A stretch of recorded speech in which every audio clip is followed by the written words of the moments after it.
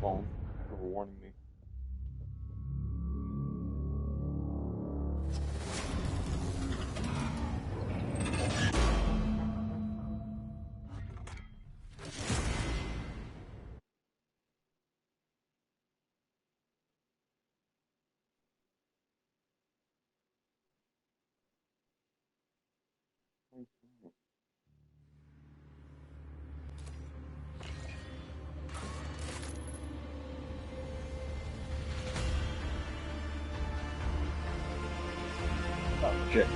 Oh shit.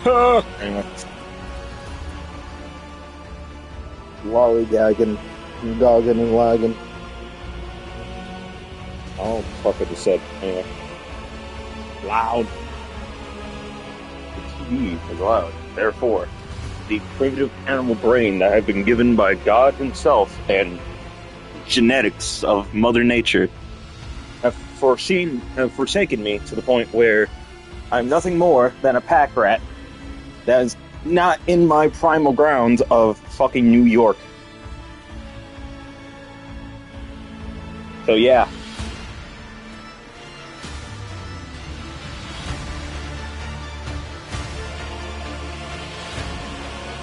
My teeth have something stuck in between them, and I've run out of toothpicks.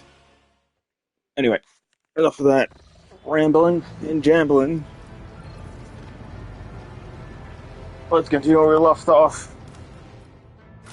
Journal. I'm still pissed that this failed for some odd reason. What news? How the Atlas reach? Fucking gay. I still only found one lead to it. No. Kinda rude. The righteous needs 2 more guns.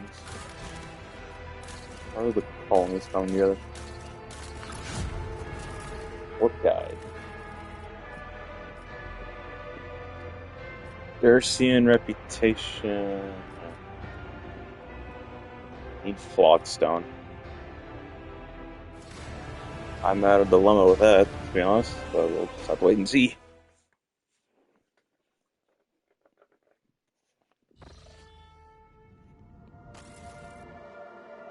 Why do I have to prepare my hole?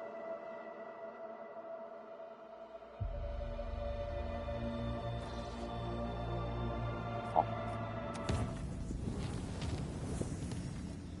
Foot travel. Okay, that was rude.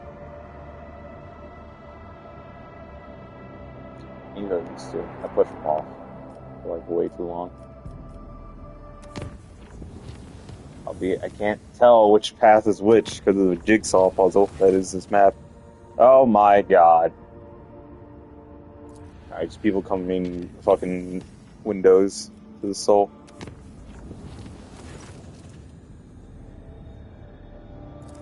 Gamble, I passed it 25, or was it 20%? I don't know. Reese and, oh hey, 6 insight.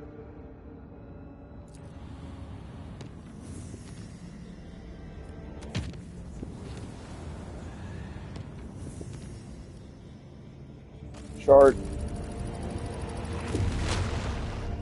Make it safe.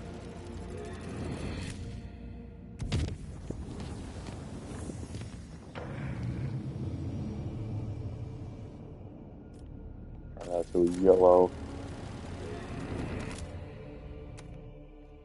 Investigate.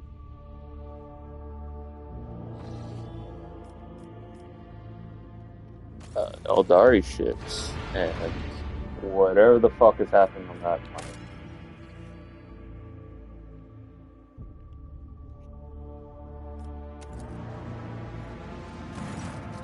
planet. Persuasion. A speech is met with torrent of Eldari abuse that is too much for even the rogue trader to eradicate. Venus accused her of betraying her kind by conspiring with the Monkai and unceremoniously cut the connection, yet their ships are no longer blocking the way. Kinda fucking rude.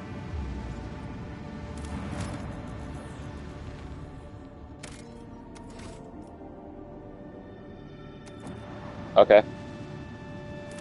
Thank you, Pascal. More plasteel.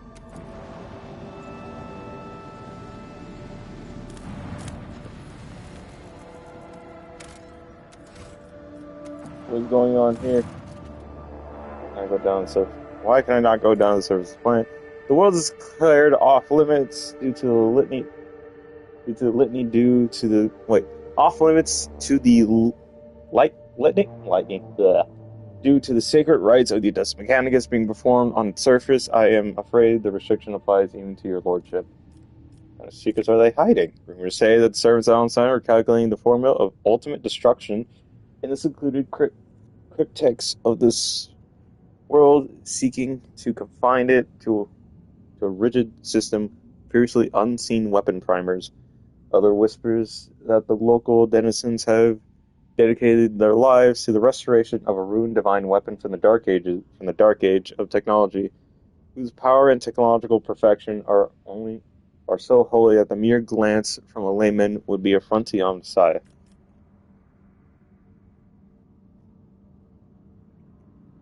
I doubt sending a complaint letter to the Mechanicus would even do anything. If anything, it'll just give him a good chuckle. You're capable of humor. Anywho.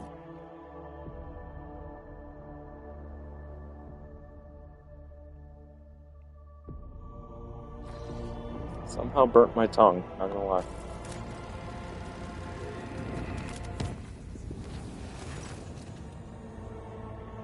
Okay. So cold, Brune.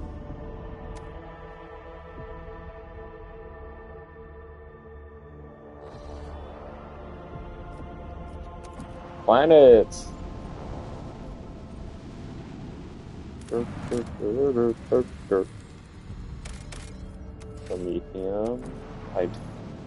It saddens me that I don't have anything to extract this shit.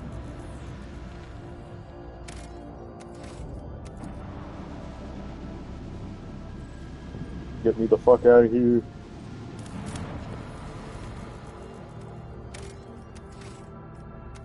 Four planets with something to take out of it, and I can't fucking do it. No, actually, it's just three. Anyway. Well, that's that experience, God.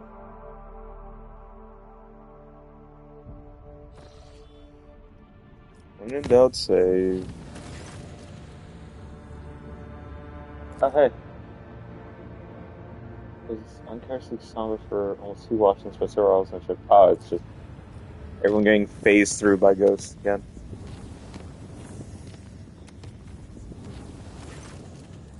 Okay.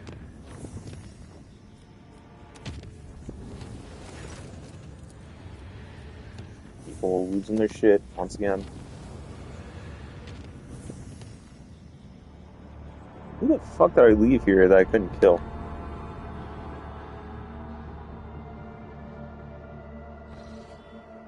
Oh, it was the heretic, or heretical ship. Potato. Anyway. Time to go kill them out of fucking pity and self-hatred. I will not. I will kill them. Because I need fucking reputation with the Navy.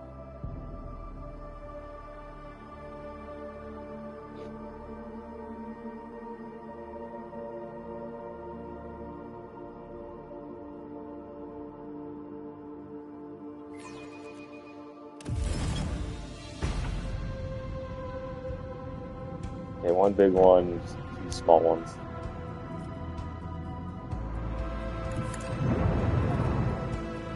Not really gonna reach. Oh fuck. I don't know why he did that to us.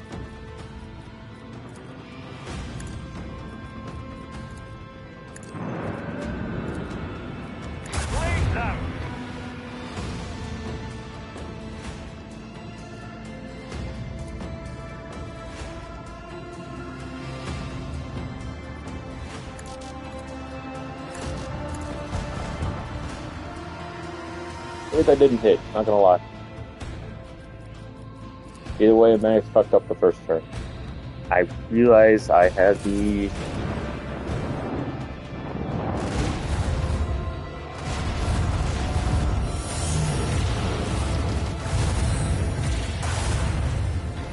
Hit our enemy's defenses. Okay, then. Half health off of, like, a fucking...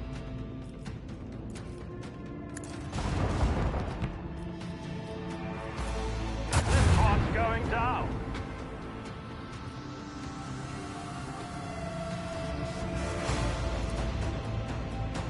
Would this even work? I'm not trying it. It'll be really funny to do it. The spectacle of their glittering ruin. My shoe was both prepared and mortified.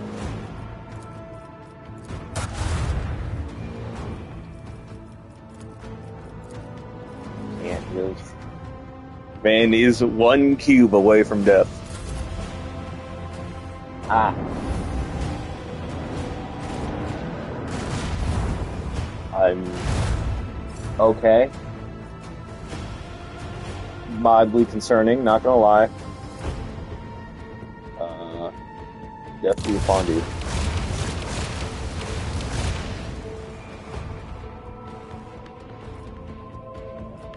Couldn't do jack shit. Actually, no, I hit the shield. What am I saying? Swing run? Actually, no, teleport. Now I do a swing run.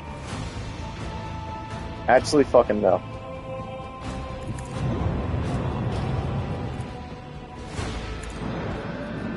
Get far away as possible from the torpedoes.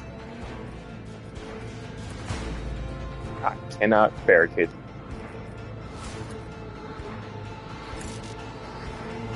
Unfortunate.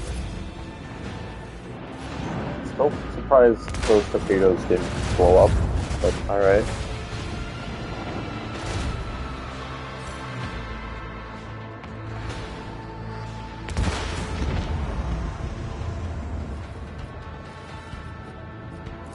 Just gonna rotate you.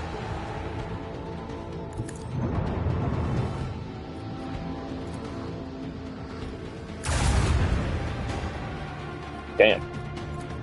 Fuck.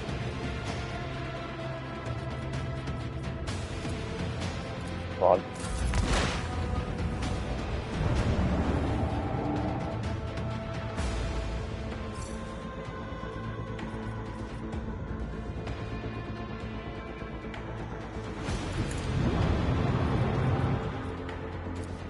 No.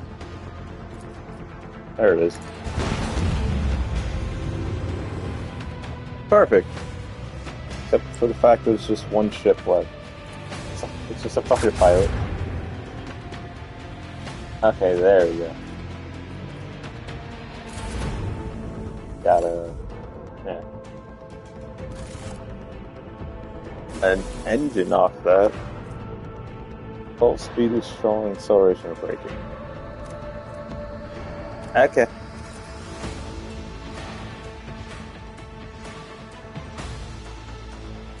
Do I actually have anything worth of value to trade?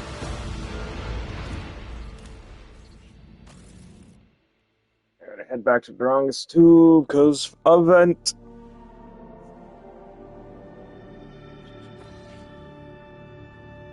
Okay, where's the Drongus? Foulstone. Oh, fuck.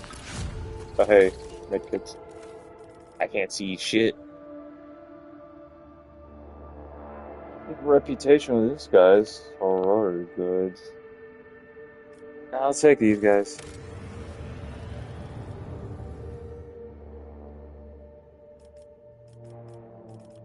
I can't see crap. Adamantine, boots, Imperial Navy, improved frag grenades, and mechanic efficiency. Fellowship of the Void with minus security, but with perk.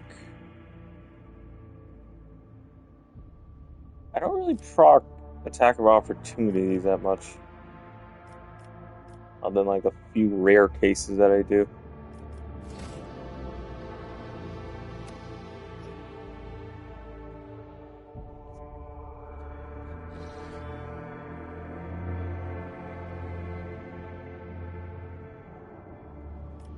Alright, what the fuck's up with the fucking nobility again? Because God forbid.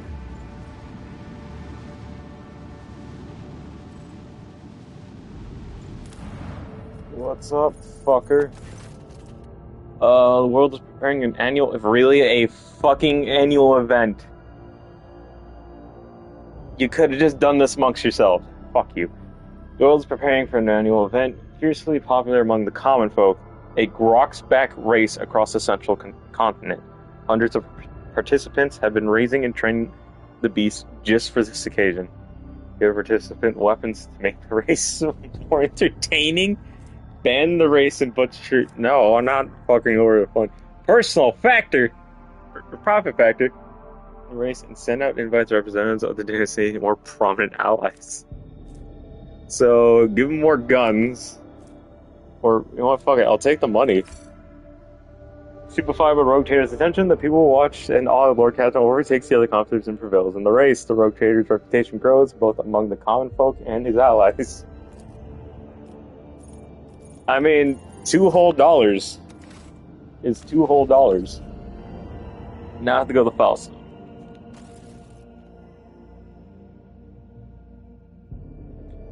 I feel like I talk too loud sometimes. I don't know why I try to teach these fucking streams as like therapeutic existential dread type situations. Anyway. Where is Fellstone? Because I just want to make a highway to it. Again, I think I'm looking at it right now. Okay.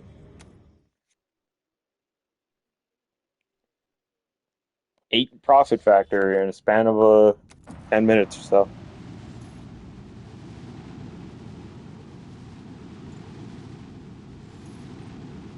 What is up with these guys? Oh, Master Whispers, what the fuck? Secret heretical communities have been discovered on the colony. Rumor has it was Conrad Voidker himself paid several visits to the planet to sow seeds of corruption, since spies convert the cultists with bribes. I'm not spending personal factor for that. Organize large-scale purges or the temples to curse one name. Subject to destroy the heretics. Do this. This was the benefit. Manhunts, executions, and incessant sermons condemning the traitor Voidbird has hindered the colony's output.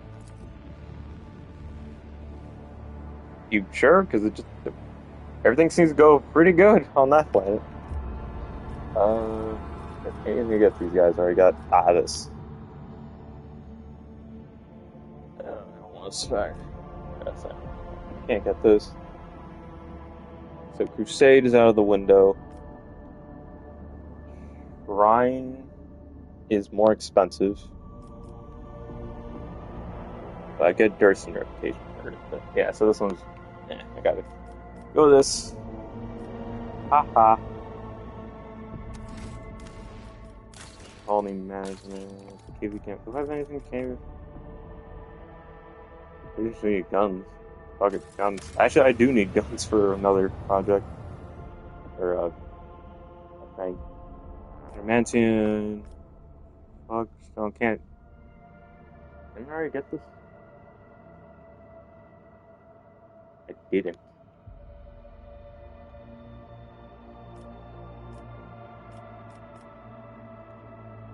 Profit 2 and Fish Sea World. Security wide.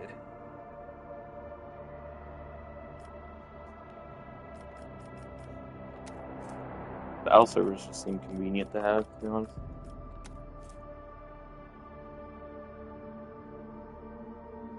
The amount of resources produced, which is something I'm gonna have to accept. Again, Why do you just want to get rid of this one guy? It's so confusing to me. Prison, of people.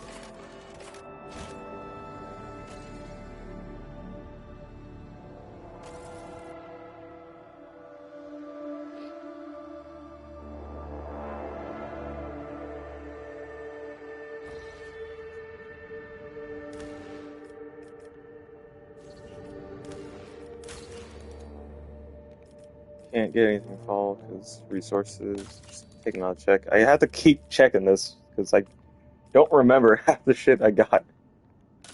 Yanis, I think I got everything for it. Yeah, Yanis is done, so I don't have to worry about it. Gun.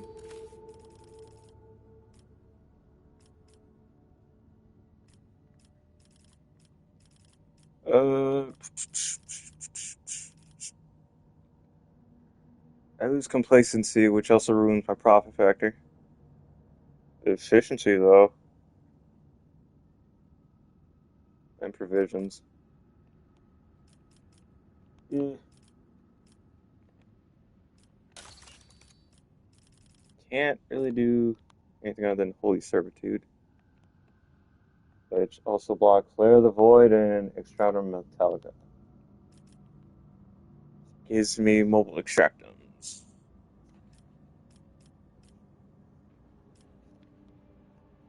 Security and complacency. And so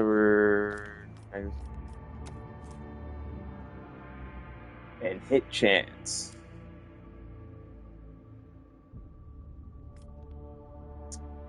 Fuck. Hit chance just sounds more useful because what the fuck am I gonna do with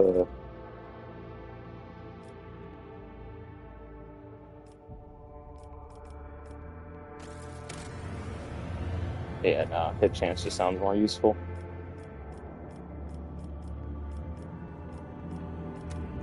Thank you.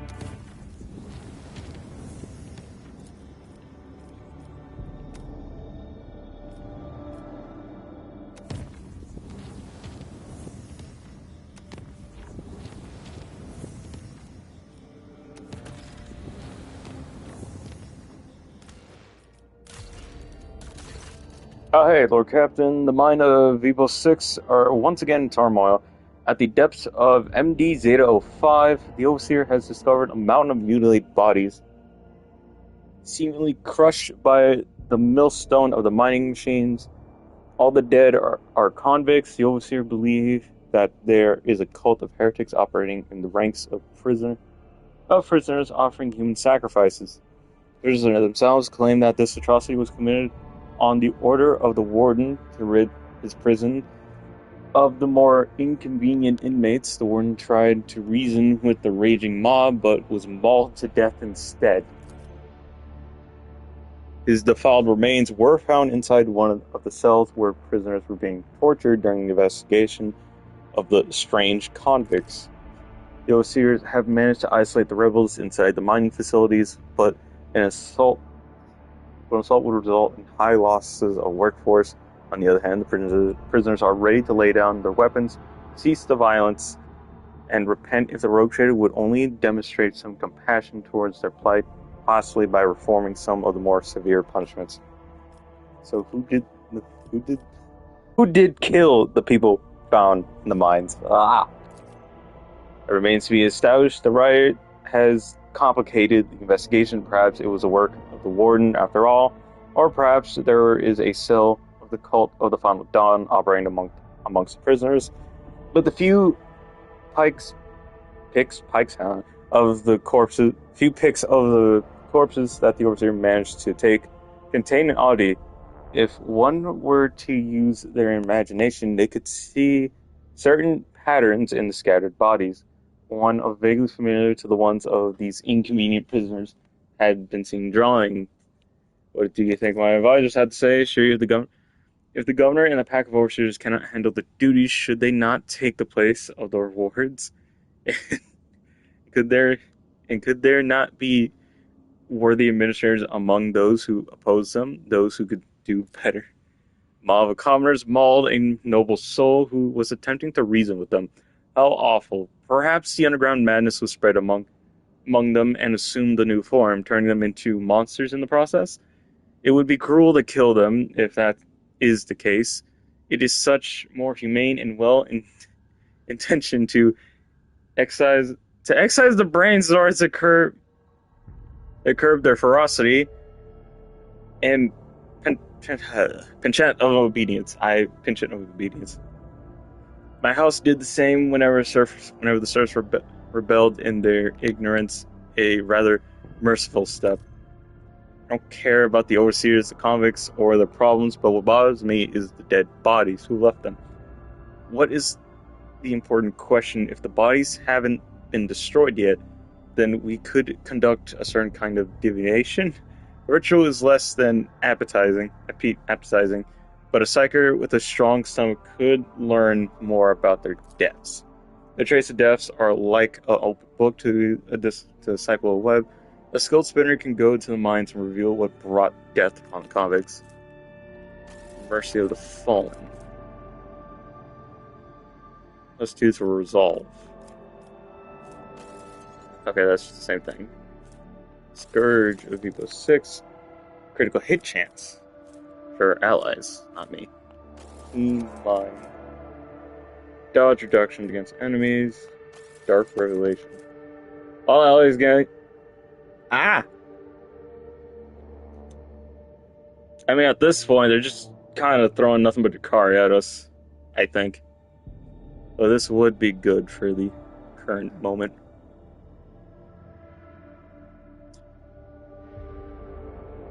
However, I think Argenta has the shittiest dodge. But I doubt it's gonna matter. It's probably good for everyone else, but not for Argenta. Good for me, though. Doesn't say it's against Xenos, though. That's the thing. So it's just general dodge. Yeah, sure. Let's go with this. May the secrets of death be revealed to the servants of the Undying One. The cultists spent days without sleep or sustenance, studying every wound of the mutilated corpses. At last, the Undying One bestowed a revelation on him. The spinners sensed the victims' dying throes, and proclaimed that a dark entity had claimed the souls of the convicts, crippled by his visions.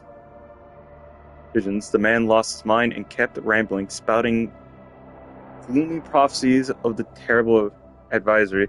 But his duty was done, and the rebellion adapted as feared of the unknown, rallied the inhabitants of the colony. Adapted.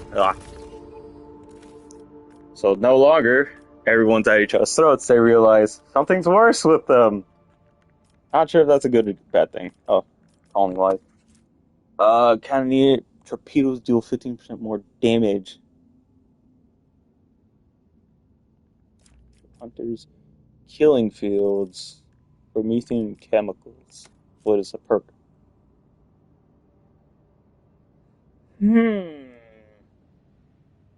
Torpedo damage or just straight up. Yeah. No, it's no fucking question. Gun. There is no question to me. I want to finish it though, so I'll hop back between these two things.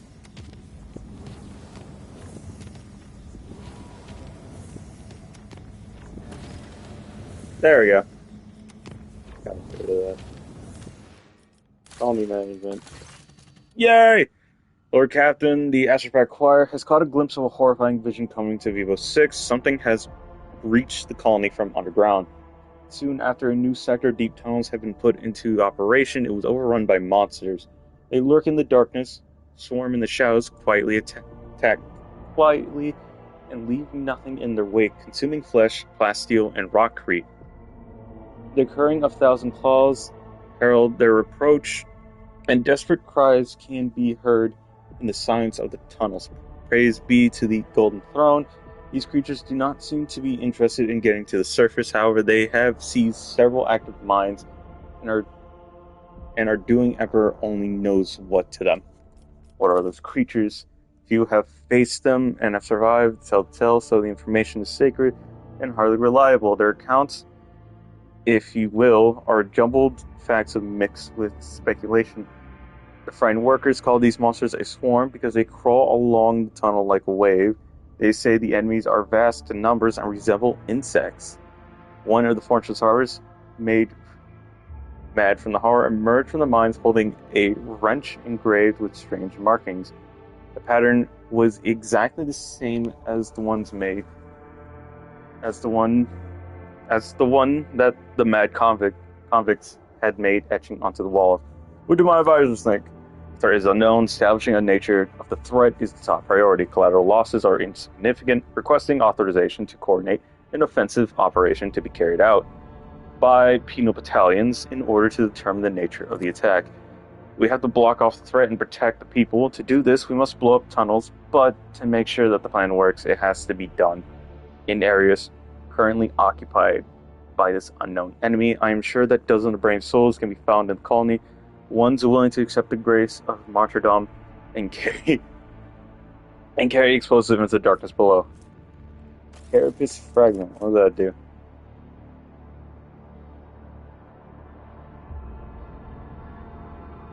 How are we gonna Pascal so he doesn't blow the fuck up?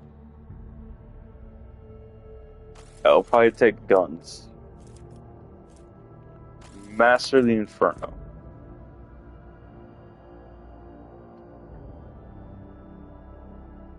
This would be good for Argenta since she has the flame. Oh yeah, let's go for Argenta. Heed my words, for I ask you to kindle the flame of faith in your chest against which no corruption can stand. Making the sign of the Aquila, those chosen to carry out his will descend into the darkness without a single complaint or groan. A series of tremors shook the mines, and monstrous roars of crumbling earth filled the empty tunnels. Clouds of toxic smoke erupt from the depths of the mines. The backlog of stone and dirt has separated the people from the terrible invaders, whoever they were. Increased fire damage. Speaking of which, I should... Did I buy... No, I got the flamer for the Dursians.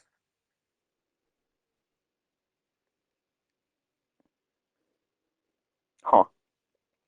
This whole first 30 minutes has just been me fucking around with the colony management system. It's probably gonna get worse whenever they introduce the second DLC, because that's just a new colony and a new character to get.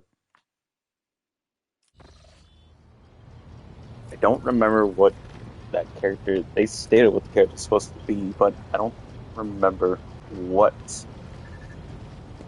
I think it's supposed to be the fucking police officer. The standard police officers for Hive Worlds. Ones that look like Judge Dredd. In fact, torrent right there. Okay, how resistance? I could buy engine and ship. Cost.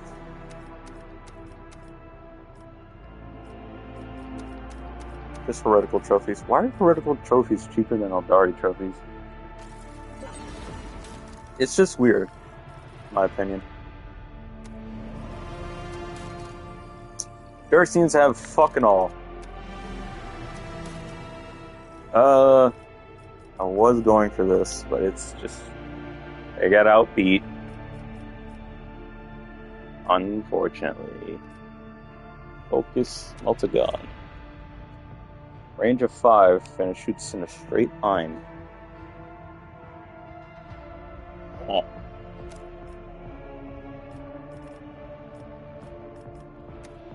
Isn't this? Huh. It's a Melta, but I could use it since it's Eldari. I think.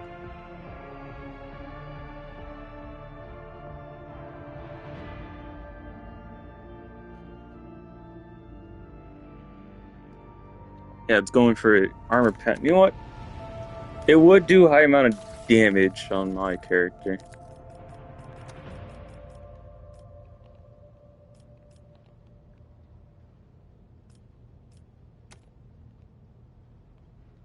It looks like a standard assault rifle. What the fuck is this? Oh yeah, hit chance. In case I run to a more annoying enemy.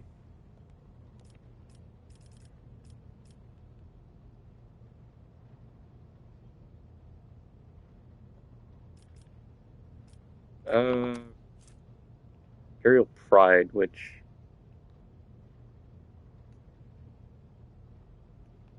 is one of the weirder bolters, I'm gonna be honest. I'm gonna let her keep a stubber, because it was doing a lot of damage when I first used it. Good question, who the fuck I'm gonna give the ring to? I could give it to her. What's her persuasion at? What's increasing her persuasion? This. Is it? No.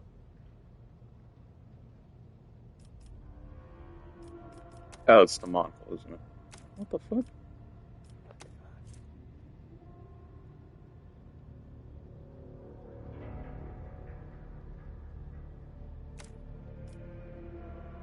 The cave? No. I don't really know what's upping her persuasion. I really don't. Also gives her the Inquisitor's name. Context menu. Info, what does Inquisitor kind of do? Ow! Yeah, no, this is better on her. It's more of a commander ability, if anything.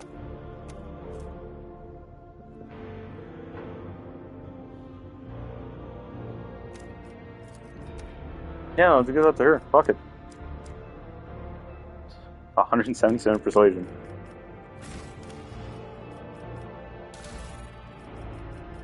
Armor.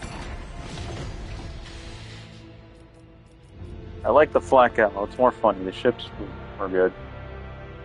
Launch 3 torpedo tubes, consists of 4 attacks, each equipped with heavy las turrets.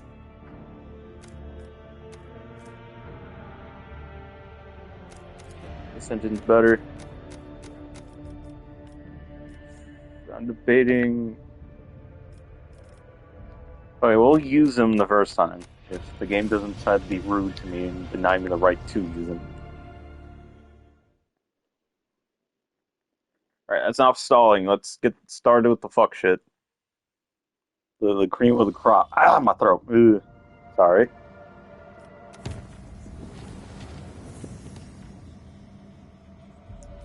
Unfortunate. I have the points.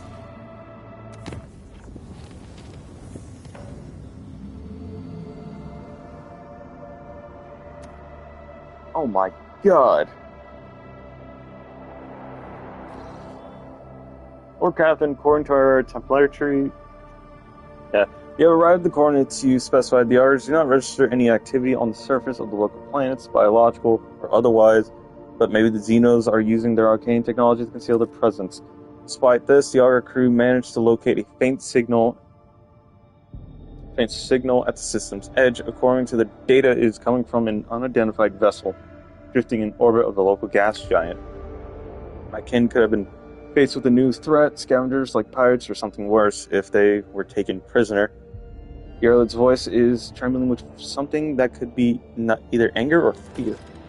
I am begging you, Electai, let us go to the shuttle. I can feel that thread of fate has faded and is about to snap. I cannot miss what may be the only chance to solve the mystery behind the disappearance of my home.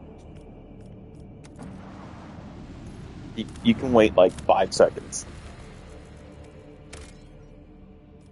Cash. Oh hey, free shit. It's trophies, something worth of valuable trading. Our captain, there's an unusual cluster of binary asteroid before us. Each is rare in metals and valuable minerals. They're moving in a fairly stable orbit, which suggests the possibility of constructing a mining station inside the drift. It's rude that it doesn't let me do it.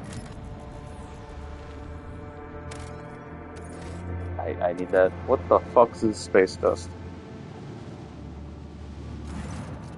Our captain reporting our void ship has passed through a cloud of cosmic dust of unknown origin. Unfortunately, the dust particles were covered with an icy shell that has frozen into a thick sheet on the void ship's hull, blocking some of the technical vents.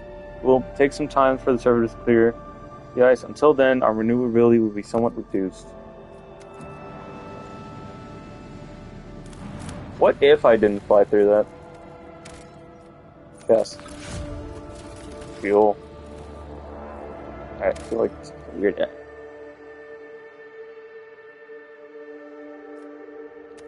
Get me the fuck out of here!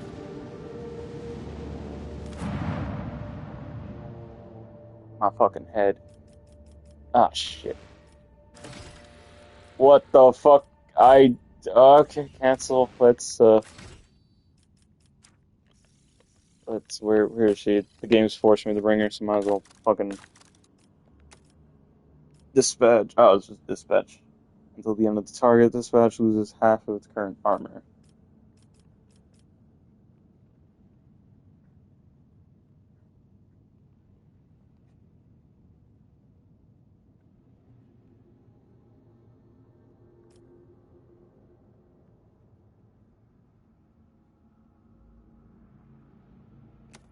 Let's go with this. What's their intelligence at? Actually, 45. Probably better to upgrade that. So, fuck. Alright. Thank you for... Why is it always a view bot shit? What the fuck?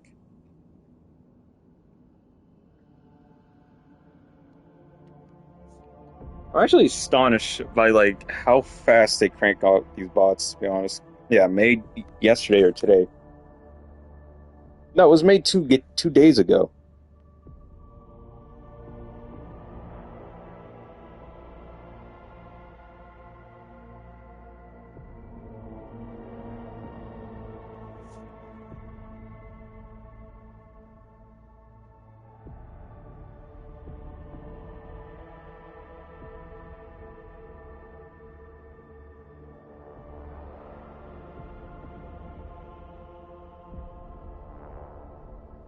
Alright, there we go.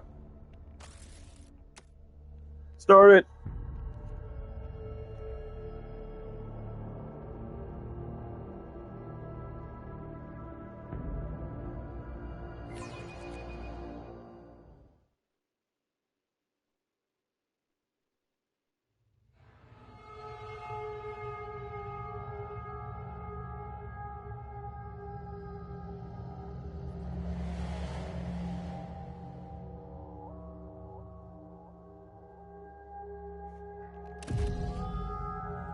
Alright. Oh, great. It's the fucking horrors of the Mechanicus again. 3 whole dudes. Weird ass movement, not gonna lie. The lanky, haggard-looking officer with sunken cheeks stare at you in fright. His body is shivering as if from a feverish chill. His eyes are darting back and forth anxiously. Your lordship, rogue trader, what brings you on our humble ship? Stop shivering like a leaf in the wind, Monkai. Answer me. Have you seen others like me in this system? If you have, tell me where, when, and under what circumstances your path crossed and diverged afterwards. The officer's eyes widen at the sight of Yarlet, and his face grows even paler than before, and his lips move in a wordless prayer, unable to utter a word in response. A whirlwind of orange and blue torments their souls. Can you not feel it? Feel its gust in the air all around us. Its hues are terrifying indeed. Who are you? We are... The officer swallows, gives you a strange look, then closes his eyes. Emperor, forgive me.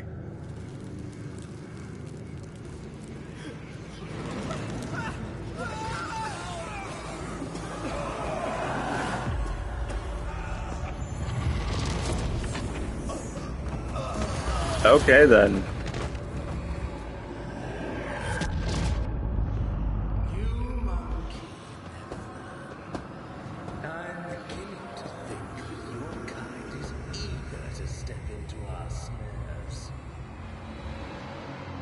I really want to kill this man.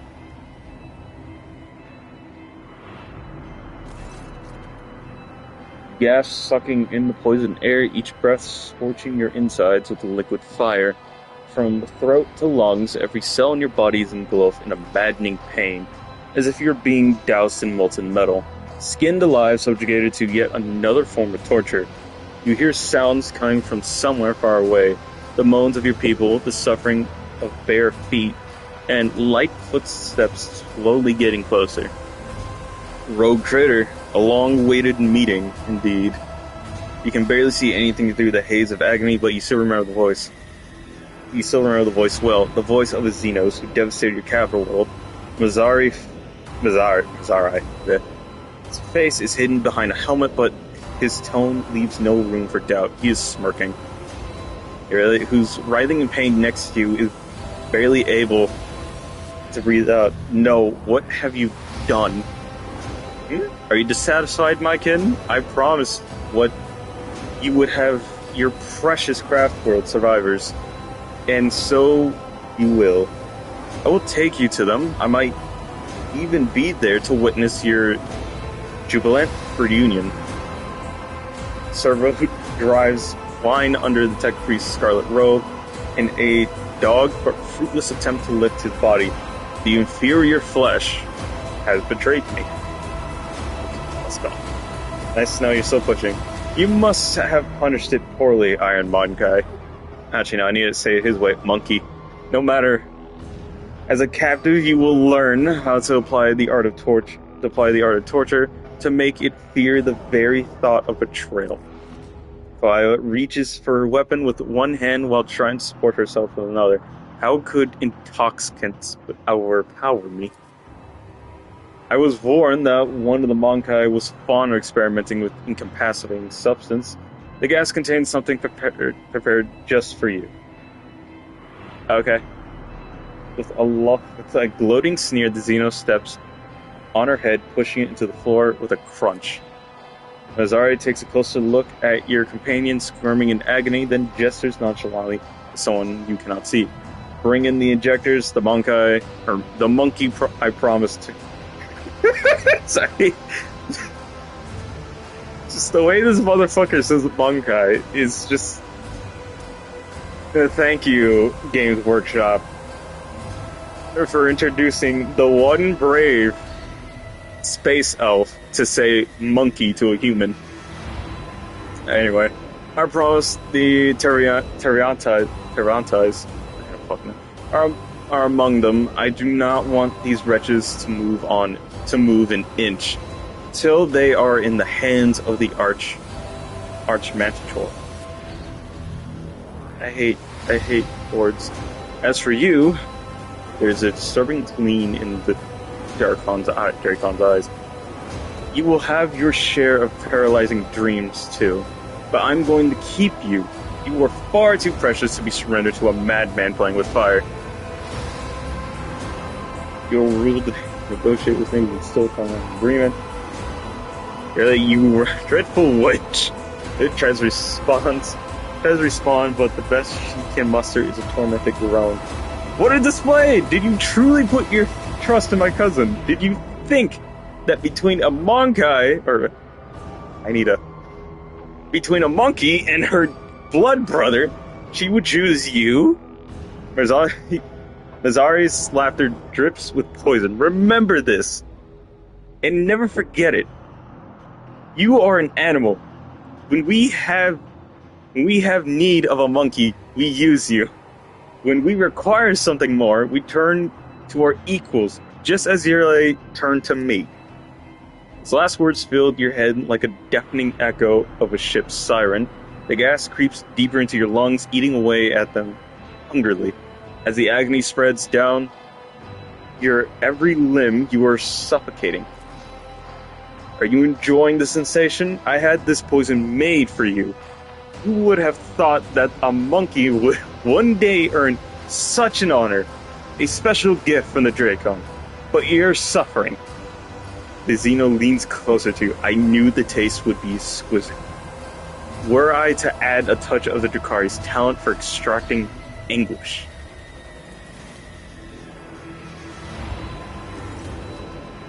However, there will be a time for that later. No matter how I wish to play with you all one day, with you all one after another, I need you for a purpose, Rogue Trader. Komara awaits you. All of you, Mandrakes, take them. Leave none behind.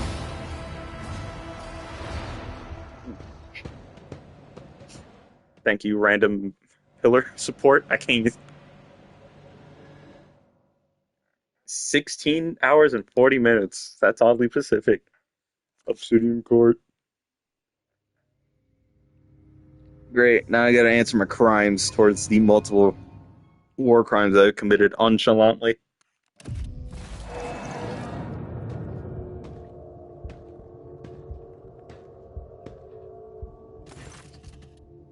Bloody screen. Your consciousness emerged from a dark ocean of darkness and nightmares. As someone's powerful hand reached into its depths and brought you into the light. In the dark room, long and angular shadows move around and exchange remarks. One of the shadows approached you, ripping apart the veil of pain and revealing features that look familiar to you. You are awake, monkey. Mazari's voice is sickeningly sweet. He is looking at you with idle interest, rolling a soft, milky-colored object from one hand to another. Our toxin master spared no effort to drag you out of the induced dream. Sorry, something with my eye. I must commend the Nightmare Weaver the dynamics of fear you exude in your delirium are worthy of the highest praise. However, it is time to finish what you were brought here for. It is time for the work. It is time to work for the good of the Cabal, Trader. What do you want from? Why am I so alive? What are the others? What are the others? I do not know, Rogue Trader. Perhaps they are exuding suffering in one of the choirs of pain and torment. Perhaps they are rotting in one of the vats on the tier below. I care little for their fates. As for your little friend from the craft world, oh, you're going to meet her soon. I bet you cannot wait to look into the eyes of the one who brought you to me. Can you? Why am I still alive? Good question, Rogue Trader. You are my tool, you see. A sharp and narrow scalpel that I will use to cut away the festering boil on the body of my Cabal. I spared no effort to set up this performance. The witnesses, the spies, the agents, and a small bargain to guarantee the results.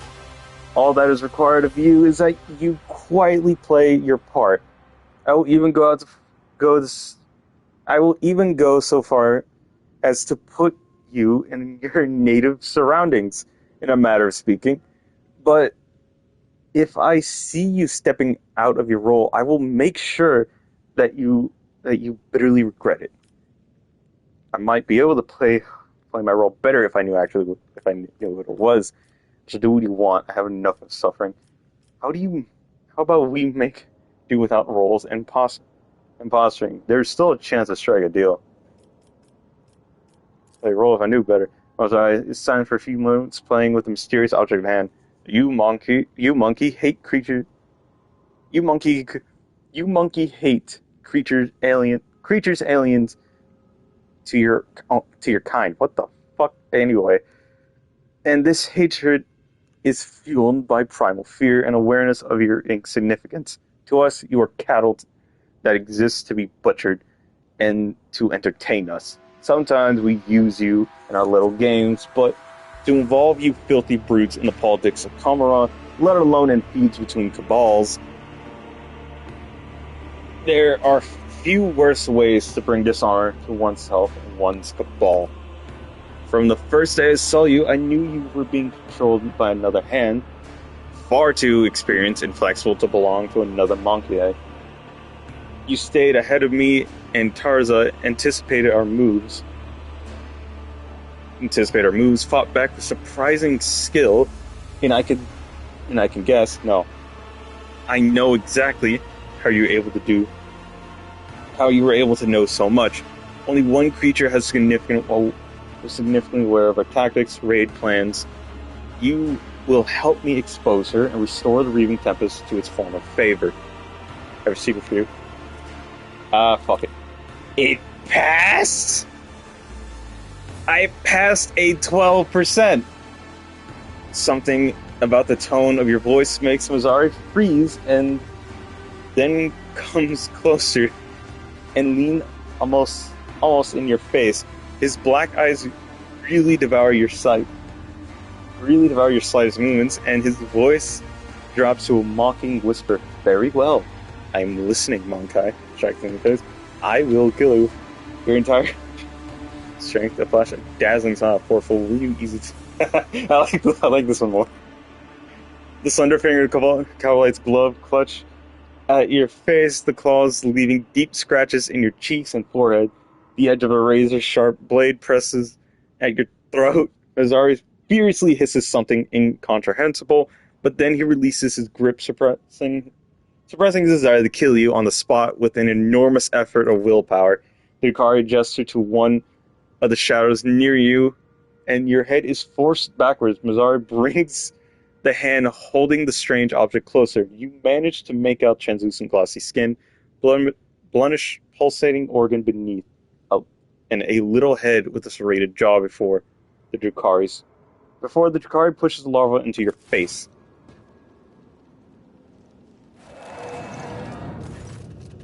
Okay. Weird, I'm wearing a helmet. Ah, fuck. Sensations of warmth the creature brings into motion. A moment later, as it blindly pokes at your skin, it discovers your nostril and rushes upwards, stretching the skin and tearing through the mucous membrane.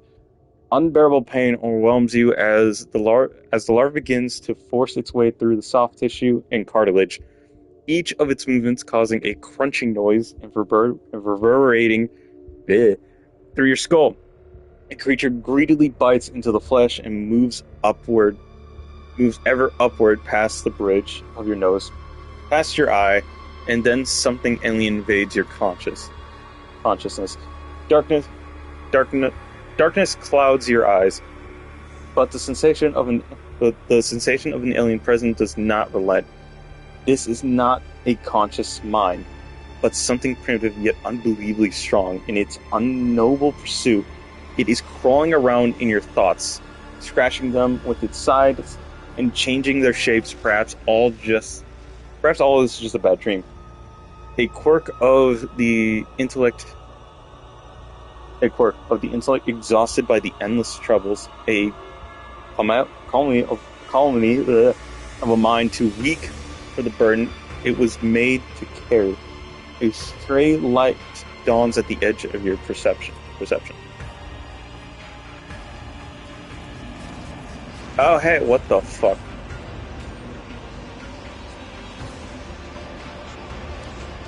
Really? You have disappointed us, rogue trader von Valancius.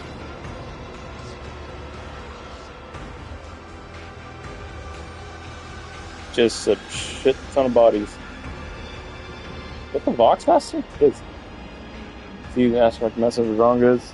Achilles Grinder reports a Xeno raid against the merchant ships in Grabtef's Calamity. The Voxmaster is fucking dead.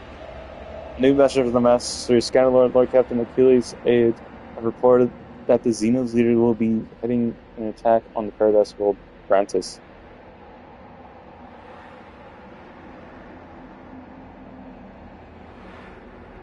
Okay. Who else? I'll lay claim to the stars. Okay. We identified the breed of Xenos that pose threat to the Eldari, humanity's ancient and insidious foe. I focused all my attention on investigating the attacks across the Procreate. I suspect that there was something bigger behind the Xenos attack, but... Oh, it's like Achilles.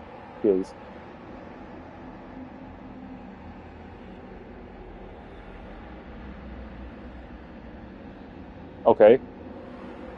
How is it that you were the only soul who managed to escape the trap in America? Oh, this is shit I went through already. I'll walk past you. Fuck you, Xavier.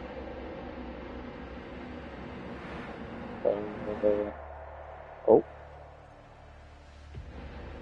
So as you see me explain yourself, Ellen Tom, why is there a shard of Carteret in your chamber?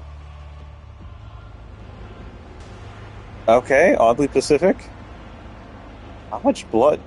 That is a lot of blood. Okay. Ah, You fuck. are accused of consorting with Xenos, betraying the Imperium, and neglecting the interests of humankind. This pulsating strands stretch under Casey's headpiece, one wrapping around her neck while the other draining her lifeblood through her weeping eye sockets and mouth. Gross. None shall stand in my way. Who's this passing ray of light reflects off countless tiny blades that are spouted inside Idra's body. Who's this?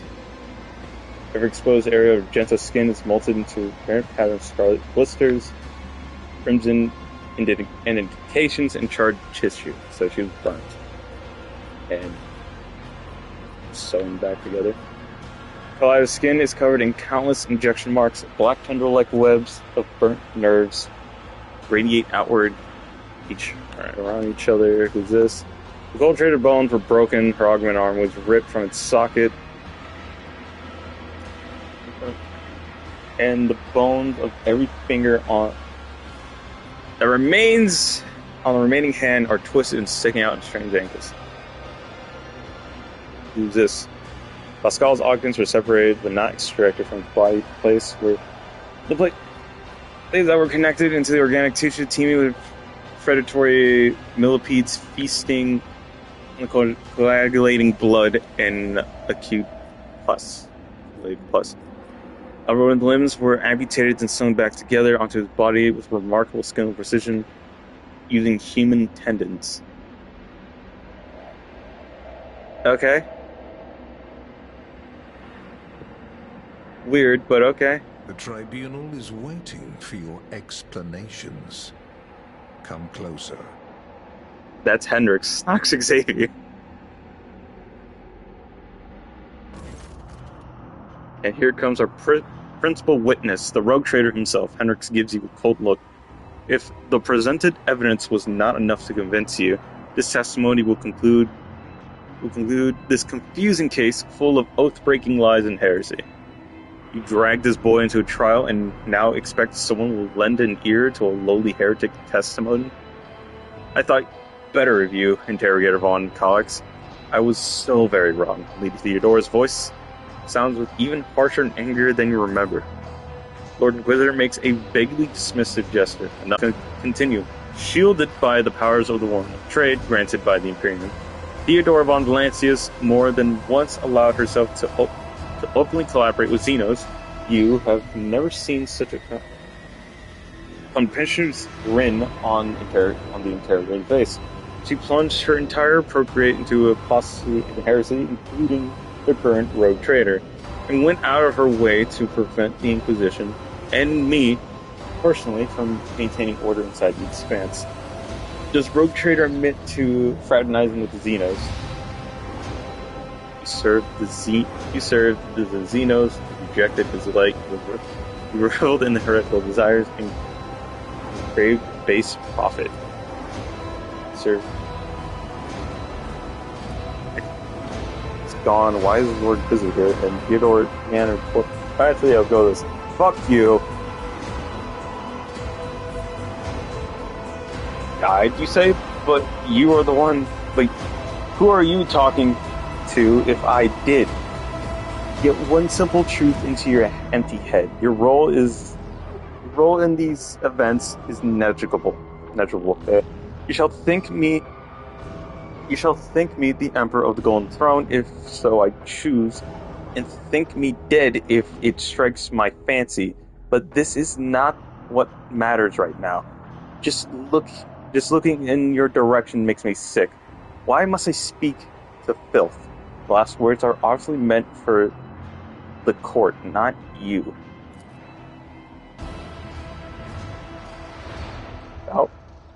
Uh-oh. Henrix bends over you with a crooked smile. Rogue trader, are you alright? Or was your heretical association with Xenos so disruptive that you lost your mind? Mocking words do little to hide his irritation. The interrogator is obviously displeased with the turn of the conversation is taking. He includes her. Okay, you fancy prick. Fuck you too. The Inquisitor leans forward slightly at the sight of your anguish. For a brief moment, the boredom in his eyes is gone. It was amusing, but the joke has outstayed its welcome. Theodore shoots the interrogator with a nasty look. It is plainly obvious this heretic is dancing to your tune. His word against mine. You had lost before you even unsheathed your blade, Hendrix. You need not worry, dear Lord Captain. It was not my intention to bring up unsupported claims. Hendrix produces a data slate and skillfully manipulates the device until he locates the necessary information. Rogue Trader. The Rogue Trader uncovered the crimes of the Eldari on the most important Agrite world von Valancia's procreate, which feeds many Imperium colonies in the expanse. But instead of purging the planet of Xeno menace, he allowed the Inhumans to take refuge. In the shadow of his power, they are corrupting Yana society even as we speak, and the ones and who knows perhaps after rebelling will not be long coming.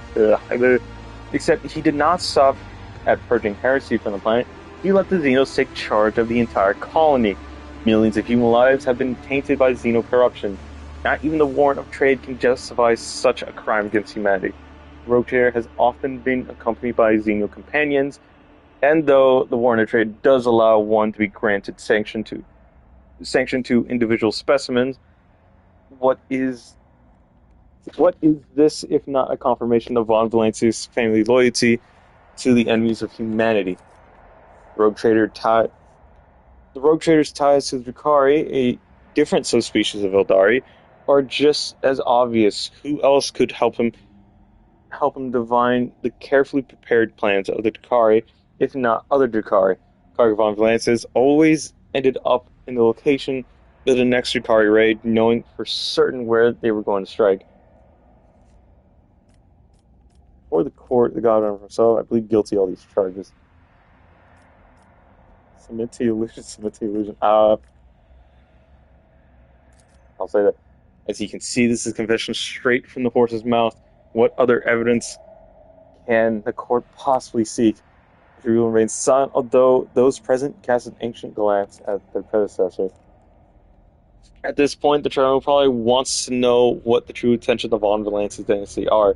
Rogue Trader claims he has been waging war against Drukhari for this entire time, except was there really a war, or was it another carefully staged performance? Hendrix is looking at you closely, almost without blinking. Allow me to explain what actually happened in Karga von Valancia's. Okay. Personally, Karga von Valancia's personally invited the Drukhari to his worlds and then used their strength and resources to sow chaos in the expanse to gain leverage over his rivals. It is very convenient to play the victim while working with those who robbed your neighbors blind and terrify the world that pay you tribute. How much did you profit from this, Rogue Trader? Did you think I would not uncover your pathetic conspiracy? Enough of this circus, Hendrix. I will not be set up for any attacks. I fucking pass. Fuck you, Hendrix. Rogue Trader. Hendrix addresses you through clenched teeth. You are destroying your only chance to make yourself useful to the Inquisition and to me personally. Do not tempt fate, and do not resist the examination. Are you really saying your war with the Drukhari was not a hoax? Then how did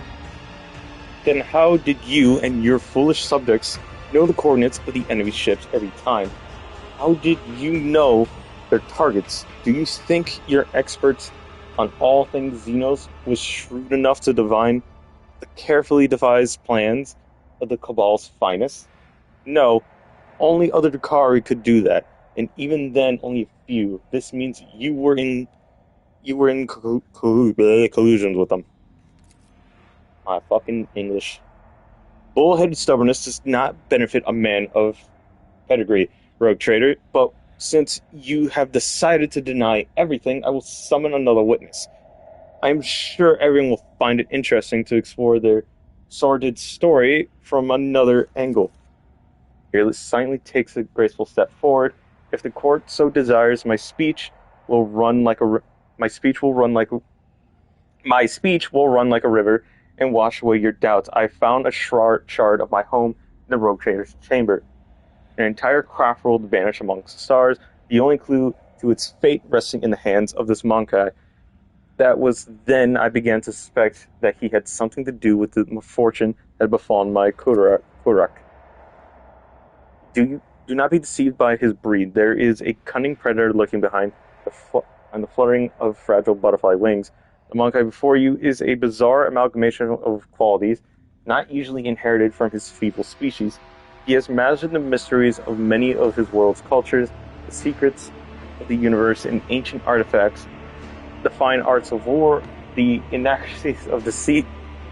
All are embroiled in a single Monkai, however hard it may be to believe.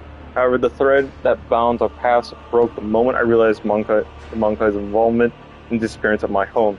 To flee the rogue trader, I tracked down and eliminated his chief tracker, who has pursued our kin in this part of the galaxy for many years, and thus earned clemency before this court.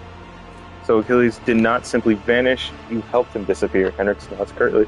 I say he had only himself to blame. A nation who cannot recognize an imminent threat is useless. No, this is wrong. No court in the Imperium would ever admit to testimonies of a Xeno. You're only allowed to speak when questioned, but since the rogue trader is so eager to make his voice heard, by all means do. The court is curious to know what you glean from this interrogation. Well, you got Xenos. I expected a better performance. I hope I see him spoiling your little show. Fuck you, Mizari. All you had to do was submit useless Monkai. Trust me, you will pay for your antics 100 times over. You like jokes, do you? I will cut your filthy mouth open from ear to... Enough. Yay, I bullshitted my way. Weak-ass hairstyle, not gonna lie.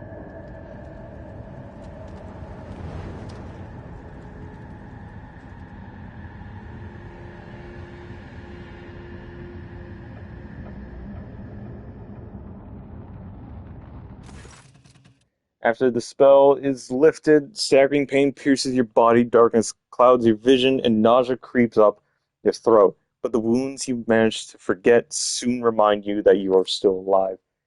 Muffled clapping tears you from the vice of agony. The Dukari in the center of the chamber observes you coldly from under the golden mask, causing your inside to clench. What the fuck is that?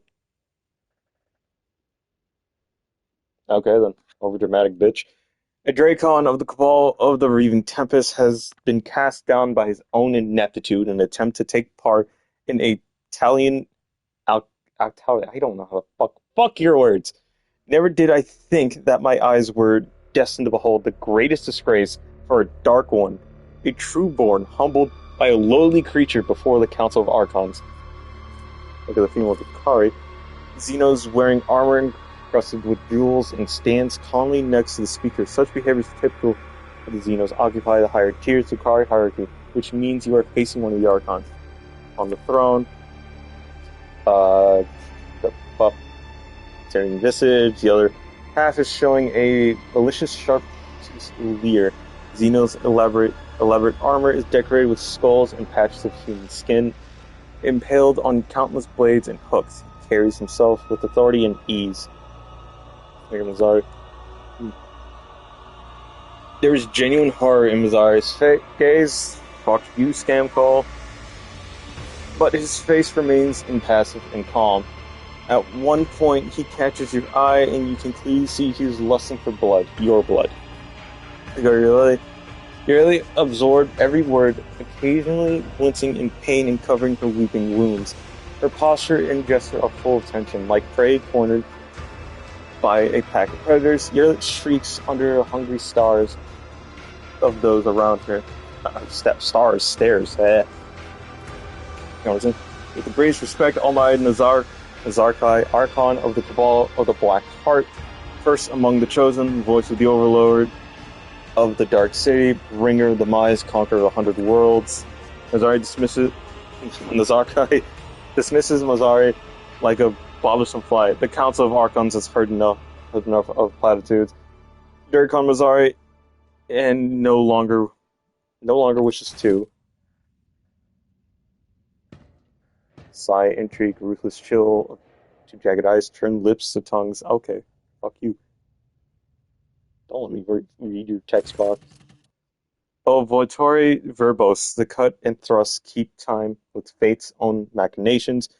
Grave, but those death footworks lead to naught but dust, while from its brutal finish none can save this play.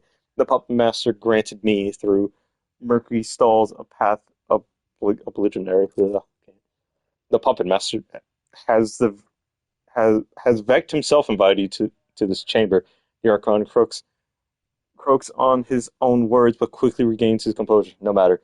You may be our guests, Abraham. I don't know how to say these names. Fuck. Elven names suck. But you are merely a spectator. You are merely a spectator in this performance, and spectators do not belong on the stage. As you undoubtedly know, do not interfere. The stranger passes a delicate finger to the lips to his sorrowful mask and says with a twinkle in his eye, a shadow in the shadows will I be. Okay, the Dari interrupted the trial. The bright motley, the hollow suit, the mask hiding the owner's face, and the graceful, subtle movements. Before you stands a harlequin, another representative of the multifaceted Adari race. Xenos catch your eyes and nods. For a moment, the play of shadows on the mask appears to twist an expression of a mischievous grin. It's all what you know about Vect. You have heard many gruesome tales about the atrocity of the Kari, but the cruelest and vilest way involved absurdal Vect, the Archon of the Cabal of the Black Heart, the supreme overlord Kamara, and the most dangerous of his dark kind. Hey, Archon, or wherever your name is, I shall soon be adding your mask to my collection. I will. I'll just listen to the conversation. It's been a long time since the Obsidian Court last saw such an entertaining spectacle as this. The accusations flung to an Archon Yamaris may be serious, but I see no reason to attempt to delve into their substance. Yeah. The Akari on the throne looks at Mazari with a hungry leer, clearly waiting for his reaction. Mazari's eyes widen, filled with astonishment and disbelief. He seems to have been certain of the outcome. Did not expect what he is hearing. Now, his lips twist into an enraged snarl, hatred directed at the Xeno on the throne, and yet he finds no outlet under the gaze of the dozens of Jakari in the chamber. The arena will make you answer for this insult to the court. The arena will strip you of your titles and your skin. Okay. And the contenders' blows will break your bones and your pride. Nothing but blood and suffering will wash away the shame the Durikon has brought upon himself this day. His hiss of rage, Mazari draws his blade, preparing to fight back. The Archon nods in satisfaction and makes an unfamiliar gesture. The guards draw closer to you. Let's return to you, Yaramis. The Harlequin's laughter interrupts the Archon and echoes under the vaults of the chambers representing Bradyton. And all the masks upon their morrows now stand. The slave of vanity, the spire ascends. The thief and traitor cast downward by her hand. Unbeknownst to all, their fate depends upon a lead unseen, a player green. But I'm blue, though.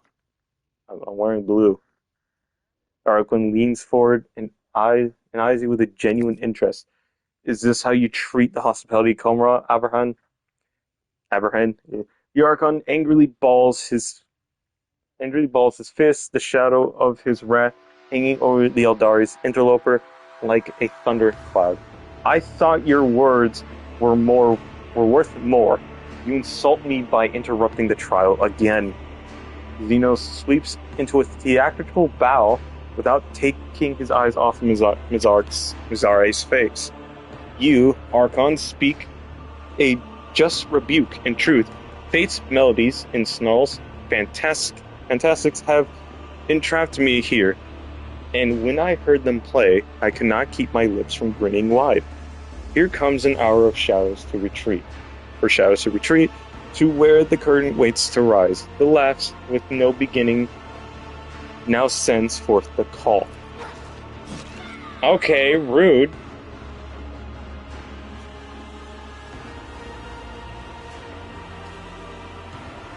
You just gotta love clowns. Anyway.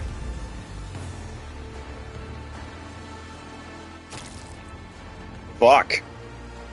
64, that's half my health.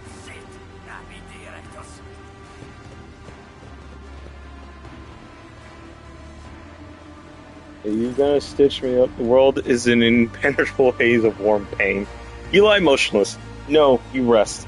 In a murky gloom, slowly dissolving into nothingness. Sometimes your response is troubled by an unpleasant and pestering tremors coming from the place where your legs used to be. You do your best to ignore them. Away you vultures, this is not your prey. A vaguely familiar voice reaches you through the curtains of darkness, but your disobedient thoughts refuse to reveal where and when you have heard it before. Was it just recently or 100 lifetimes ago? The trembling coming from your legs is replaced with a violent jerking motion, then it finally stops. From this phantasmagoric retreat, Anyway, and deftly sees my merchant vagabond, the puppet master strings left dangling, again rise up, take your place, and dance. A spark ignites in the darkness, and it lights ruthlessly, cuts through the gloom that envelops you. An ugly image of the reality around you assaults your retina. You can feel your body again and realize it is filled with pain. Your shoulders are sore from an ejection. Lies before you kneel. Of a recap, my vital status is yet to be determined. Alas, the bliss of death will save you not. The whirling waltz of chance and gloom you'll dance. The prickling sensation burns your shoulder, and the darkness at last fully withdraws from your mind. Whatever the injection was, it's making your heart beat into a frenzied taboo, and your pupils narrow so that you now register every detail of the disgusting place in which you have found yourself in the merciless calamity. Heal my body. I have failed, of course. Every inch of your body is suffering. Satisfied with this result, you do not delve into the detailed examination of misfortune. All your equipment is gone, so are your shoes. What the fuck? You do not even have a knife at hand to fend off enemies, or to open your veins. Look at my rescuer. Your eyes refuse to focus on the blurry figure of the person who came to your aid. He appears to be tall, and your mind empathetically refuses to continue. For every moment of concentration causes you to suffer. Look around. You're surrounded by the dead, numerous corpses, mutilated bodies, and pieces. Therefore, human, Drakari, and other Xenos unfamiliar to you lie motionless in this gruesome menagerie. I've seen you before. Who are you? A dream obscured of death, deliverance, illuminating will and agony. Among the shadows and the wings, you lie, where taut are pulled the puppet master's strings. The stranger indirectly links his fingers to mimic the tool of a puppeteer. My companions, where are they? Not here. The role has been decided now. But if you play your part, perhaps the plot will draw you back together, or to doom. The figure of cruel laughter follow. Okay, you just fuck around. I'll fuck you too. This overture in verse, the final lines, the merchant's time to tread the boards has come. Bark, you not. Fuck you, you stupid ass clown. The merchant's time to tread the boards has come. Embark you now upon your pilgrimage. And take my parting gift, a humble prop. The stranger deposits something in your hand and disappears into life beyond the grave. Oh, it's a single shot pistol. It works in my favor, I think. Oh shit. You have command multiple planets and millions of lives in your former life. This is a new reality. Not even your own feet will obey you. As if to punish you for your arrogance, your disobedient limbs send a sharp jolt in pain. I passed it. I did not even fucking read it. Remember all the lives. Remember all the people whose lives depend on you. Hundreds of faces flash before your mind's eye. Friends, subjects, and companions. The universe is cruel and full of darkness, and your will and determination are the only barriers between your loved ones and its crushing apathy and brutality. You have no right to die. Not here, not now. Resoluteness floods your veins like an incandescent plasma, and you make another attempt to get up. What is that buff? Toughness, that's what it says. Your bare feet feels like they're stuffed with rags and refuse to obey.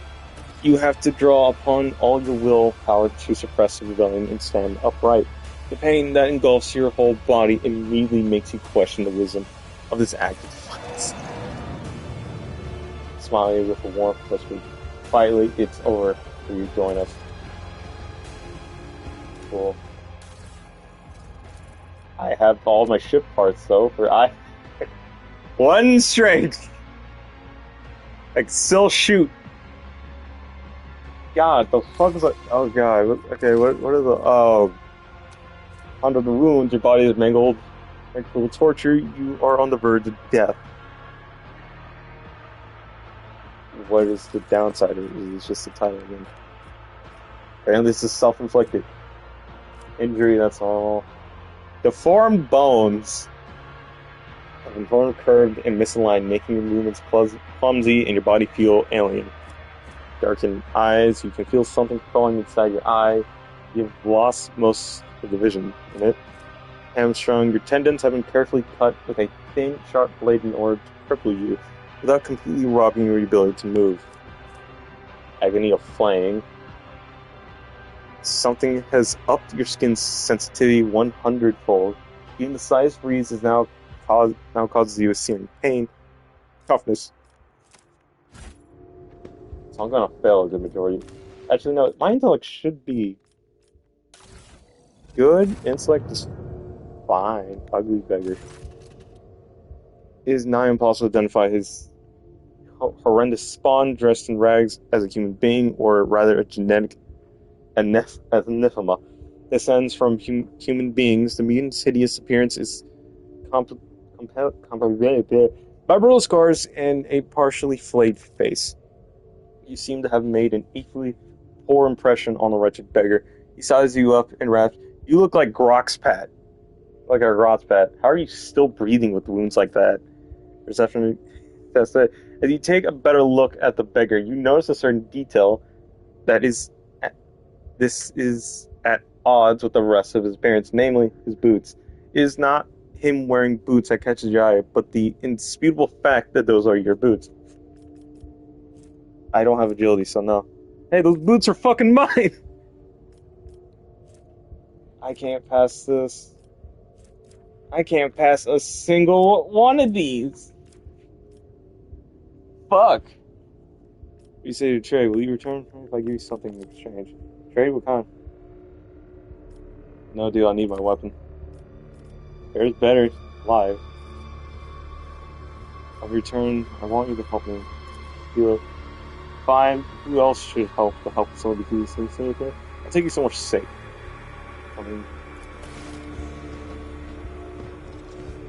Did he just... You feel no any pain? At least not yet. Guys, for... Okay, I fat-fingered that. Beggar looks at he's figuring these things for a moment, and no, it's fine. I'll see if we can help with you. Come, I'll take you somewhere safe. He beggars with the palm, then something in his wrist clicks. And a long blade coated with something foul thrusts out of it. A moment later, the blade sinks into your flesh. You do not feel any pain, not yet, at least. You merely watch in surprise as the sprayed crimson fans through the air. You do not know when your hand sees the beggar's throat. Your fingers clench around it. Of their own accord, Whedon's eyes go wide and Ralph escapes his reeking mouth. He dies before he can wound you again. You force yourself to release his grip on his crushed larynx. The pain finally reaches through your veil of adrenaline, but the sensation is hardly shocking. What is another wound to you when your body's already suffering hundreds like this? Give me back my fucking shoes, dickhead. Oh yeah, last pistol. It's immediately better. Fuck. And drugs.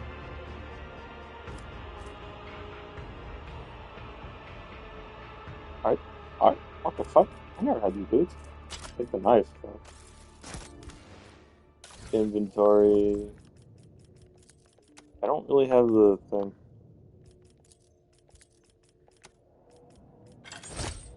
Movement points. And the stim.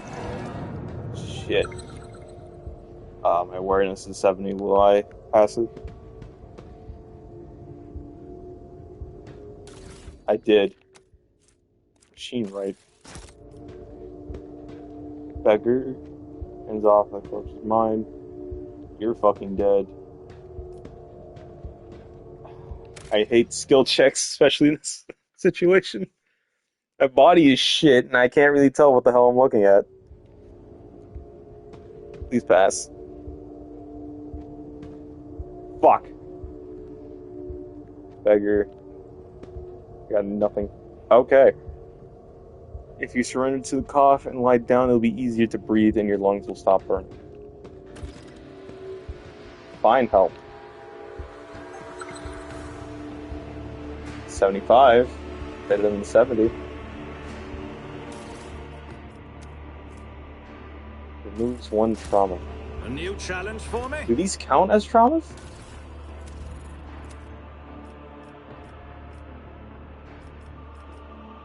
Okay, are you gonna... Dickhead.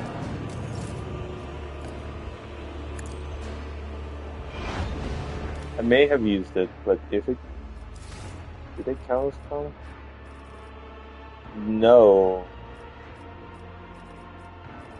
No, they don't.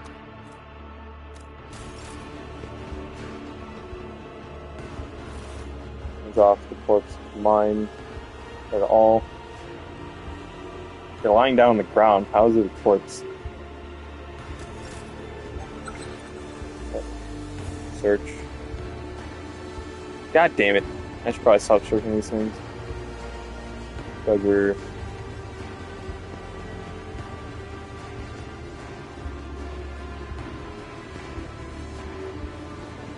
All I got is a gun.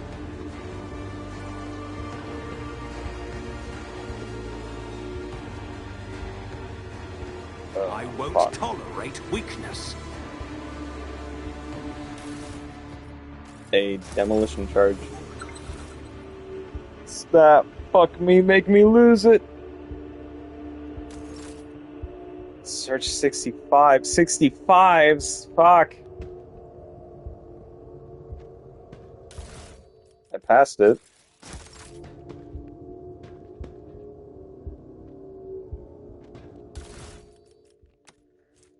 Fighter's healing kit. One fresh injury, if none home. The character has a combat Medicare field talents, the amount restored.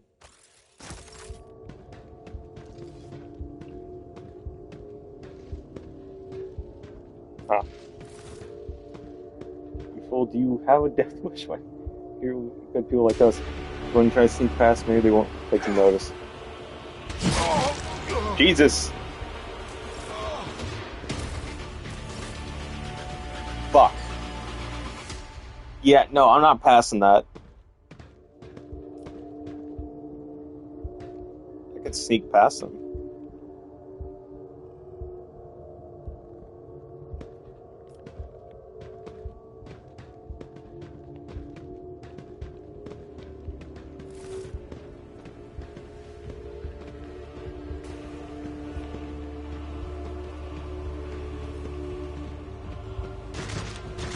Oh shit. Please don't walk past me. Back. God damn it.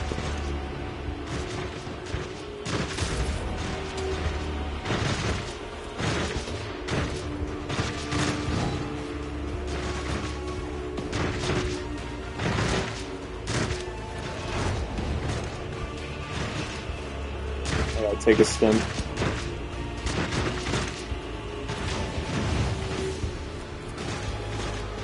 The other two are far away, so I don't have to worry about them.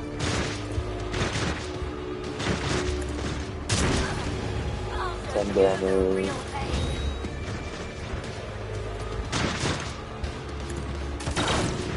Almost. Fuck.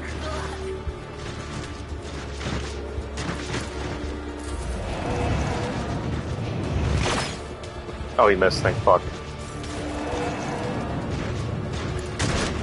I hate that so goddamn much. No.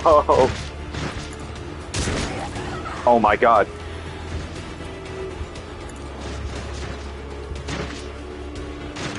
Okay, I gotta go with the lads this time.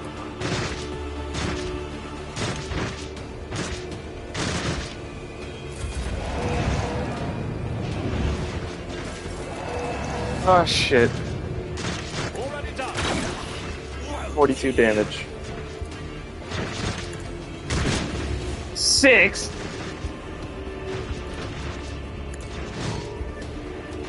I don't have time for this. I forgot to pull the knife out, but it wasn't really gonna matter. Fuck! Bastards. I should have moved then shot.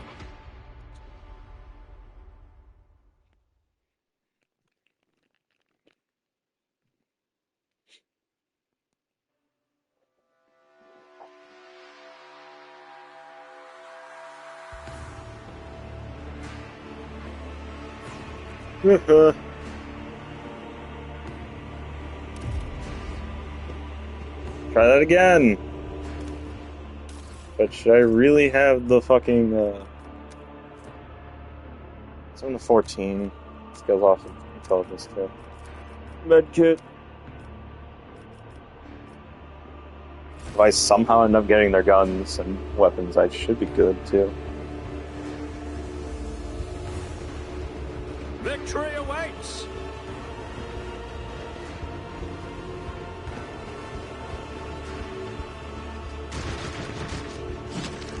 Or I can do that too. There's a bike there. I can loot it.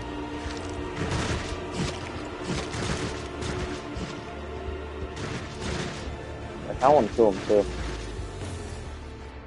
Armor and boots and a grenade.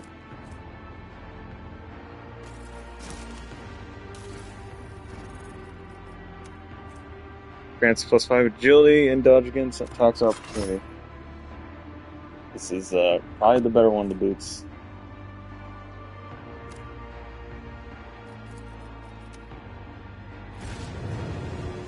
I kind of want to kill these guys too. I can land a shot before he sees me good. Dark human Shit. scum. Baby monkey.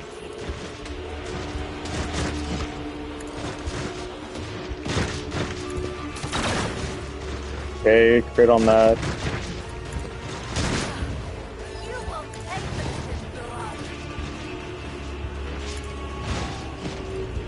Oh fuck. This is a bad idea.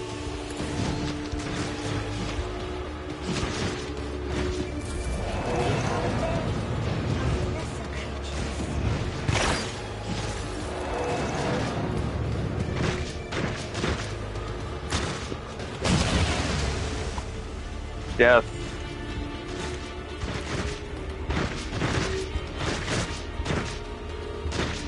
Suits my purposes. You fucking missed!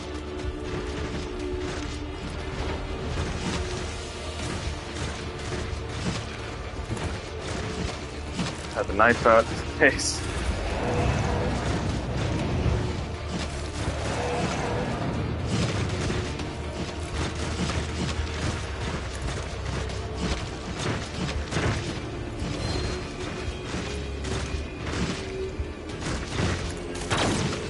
What the fuck? What do you mean I can't shoot anymore? I forgot to swap blades again.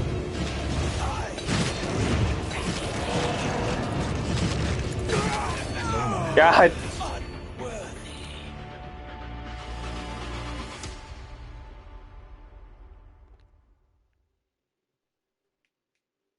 I just want their shit. God damn it. I can guarantee the kill on one of them too. Fuck.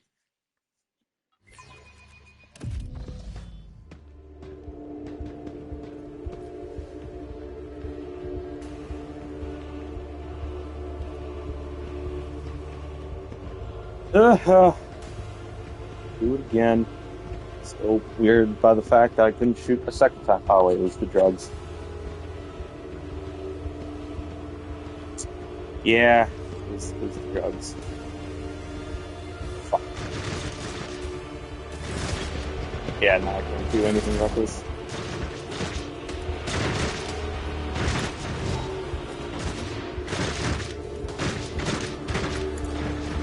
That on bold. All too easy. Skeleton lacking. That.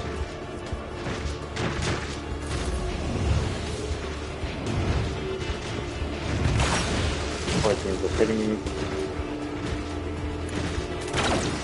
Of course I missed! Nothing I can't do. I fucking...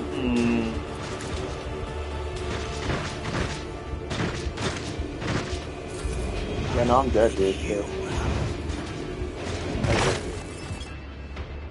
Why did you land both bursts that time? Fuck.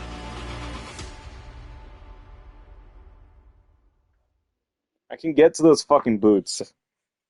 I did it before, I can do it again.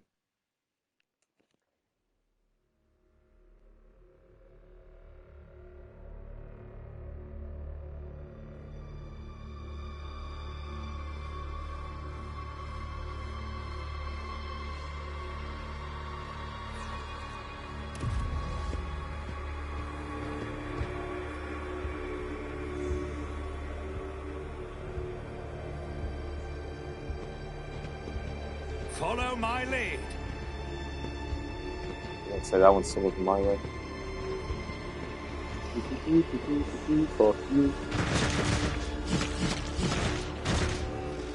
Bit fucking rude.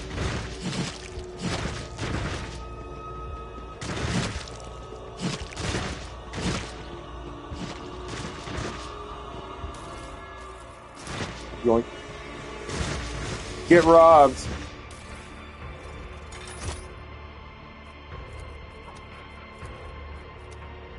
Okay, I'm gonna save here because I'm still gonna attempt to try to kill them. Still weird though, I only get one grenade off of that. Oh, that's the...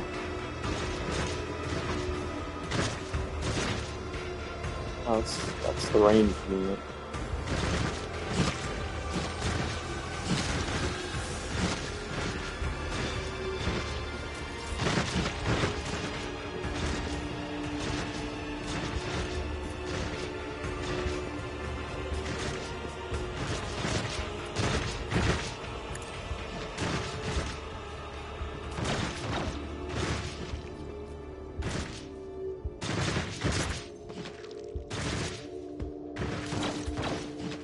Okay then.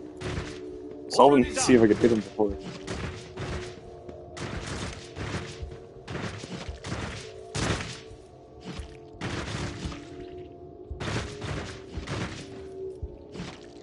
It's about time. Okay, fuck you too.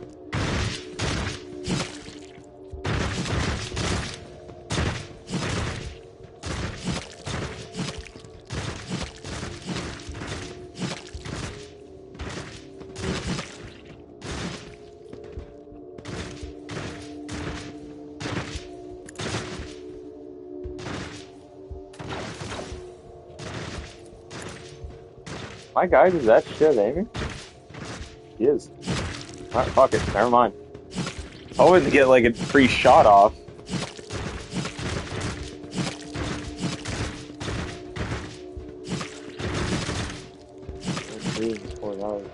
Yeah.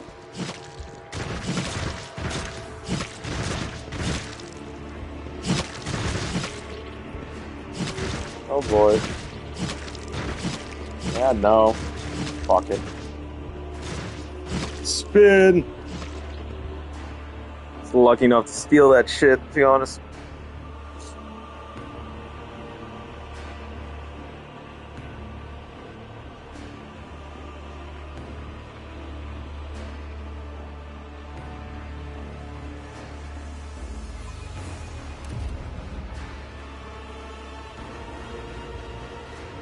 Because I'm fucking bugging out again.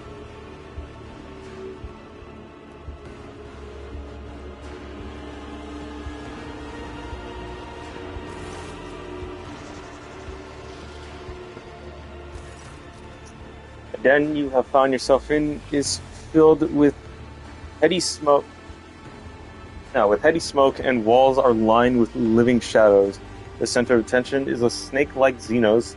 He's engaged in a conversation with a pale, haggard-looking Dukari and pays you no mind, much like everyone else in here. You've heard of this breed of Xenos, the Slith, I don't know. These creatures can often be found in the entourage of Dukari lords, where they serve as bodyguards and champions. They are just as deprived and vicious as their masters, but theirs is a more primitive intellect, and they are driven by basier needs. Survey the room. Everyone gathered here is armed. They all bear scars, and some even have fresh wounds. You notice a few humans among the Xenos. They clamor in a mishmash of tongues, and their laughter rings with lunacy and bloodlust. The air is thick with an all-pervading sense of doom. Your trained eye does not fail you to notice that virtually everyone in this place is under the influence of some substance or other, and powerful ones at that. It seems they have wound up in a narcotic. Seems like it wound up in narcotics then. Observe the skilled Xeno. The leader of the gang is powerfully built. His scaled hide is reinforced with engraved metals in several spots as his long tail coils around and around as his snake-like head sways gently from side to side. Xenos is enjoying a state of blissful relaxation. His companion, the gaunt Dukari, is looking at him obsessively. Her entire body is adorned with hundreds of embedded steel beads and thousands of red injector marks. May we speak? The snake-like Xeno either fails to notice your presence or simply ignores you. Iridescent eyelid membranes slide over his eyes, momentarily shuttering them, no doubt a telling to look among his kind. Without getting to look at you, did I again get out of that guy? I fucking hate myself. The Cardiac Mother's Mouse wants you to disappear, pathetic whelp. Alright, I'm wounded. You're a mouse, I take it. His serpent head turns to you with inhuman cruelty. His forked tongue tastes the air. I'm Malice. You are an inconvenience. Get lost, or you'll find out how Malice deals with inconveniences, humanling. I can pay you handsomely for your assistance. Lovely day you're having, isn't it? Not for you, by the looks of it. What do you mean? I'm perfectly well. You're right, I could use the services of a healer. So go and look at them. Go look for them elsewhere.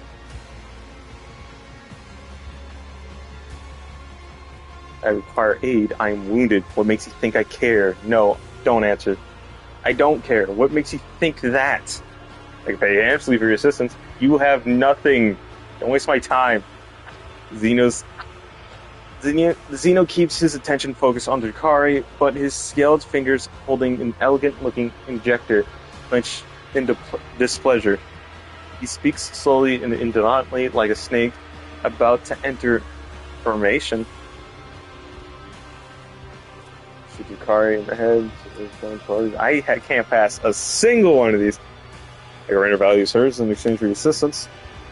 What use could you be to me? Xenos yawns sleepily, his mouth opening disproportionately wide. But if you want to serve, I have a task for you. The den's temperature is controlled by the atmospheric convector. The scavenger who sold it to me forgot to mention that it was faulty. Unfortunately for him, he was unable to repair it. Now the scavenger is dead, and I have suffered discomfort. My race is cold-blooded. We like our nests warm. None of my gang have a knack for hardware. So if you can fix the convector, I'll take pity on you. So I'm off for the task, but you're just mocking me, aren't you? For giving me this little job. Why shouldn't I? I'm allowed to enjoy myself, or perhaps it's just that I don't believe you're capable of anything more.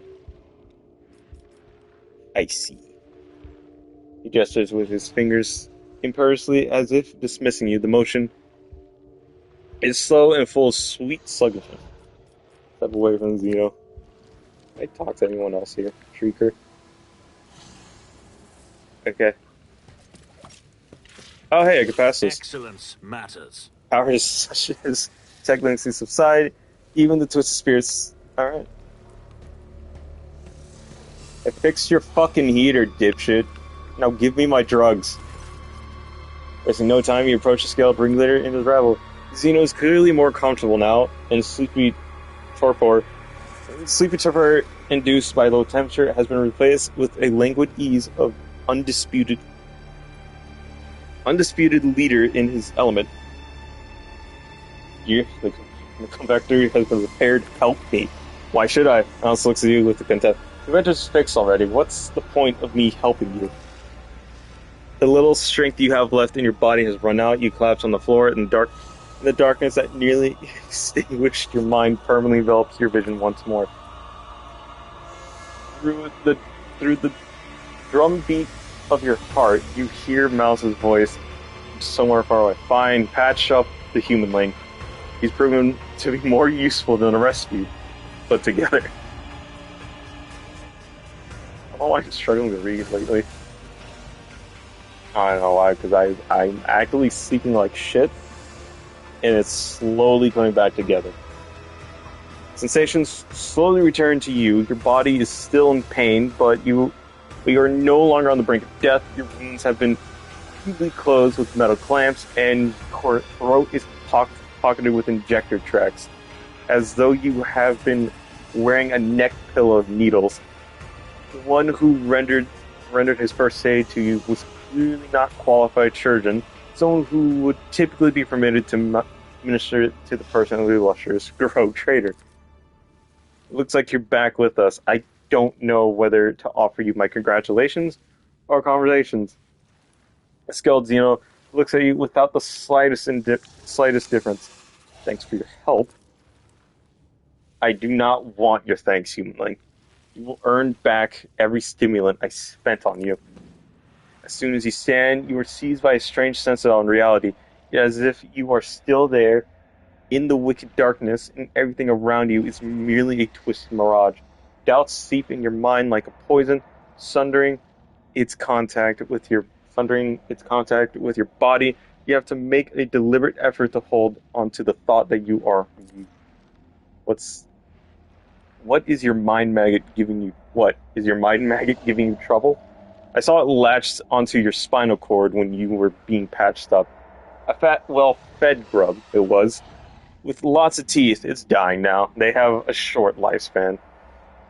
And that means its poison is especially toxic. You lose touch with reality from time to time, and then the mind maggot dies. The final dose of the poison will make you think your body is not your body at all. And then your heart will just stop beating. Cool. I would have pulled that thing out of you, of course, but I thought, why should I consider it as a guarantee for your gratitude towards me? When you've earned your healing, I'll release you from it. Are you? I am Malice, and the rabble you see are my shriekers. We are gladiators, the bleeding meat of the fatal thirst. Fatal thirst combat arena. We are the beasts who go out there and kill and die inglorious deaths for the entertainment of the Dark City, and this den is our pleasure grounds. Where am I? Sank like Xeno hisses in satisfaction. Kamara, the Dark City, the other side of existence, the realm of Drakari. Why did you decide to help me in the end? You're cocky, well, but feeble like all members of your race. Your cockiness has not got you killed yet, which means you must be someone important, and you might be useful. What is a mind maggot? It's a translucent slug. It is a parasite that can only be found on this side of reality. Mind maggots feed on your memory, then they inject toxic hallucinogenics into your mind to stop you from resisting. Drakari can train these creatures and use them to show their victims devious mirages. What do you want from me? Kill for me. Go to the mangled sector and find a freak called the Commissar, one of your kind, and spill his guts for me. Do that and you will earn my favor. And in the chasm, that's what chasm that counts for a lot. Who's this Commissar? There's a Drakari who thinks too highly of himself. Instead of dying in the arena without any fuss, he's hiding, gathering other slaves of your race around him, making pathetic plans to get his revenge. And many of your kind are listening to him. See how few human shriekers there are? They used to all come to me, but now they've listened to the Commissar, and no longer come. An off-putting name. It's an off-putting place. It's a base of the spire in which we live. Kamara is stitched together from scraps of various dimensions, and in the mangled sector, the seams are starting to rip. Space is collapsing in on itself. The enteropodic radiation is off the scale, spawning all kinds of abominations, and the sector itself is slowly but surely turning into nothing. Wouldn't that mean this place will also fall apart? You have to be insane to set foot in a place like that, insane, or an outcast like the Commissar hiding from the hunt, or you. What do you want me to do? I don't want to drag my whole gang into a mangled sector. The place will kill off 3 times more fighters than the Commissar's crew will.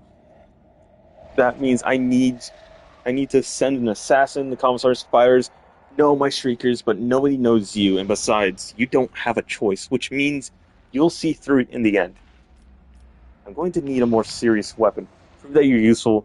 Do this, and Mouse will see that you have a decent toy to play with, but not before, in the meantime, you can pick something out of the junk pile. Very well, I will kill him. Bring me his head. In exchange, I will share my toys with you. They make surviving in Kamara possible. If you think of lying to me and running when you're on the street, look out for a humanling dressed in red with a cog on his chest, face full of misery. See how he's dying alone with nobody to help him. Your death will just be the same. What the fuck? Don't diss Pascal. Besides, I gotta reunite him with Abel. I got a feeling that guy's gonna fucking lose it. A new challenge for me? Anything else here? I will not examine that man before he fucking combusts on me. Portal. Gladiator's pile.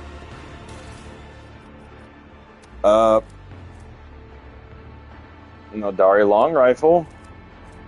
Heavy stubber.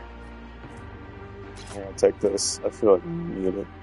Don't need you. Take the shotgun. Take the sniper just in case I go into bullshit. I don't have armor, so I gotta take this shit. I gotta take all this shit, actually. Inventory. Not really a difference. It's just medium armor. Damn. Eldari long rifle. Here's the shotgun. Shotgun. I got nothing. I don't know Eldari long rifle here. That's the real question. Shrieker, shrieker, shrieker.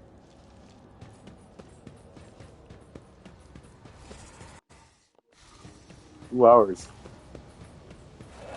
Oh, god damn it.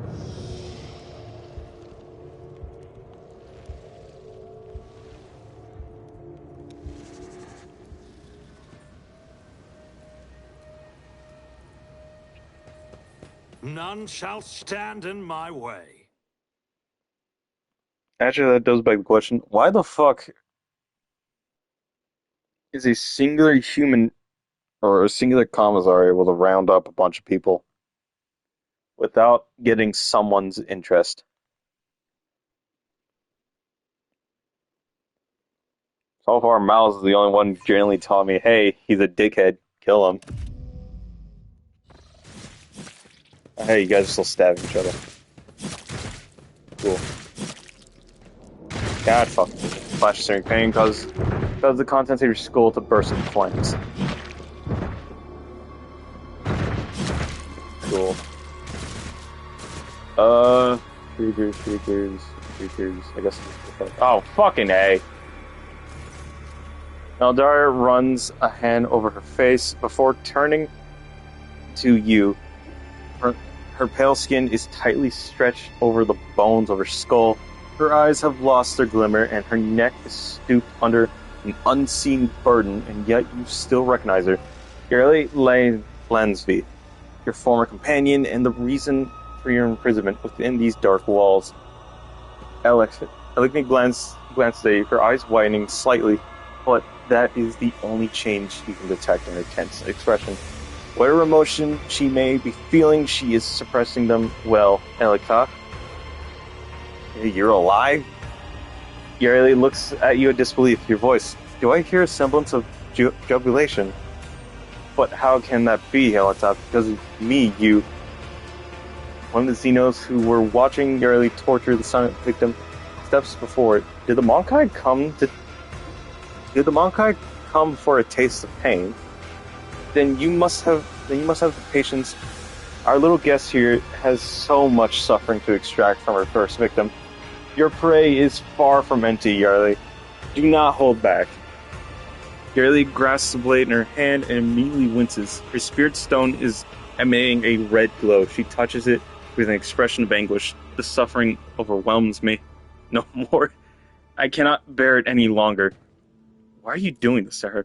Our little guest here is learning the art. She and her kin lost eons ago. Yukari gloats in a cloying tone of voice.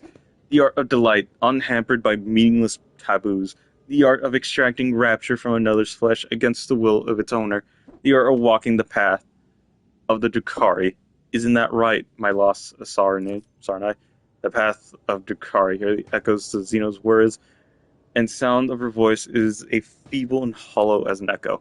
Once Yarely opens her soul to our ways, she will have a home once more among our kind. If she refuses, well, then she'll have to give up that babble she wears as a flimsy shield against she who thirsts. But there's no cause for alarm. When we are done here, our little sister will need her spirit stone no longer. And to find a way out of this place. Suffering, you say? Perfect. Show me how much you're willing to suffer for the chance of forgiveness.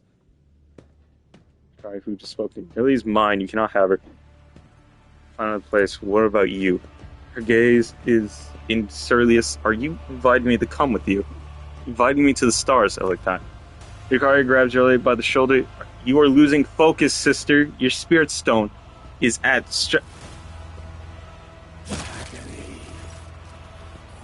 Yarely is swift and precise. The blade pierces Yukari's throat, and he collapses, clutching the wounds and drenching the floor with his blood.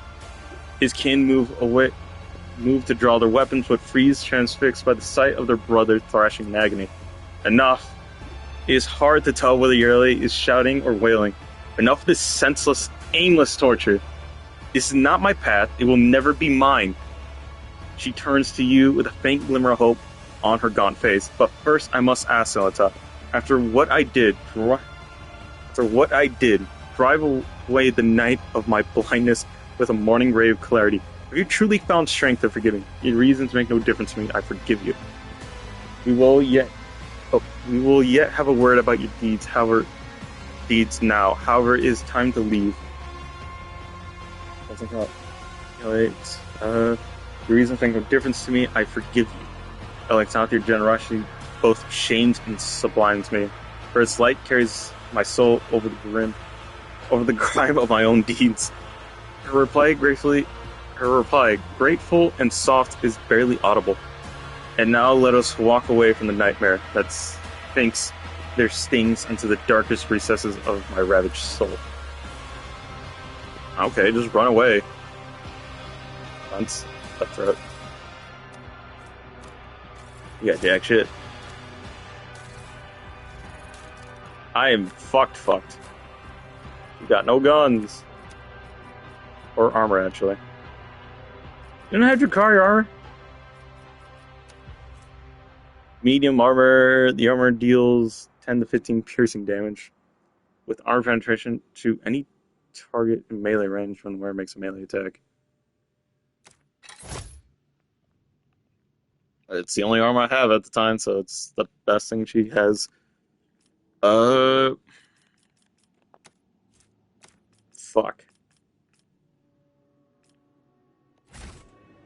That gun isn't really gonna help her with her setup, really. Fuck, it looks like I have to go with the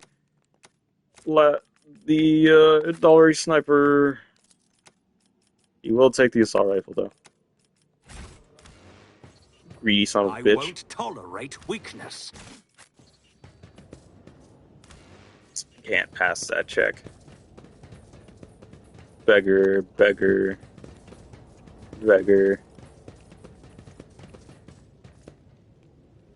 65? Fuck you. Good. Oh, shit. I don't like these chances at all. Great, I'm losing it again. Gone into skull flames again. Fuck this place. No, good. Okay. Treasure. You just had a knife. You killed him over a fucking knife. Beggar.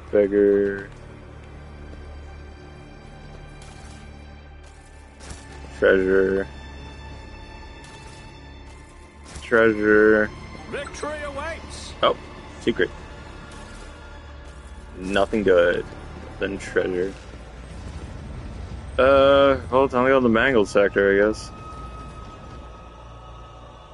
Nice to know that the elevator is powered by the screams of the damned.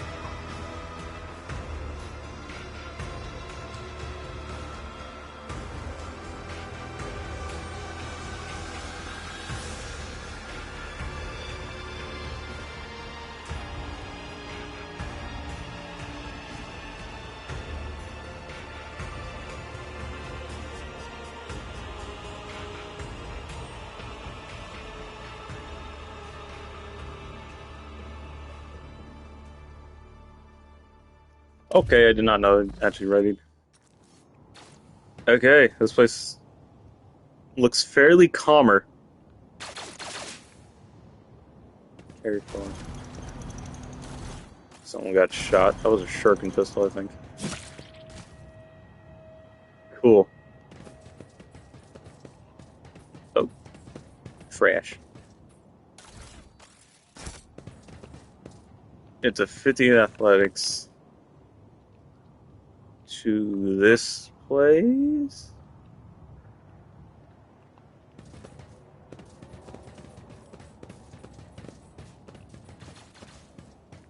Talk to the beggar.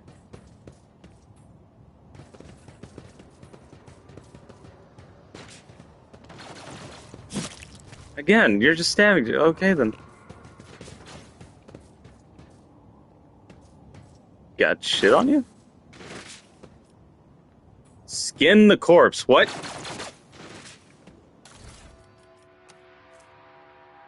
Okay. Yeah, sure. I'll take it. Follow my lead. Skin the fucking. I'm not. No. A lamppost.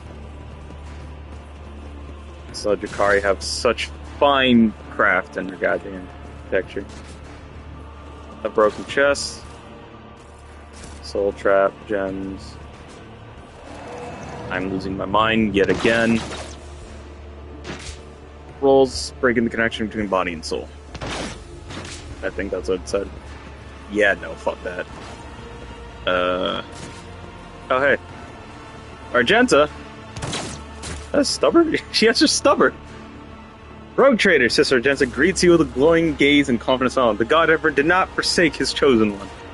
I prayed that our paths would cross once more. Argenta's expression changes drastically when she sees her Rogue Trader. Why is that creature standing beside you? Why has that treacherous Xeno not suffered retribution for her trickery? I remember what her accused kin said when she stepped into that trap. Do you, Kari? Have you forgotten that she betrayed a great earlier forgiveness? Let's discuss redeem herself in my eyes. It has deceived me all. We see it as we're all. Her actions can hardly be called trickery. Fuck. Every single one of these decisions sound like shit because this battle does not care. I was about to say, what the fuck is she wearing? It's weird that she still has the stubber. And the axe. What the fuck? She kept her whole kit. I did. Okay.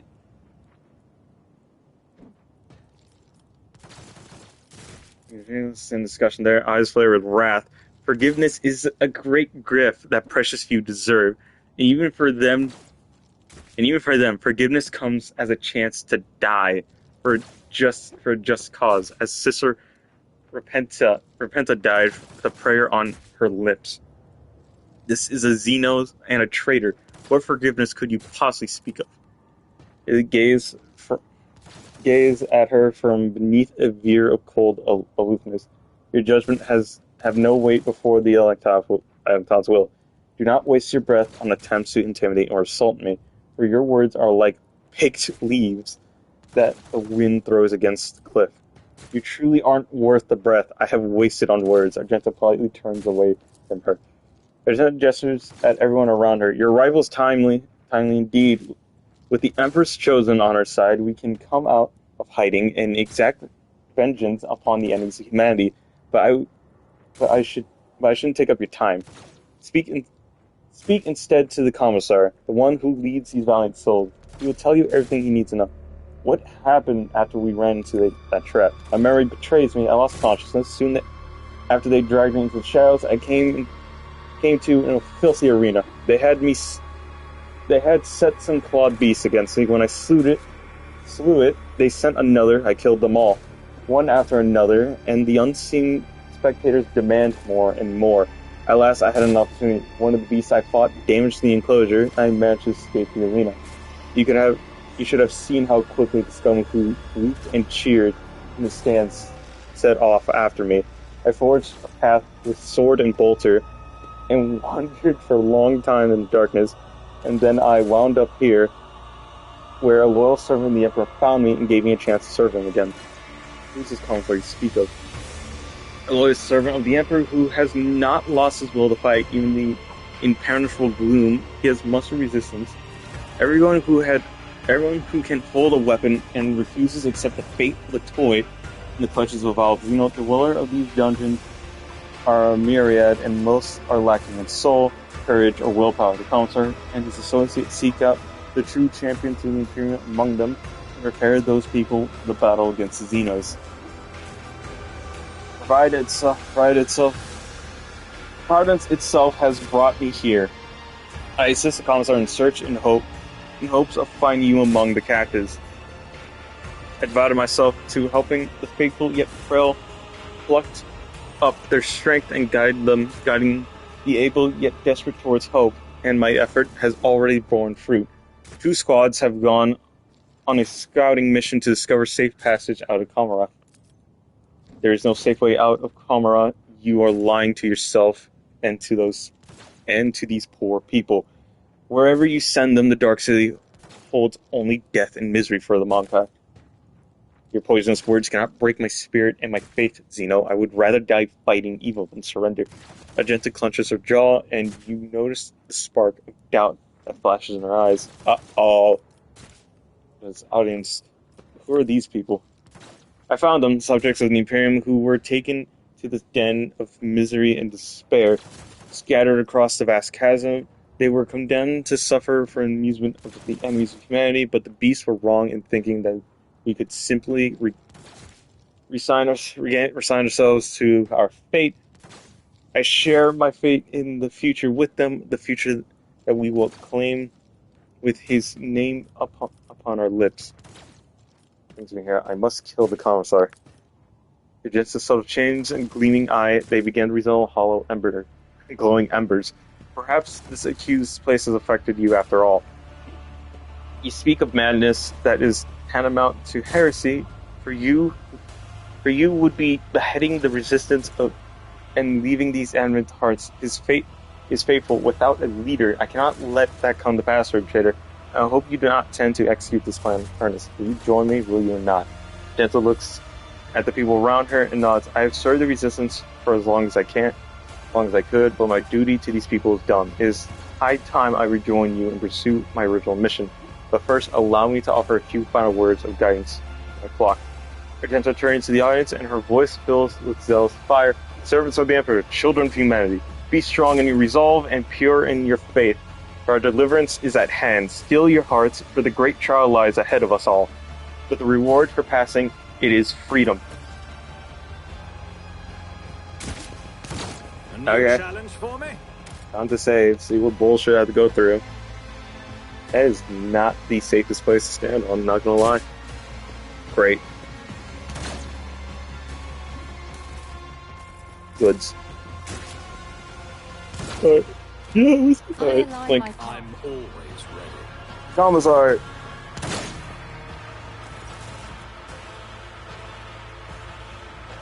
A soundly man in a commissar coat and a tall service cap greets you in the sign of the pillar, a solemn announcement. Another loyal servant of the throne has found his way through these confounded catacombs. Fear not, approach. If you have faith in the Emperor, then you will find only allies here. Greetings. Are you the commissar? He answers with dignity. Yes, I have the honor of serving the God Emperor as bearer of that honorable station. Look at the commissar. One might think that the architectural commissar form, Imperial Guard propaganda posters are all life drawings of this man. He has a large and powerful jaw, his eyes are hard and fearless, and the small scar over his eyebrow adds a certain rugged charm to his features. His coat, though worn, has been diligently cleaned and mended, and the skull on the tall cap has been polished to a shine. Who are you? The man replies with a clip percent. Commissar Actos Stony. But my brothers and sisters in arms prefer to call me simply the Commissar. I was assigned to a regiment on the Victorian Sauvants, and I fought in the battle for the world of Kalmat Sadov. I fucking hate these names. Jesus Christ. Anyway, where I was wounded and taken prisoner while unconscious. Having recovered from my wounds, I carry on fighting the wicked Xenos as the head of the local resistance cell, which I founded. The Commissar's speech is vehement and decisive. My valorous comrades and I sabotage the enemy's activities while we devise our plans of escape. Streets of Kamara are like a maze of spiderwebs in which the Dark Ones lure unfortunate souls. Each thread that leads to freedom turns out to be another cruel deception in the end. You face many dangers here. Mutters scornfully. What power... sorry. God, fuck. What power do compatible inhumans have to threaten true faith? What does the resistance do? Gonzo observes his humble army and says with enthusiasm, our first ongoing objective is to keep bolstering our ranks by seeking out prisoners who haven't yet lost faith and willingness to oppose our nefarious jailers. Our second priority is to arm ourselves and train. I teach my soldiers the basics of guard tactics in order to mold them into a full-fledged assault unit. Most importantly, we gather information and plot our escape. The day that we pave the road to freedom with the corpses of detestable Xenos is nigh. The Commissar's growling shouts makes his people square their shoulders proudly and straighten the backs and respond with a fierce war cry. Over the circumstance of your capture, we engage the enemy on the world of Helmat. in the Makarian marches of the Kavik sector. Well, some foes of humanity were known to launch raids in the area, so we received orders to defend the good subject of the Imperium. When profaners descended upon us, we gave them no quarter. The enemy was routed, and my unit drove them back to the ships. Our counterattack drove a wedge in their advanced force and thwarted the evasion, but it was also meant that we were cut off on both flanks and surrounded. We fought valiantly for several hours to stop the enemy ranks from reforming for a new onslaught until we depleted our munition reserves. By that time, our superior officers had already fallen, so I led my people in a bayonet charge. We taught the Xenos a lesson in blood, and then I have no memory of how the battle ended. I came to consciousness in this foul place, disarmed, and on the verge of death. I thought I'd die, but it was not. But it was not yet time for the Emperor to release me from his service. I require medical assistance. You don't look so badly injured. Examines you critically. You don't look too badly injured. When you're suffering from severe shortage of medical supplies, better to save what we can for critical situations. What the fuck? Mouse sent me for your head. However, I have no desire to cause you harm. Commissar lets out contemptuous laugh and nods approvingly. The skeleton miscreant has long since wanted me dead. He craves my soldiers. He forced us from a base to this perilous place, but he will pay for his scheme soon. Once my plans are set in motion, it is a disgrace to serve one such as he. He ought to join our ranks instead. You ought to join our ranks instead. Together we will break out to the cursed city. Who are the people under your command? The core of my unit is composed of prisoners and various Estromontan regiments. A number of planetary guard. They form the assault squad that's sent out on special operations under the Sergeant Vastus' command. The rest are common people who had the misfortune of being captured by Xenos, serfs, nobility, administratum clerks, technomats, void workers, monks, anyone who found the courage to take up arms. The only kind you won't find are here are heretics, lawbreakers, cowards. Trust me, Tugger, these people can be relied upon in the darkest hour. They found a source of resolve and faith, and each among them is ready to give their life for the righteous cause. Many already have. What is your escape plan? Thomas' speech is brisk and energetic. Some of our own have captured a small Xeno ship that was marooned for repairs at a remote, unused dock. We eliminated the crew quietly, but left the pilot alive to sail the ship back to real space. You can get to the dock through a dimensional portal located at our old base. What? The Sergeant Vastus' squad that was tasked with capturing ship? Did he survive?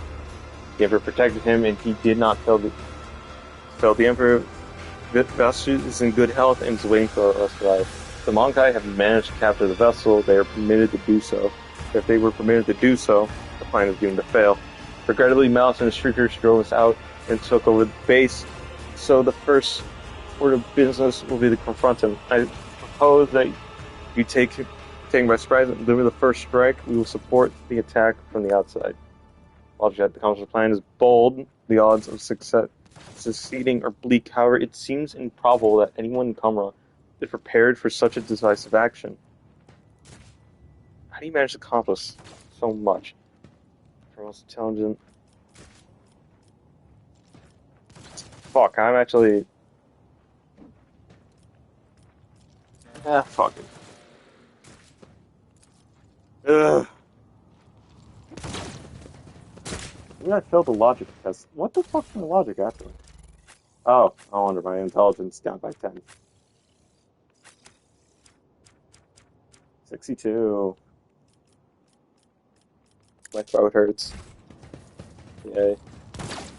Fuck it. Cool. Okay. Fucking rude.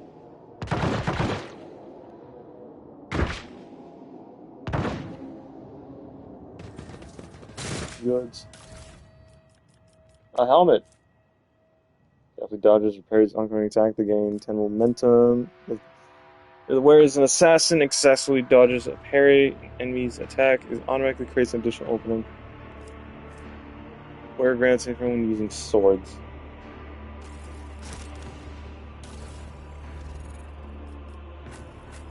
No, she did. Why the fuck is show her original kit though? What the fuck, you? Just the stubborn.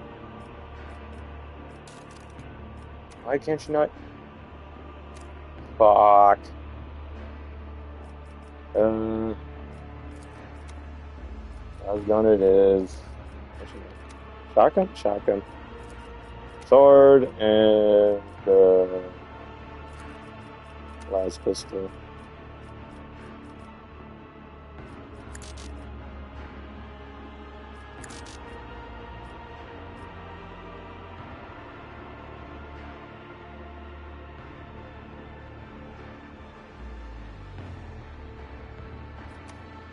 It's sad.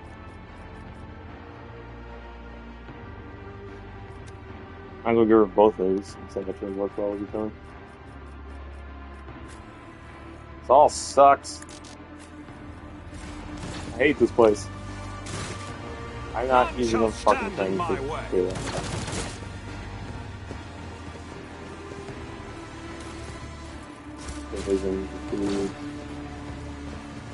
30%. Yay. Wait, no, there was a jump.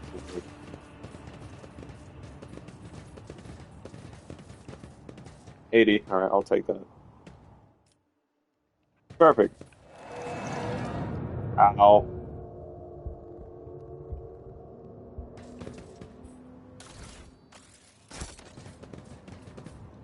What the fuck happened here? Okay. There's a chest.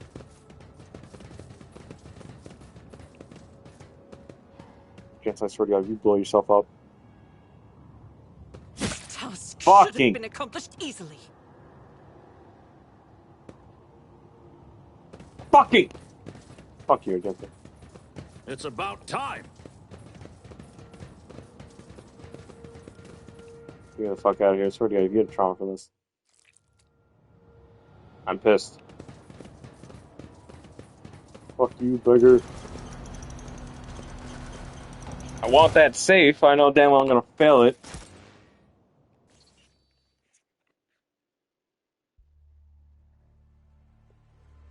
Wait. Just remember, I have a bunch of skin patches so I can actually get rid of the traumas. Should I? I'm actually debating now, fuck.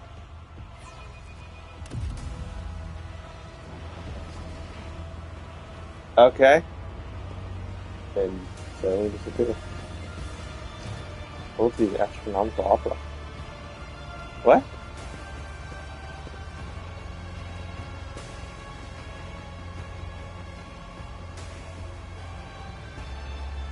Oh. Where's Pascal? Where's Pascal? Good. Still 65.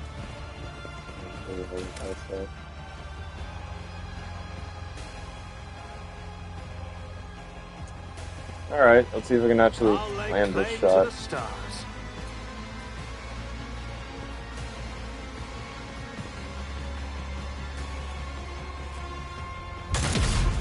Fuck. Oh, hey, drop.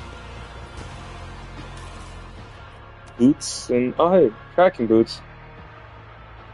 Active turns trigger, the wearer gains plus AP. Oh, that's actually good. They gain 1 damage. Oh boy. Alright. It's slightly getting better now. You have no armor.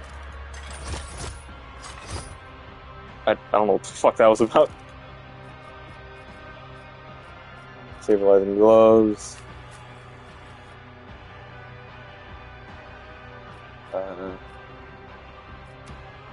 Boots.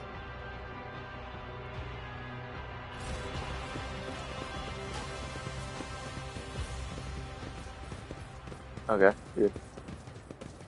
52. Follow my lead. Okay. Two snipers and a dream. Let's go. Let's fucking go.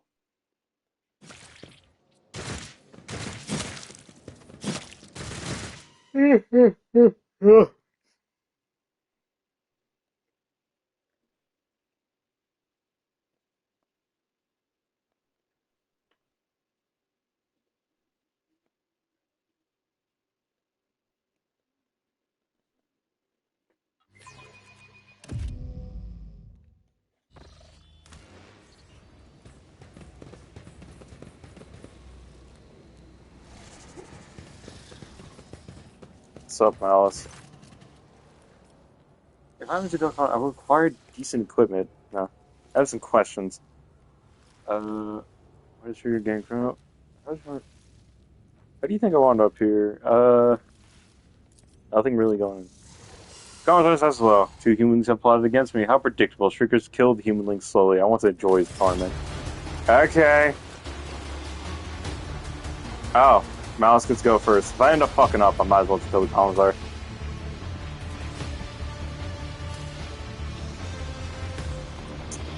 This is a situation of tomfuckery. Okay. Of course she's good. I gotta deal with two Drakari, that's fuck. How the fucking both of you go? Nah, I'm fucked. Argenta, I need to move you somewhere else more reliable. I'm gonna go down in the first turn, Yep.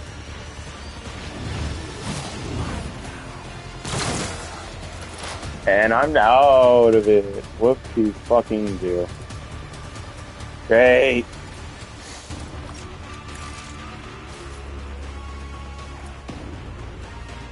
No line of sight. Oh. I approach the designated position.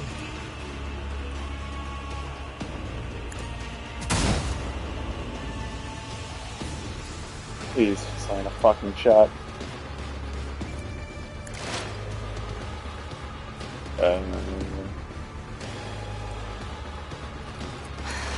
If I must. Let me educate you on the art of pain. Here we go. Yeah, I might have to kill the Commissar. Yep. I might have to kill the Commissar.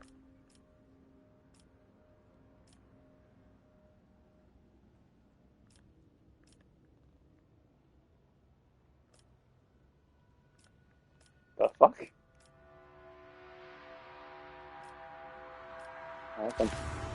Happened the moment I got there, I guess.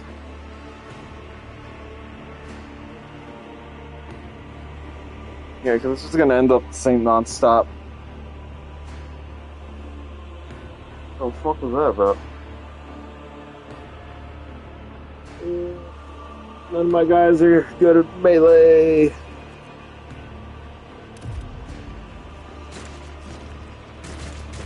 Probably give it one more go. Spin. I'll probably give it one more go. If I end up fucking up, then too bad, so sad. I'm sorry, Argenta, but I had to kill an ally of humanity. Because fuck you. I don't want to get soft locked.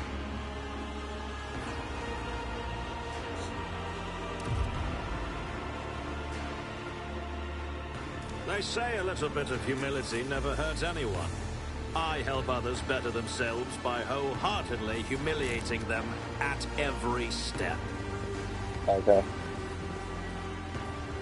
Malice. And dialogue. Yeah, this is no good spot to fight him. Fuck. Argenta may be the only one to. Why are you alien? What the fuck? Why didn't you let me put your alien? Fuck you. Oh no, your alien gets to go first. Probably less speed, actually.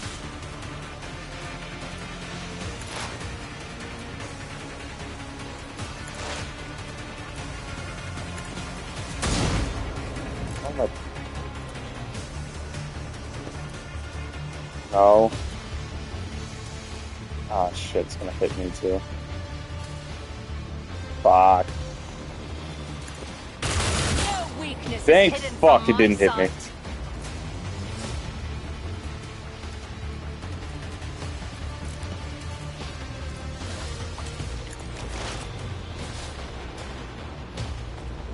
Yenta, I'm not sure how I'm gonna do this with you. I gave her a shotgun because I thought I was gonna need to bullshit my way out of it.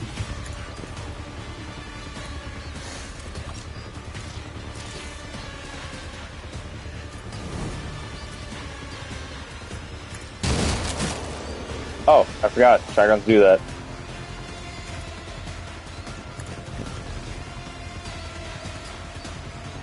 Kick.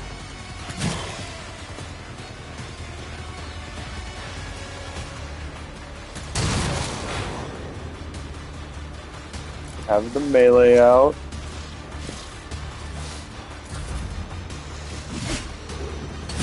Parry. Not good.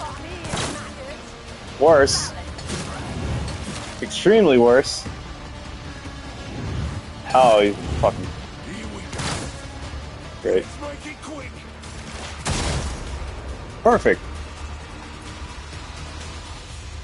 Now the screaming issue of being surrounded by two Dukari.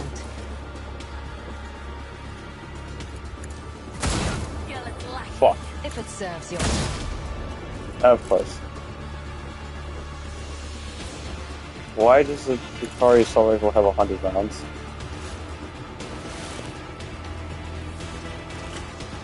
That is a question for the ages. You dodge that somehow, in some way. For that, you get a kick. And another shotgun blast. 32. That's fucking great. Parry. Not good. Fuck. Let's get to it. Oh, now you decide to show up. Fuck you. I can't do shit. She doesn't have a melee weapon because they don't give me Eldari melee weapon. Fuck.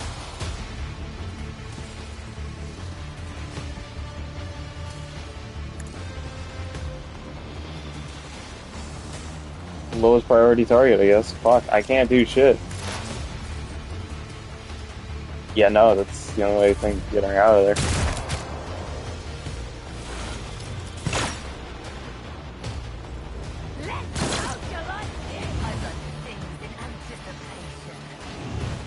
Yeah, that's the only way I could actually get her out of there. Just make her the lowest priority.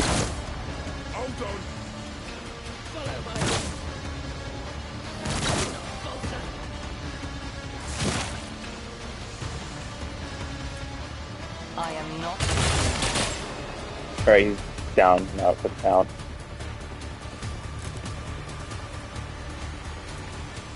I don't have to. Someone's still next to her? Oh, she has no line of sight. Who did you have line of sight on? It says it will instantly kill him. However, this ability fucking makes you want like 25% of the damage. 14 damage. I mean, it's good-ish, I guess. Fuck, I don't know.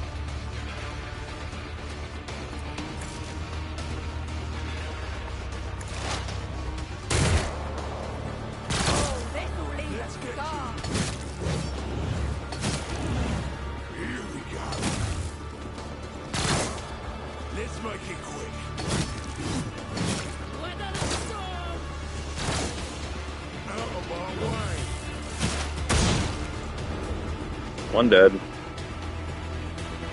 Can't move anymore. 2 dead.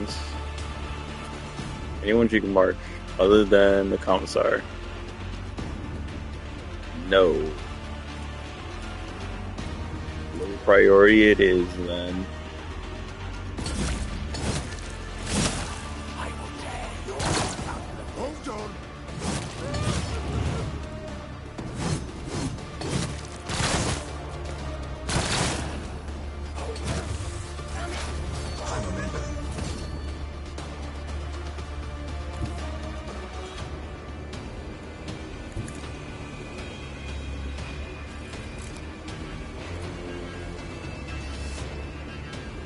this team. Alright, he's dead. Dispatch. I hit the guy in front of her. Lowest priority. Mark him. Is he the only one with a gun?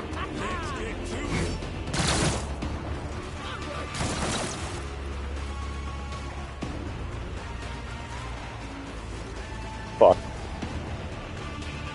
I don't think I have skin patches. Or not enough. Victory, comrades. Duty beckons. Our allies are waiting on the other side of the strange rift, so let us not waste time. He's holding a strange Xeno device. The commissar points it at the rift, presses a few buttons, and the rolling enterprotic energies die down, forming a stable portal. What exactly waits us on the other side? Loyal comrades and a stolen escort ship with its pilot taken hostage. It will take us back to real space, where the Emperor willing will send out a distress call. Where the Emperor will say with us, "Are you coming with us? I'll bring up from the rear and make sure no one falls behind. You will lead the charge, act as the shining example, doing that. Onward!" Hunter raises his voice and shouts triumphantly, "The Emperor is watching! Let us not falter under his gaze." The path we tread is shrouded in shadows. Careful, Alan Tog. Jacket forbidding grips my spirit. Good move. My fucking throat hurts more and more. Yukari blades, shit, great, heavy great sword, Xeno mesh, and a trophy lasgun.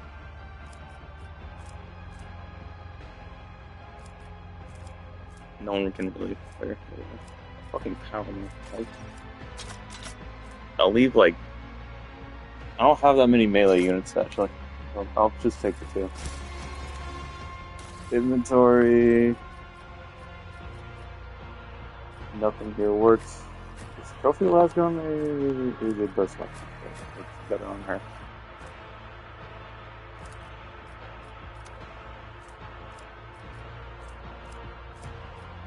What is there? What? Oh, I need to.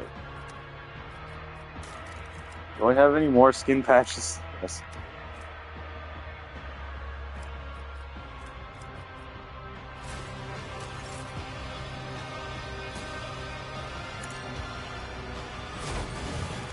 Take that one.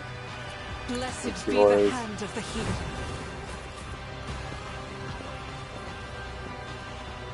Using conflict with stubborn xenophage vengeance inspiring. I won't tolerate weakness. Another trophy lasgun.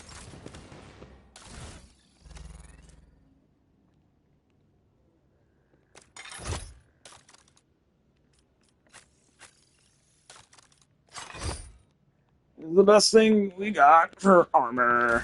What do you fucking do? She run 2 shotguns? Did I see them right? No, she's running the trophy and the shotgun. Right.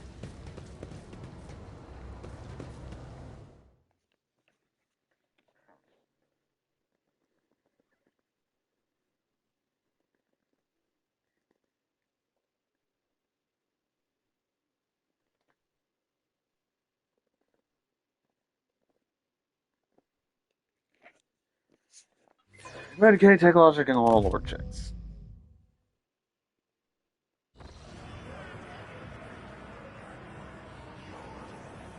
Cool. Nice to know it went from shit to worse. Looks more like shit to diarrhea, but anyway.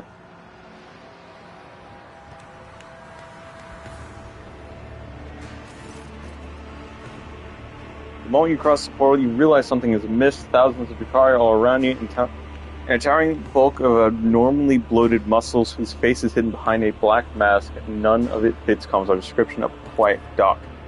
You have brought good meat. You have done well, Commissar. The creature grudgingly voice emanates menace. Down the monster, the Hulk body is crisscrossed by thick, ugly scars, as if someone stitched it together from different pieces. Its huge muscles are disproportionately swollen and riddled with particularly wire-like augments. running under the skin. Its backbone has been stripped of flesh and encased in a steely grip of spinal transplants, and its face is hidden behind a black helmet. Sounds like you have betrayed us, comrades. This is a trap. Okay, I believe I'm starting to see how this game is played. It's alright. You won't be so gullible next time. Oh wait, there won't be a next time. The Commissar makes no effort to conceal the sarcastic mockery in his voice. Farewell, comrades. Deceiving, manipulating, and nudging you towards your death has been an honor and pleasure. The Commissar jumps into the closing portal before anyone gets a chance to stop him. Satisfied, cackling booms behind the monster's black mask. Foolish meat fall for the same trick every time. Here's what happens to you now. They are about to unleash fires and beasts that will seek to eviscerate you. So try to survive until the end of the fight. No one is expecting more from you. But should you kill something after all, do it painfully. Unless the master's craving for death agony is sated. For what the fuck is? They will release me into the arena, and you will regret it. Got it? I like the deal. I have no desire. I am not winning. What will I receive if I emerge victorious? The creature leans down and gets a better look at you, then says aberratically, your life, but do not concern yourself. You will not win. Are you offering me a chance to skin a few of your friends? I can hardly wait. Correct. Every single one of these is shit.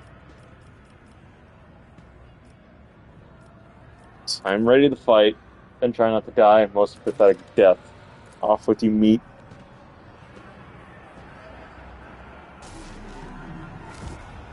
Rejoice, spire dwellers, for I have come to slake your fatal thirst.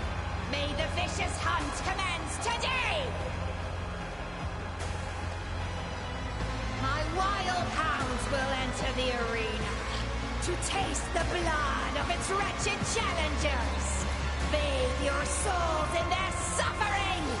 Make your guesses at whether the prey can overpower the predators. There's achievements. You just let the dogs kill everybody. Looking for more refined entertainment? Watch the ousted Draken of the Reaving Tempest fight for his life against the glorious champions of the arena, the blood-stained proselytes.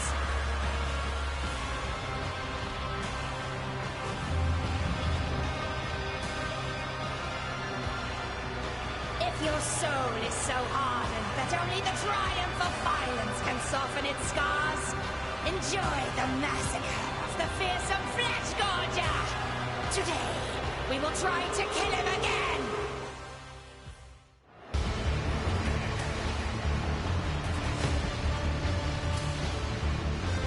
Okay, that is not even a fair fight.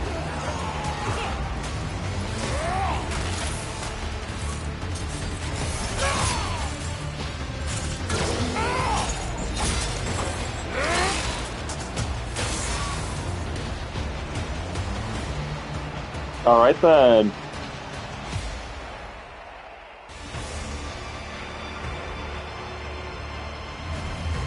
Is that all? You just give me your pet chesters. Don't be offended if I break your playthings, Kikeros. Heroes, that's how you say it, man.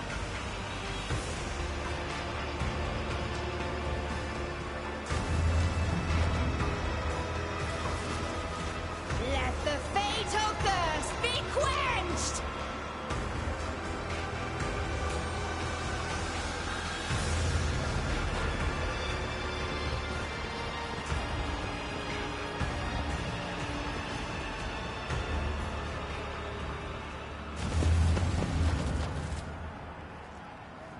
Feel my wrath! Oh, great, I'm losing my mind again.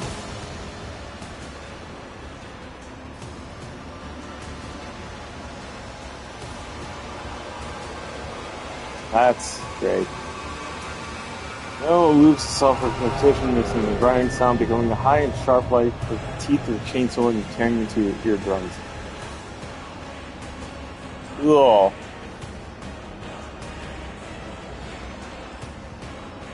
Nice to know I'm losing it once again. Elf pussy really do break a man down. Enough. Okay, just took me a minute to realize what the fuck I just said. I hate myself. Anyway.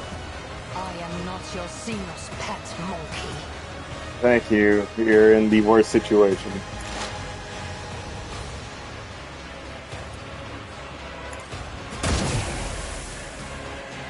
Damn. Do it again. I forgot that also counts. Fucking thing.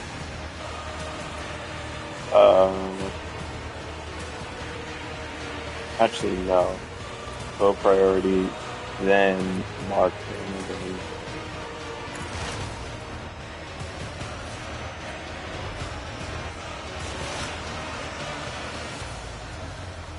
That's mark. And get the other one. Good.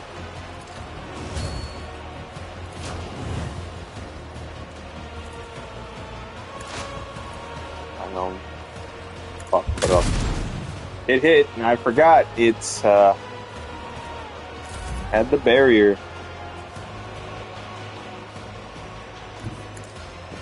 Let's not get our tempo too close to these guys. Wrong gun. I'll do it.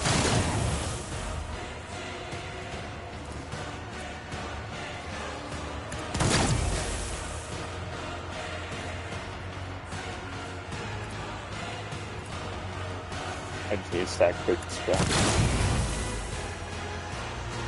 Alright, I'm severely disappointed because I keep forgetting those guys block a hit off and on. Damn.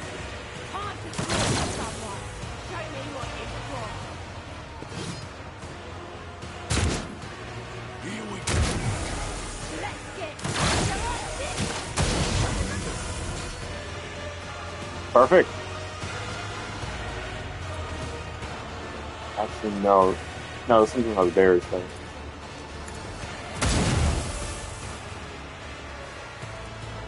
That did jack and shit, not gonna lie.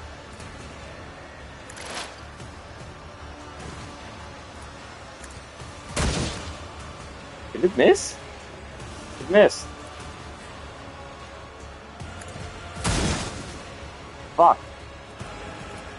Low priority.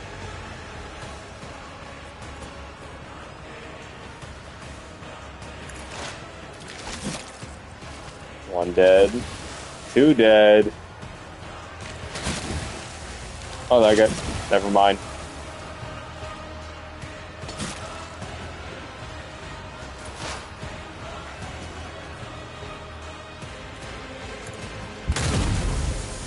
Perfect.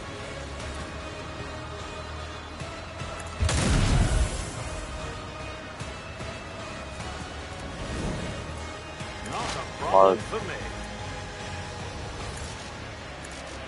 Already done that same thing. Oh, they're both in. No, wait.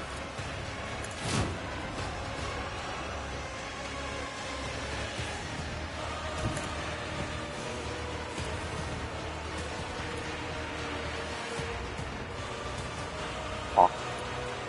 I need them to be body shields, so I can't really risk shooting them right now. Okay, except for the fact that they're going to get hit either way, because fucking...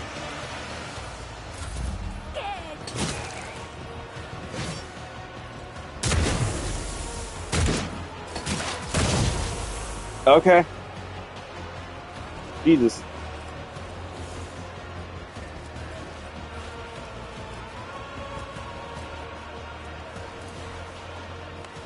Yeah.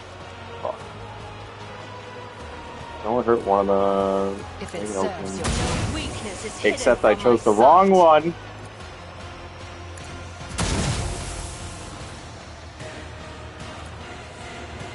I keep choosing the wrong abilities. But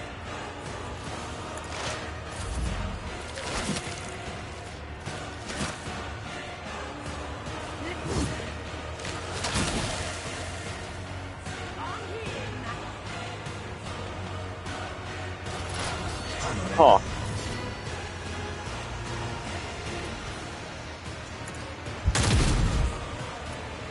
Suit. You just fucking explode. Jesus Christ.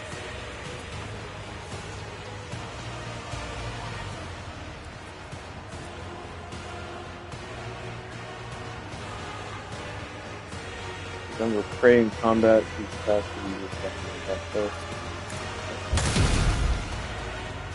I was hoping for multiple attacks, but nope.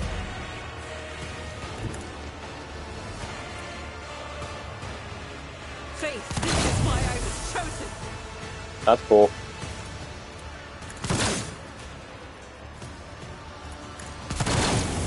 Get fucked.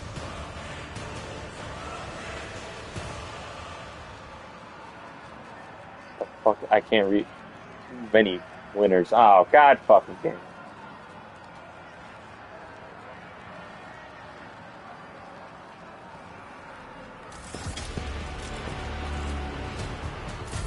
You really had to say that sentence, didn't you? Unfucking fortunate.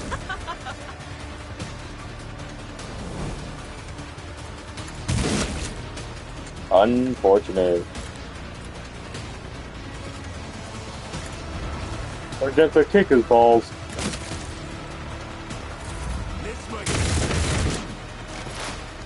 Tell me you had that this entire time and didn't fucking use it? I am not your Get fucked. They call it. Appreciate it. Azari Safeli granted the right to join the Bloodstain for the Art Circle of Champions. I fucking can't say his name right. Why are they all bald?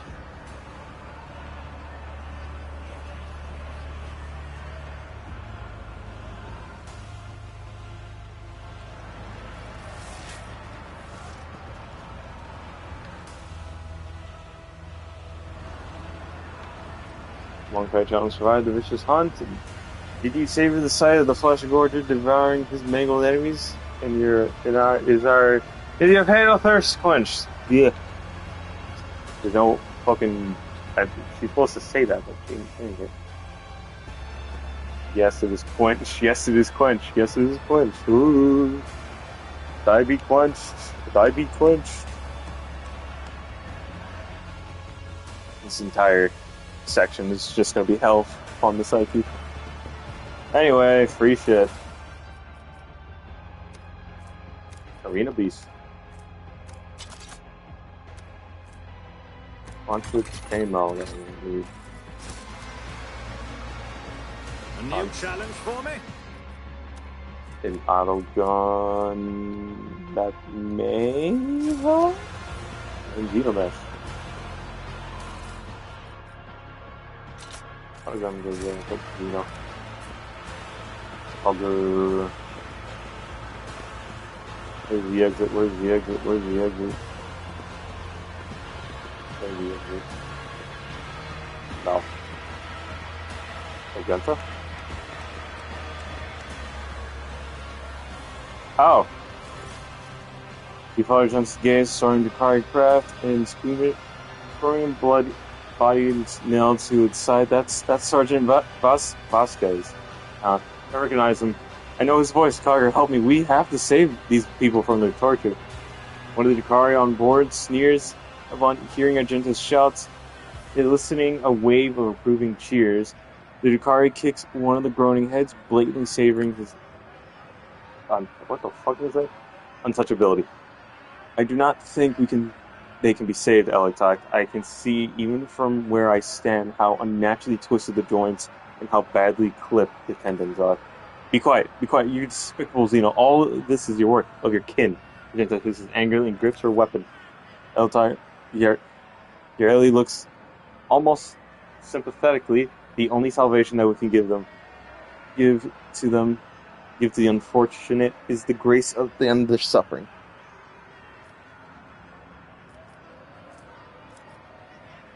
ready. We will need react. Shoot the engine. The engine? Wait a second. Aim and shoot at the engine. Be ready. We will need to act quickly.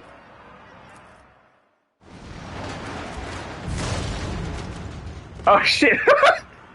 By some miracle, Sergeant Rock is still alive. His sides and forearms are impaled with a crooked spike that covered the side of the craft, but his vital organs are intact. The Hikari know how to prolong the victim's suffering. The rest of these people are not as fortunate. Some have nearly bled out, while others succumb to the rough impact.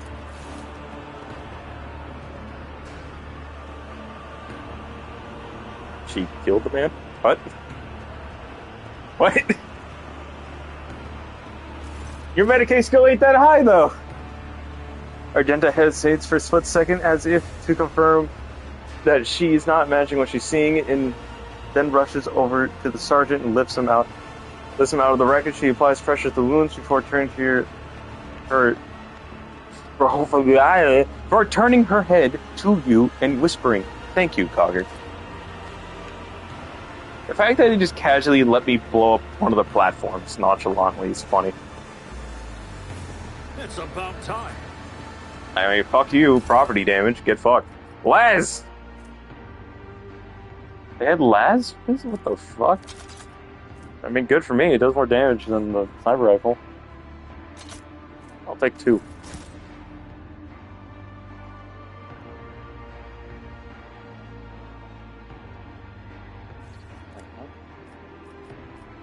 Collect all. Are you sure the wish was to collect the remaining trophies and leave this location? These locations? Yeah. Good thing that is an option, because I'm going to be honest, a lot of that stuff tends to just get out of your range for some odd reason. When in doubt, save. Anyway.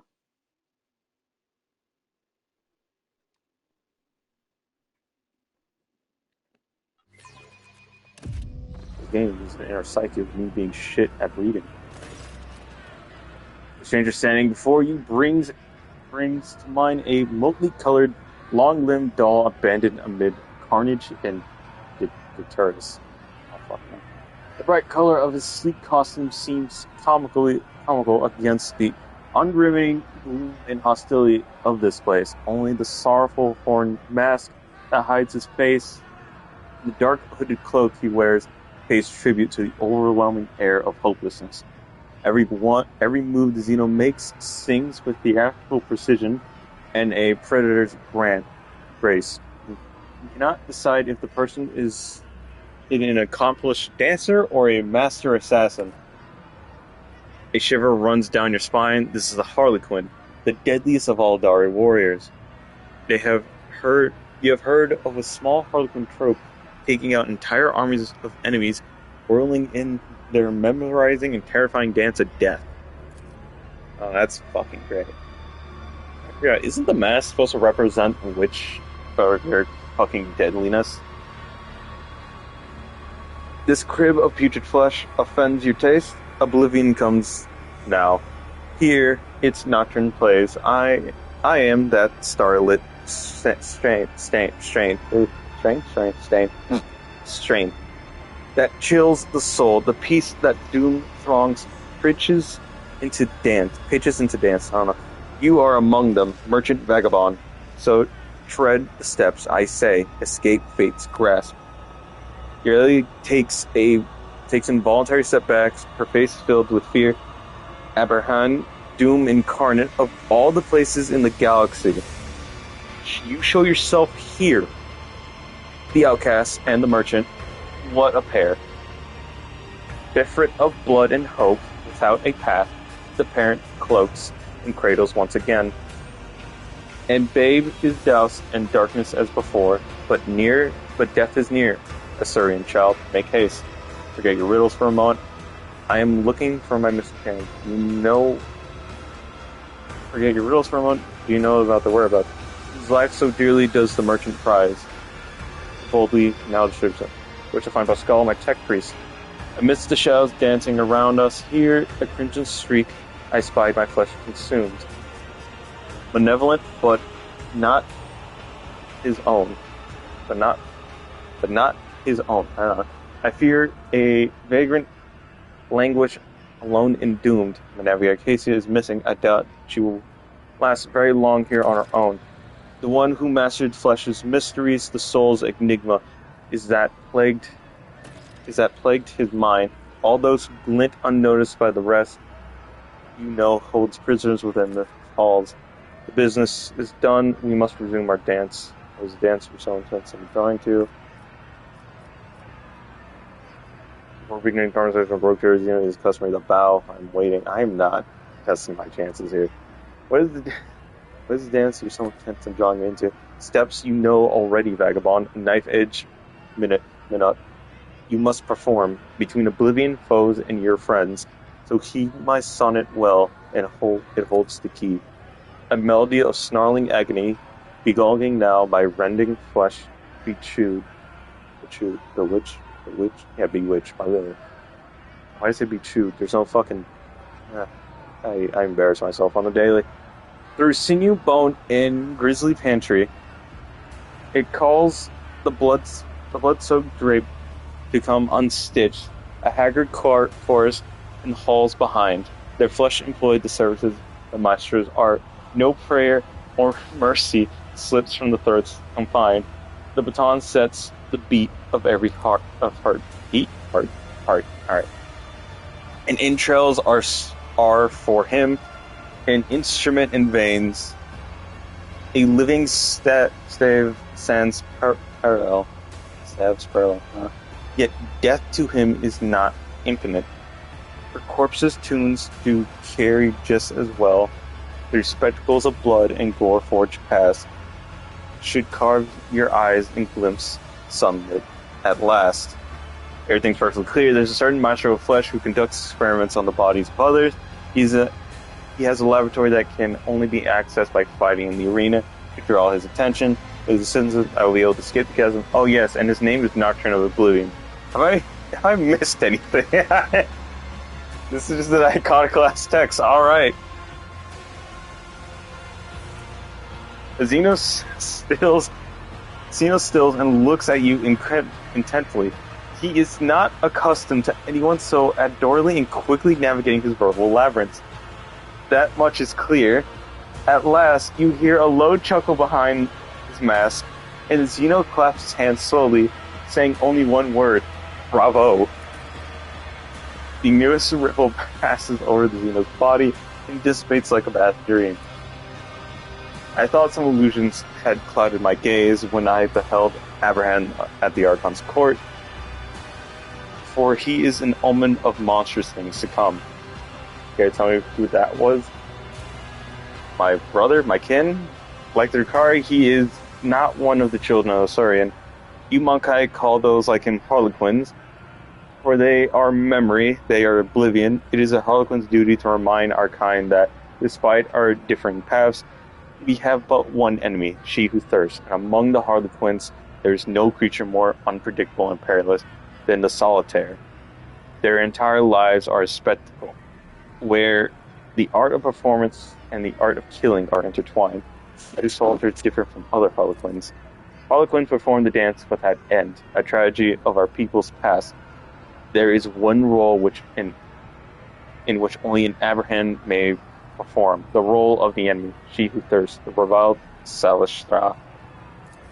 To delve into the mind of she who thirsts, even for a moment, is extremely perilous. Many have lost their sanity and even their lives attempting to betray our kind's greatest enemy on stage. Only the Abraham are capable of such a feat, and for that reason they are respected and feared by all Adari. From the Farseers of Osirian to the Archons of the Dark City.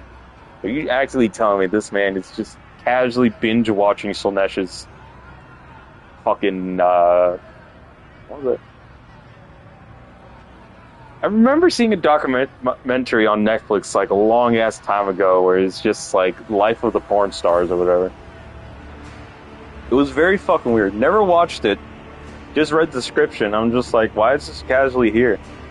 Why is it under the kids section, too? This is before they added in the Netflix for kids part. Because I remember we had to share a Netflix account, and my sister's shows, the ones that she liked, or whenever Netflix recommends, like to my family or to my little siblings, and to cousins that tend to show up. I was just casually looking through, like, oh, hey, what the fuck can I watch today? And it's like, why the fuck is a porn documentary under, like, fucking, what was the show? I don't remember, Blue's Clues or some shit. I was just like, it was very confusing and mildly concerning, but eh. The Abraham's role is one of terror and isolation. They walk the path of damnation, doomed after death to surrender the soul to she who thirsts. And even a spirit stone cannot guard them from this fate. And Kargarach, the laughing god, I was gonna say laughing god, must go into battle against Slash, for the soul of every solitaire, for in his victory lies the Abraham's only hope of salvation. You fear him, don't you? To the depths of my soul, if you are truly wise, Valentine, you will do the same. What is he doing at the court? That I do not know. But is not hidden from my gaze is his interest in you, Alec. My words are getting confused because fucking. Tread carefully. Attention from the Alberman.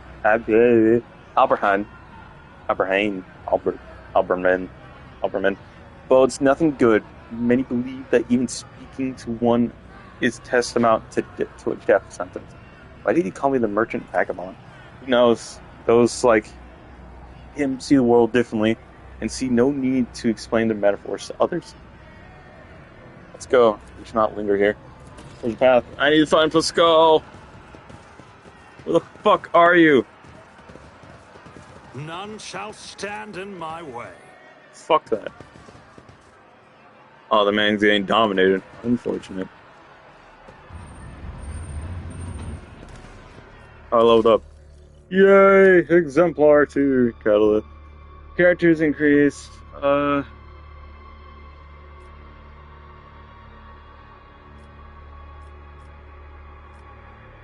Dodge reduction every round. Every round after the character kills the first enemy, the character immediately makes an additional attack against the closest enemy that they can target with the same weapon if possible. This attack deals 30% base damage with 10% attacking bonus with every difficulty tier of the first enemy killed. If the enemy was difficulty tier 1, this attack deals 40% damage in total. That's also good. That's good. I'll probably take deadly aim. What else is anything? First turn in combat. Your subordinates.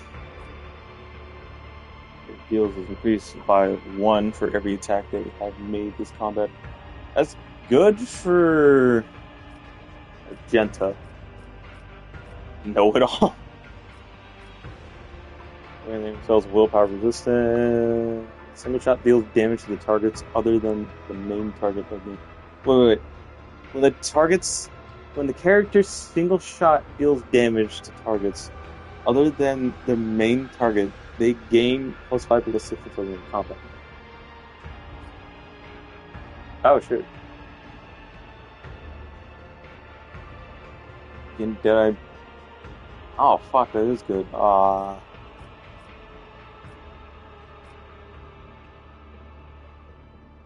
to all characteristic is also good. I'll take that, and I'll have to come back for the other ones once I get them. Yeah, I'll get in the next 2 levels. Surprise! I haven't really gotten any of these because there's a command effect, rate of fire, which I don't have guns for that. Adjacent to any ally, the commander deals an additional 16 damage to all enemies adjacent to the commander's allies. That's only if they're a melee character and they don't end up fucking dying within like the first turn of the attack. Close weakness costs 1 or 0, I mean. Attacking targets affected by exploits. Terrifying presence. If intimidation kills the target, the damage of all enemies is beep boop boop boop beep boop boop boop boop bop. Anyway. Weak soul, weak body, weak soul. That's also good. Fuck. I don't know what to choose. I'm fucking scared and confused. Ah. That was weakness, I guess. Look at all that bonus. Do I have a oh wait, no, I'm losing my mind. I forgot about that. But 80 ballistics. You gotta love that. Wrong tab. Out, thank you. Intimidation, critical volley. I'm not sure what her dodge is after this.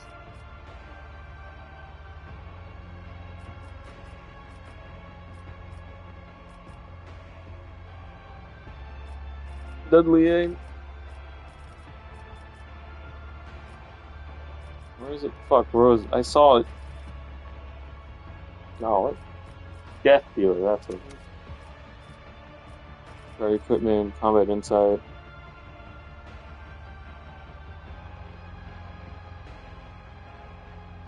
Sure. Wrong tab again. Where was it? No. Oh, there's something here. Here it is.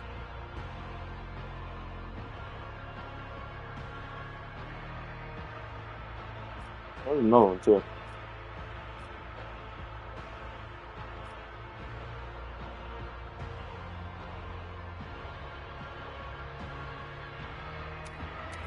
Yeah, I'm just increase her damage. I managed to get her to shoot like 3 or 4 times. 3%. It'd be funny if it would land every now and again.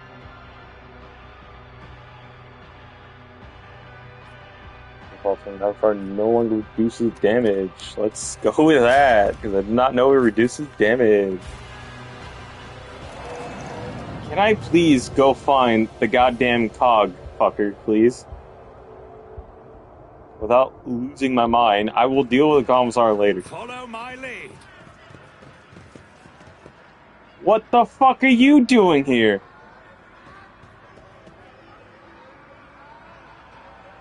Asshole? Something on the ground. It contained reclifine is similar than and one perception.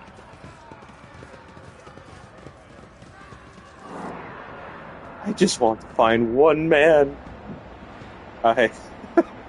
Random beggar getting stabbed. Welcome to London. Is this what it is? Is Comrade just an analogy for London?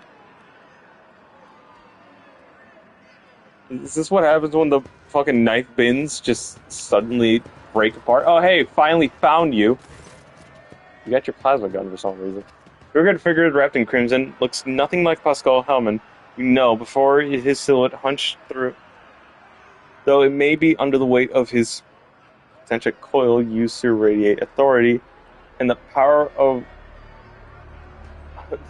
restricted knowledge. Now he simply looks broken. I don't know anymore. My head's starting to hurt for some reason. It's with dark red bloodstains and black blotches of sacred unguents. His mechadendrites wriggle sluggishly like a dying snake. Pascal does not look at you, for his gaze is focused inside his body. There is a horrible gaping wound in his chest, and you see glinting, clanging mechanisms squirming within. Pascal has plunged his fingers into the wide, dripping maw of the wound, and is in the process of palpitating his metal inwards with greater force. Look at him closely.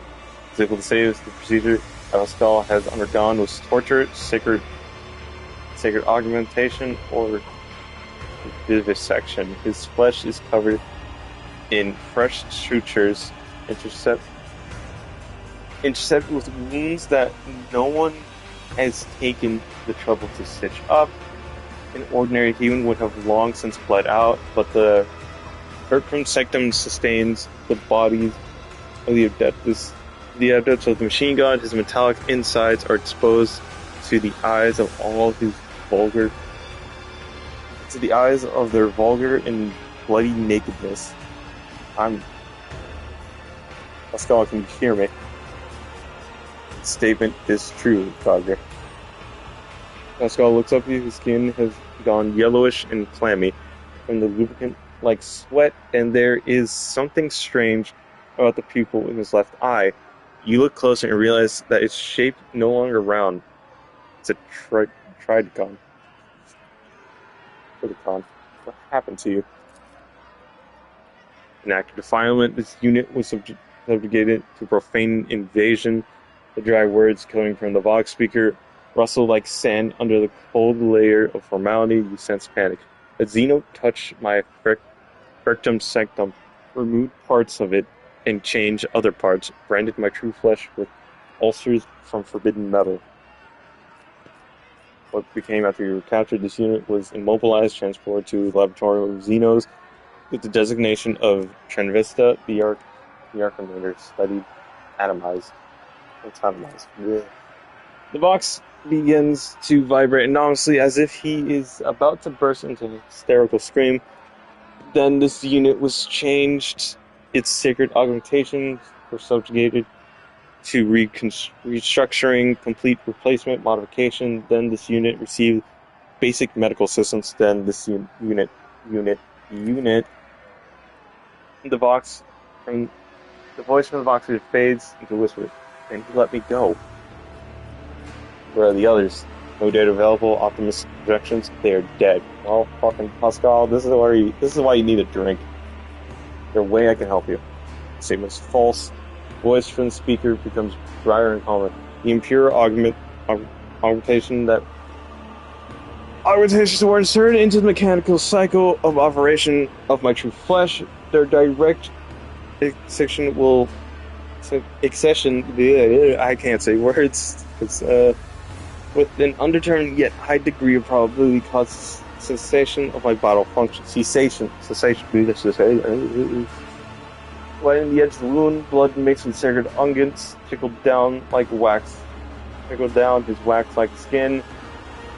Sunken chest contains more metal than you thought possible. You see gray tissue of his lungs pierced by dozens of thin tubes.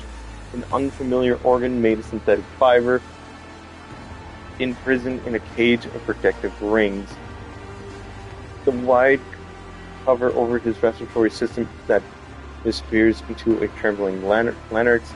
All these augments are riddled with small grafts of xenotech clinging on like rust. What exactly did they change? Detecting numerous replacements in chain command distributors.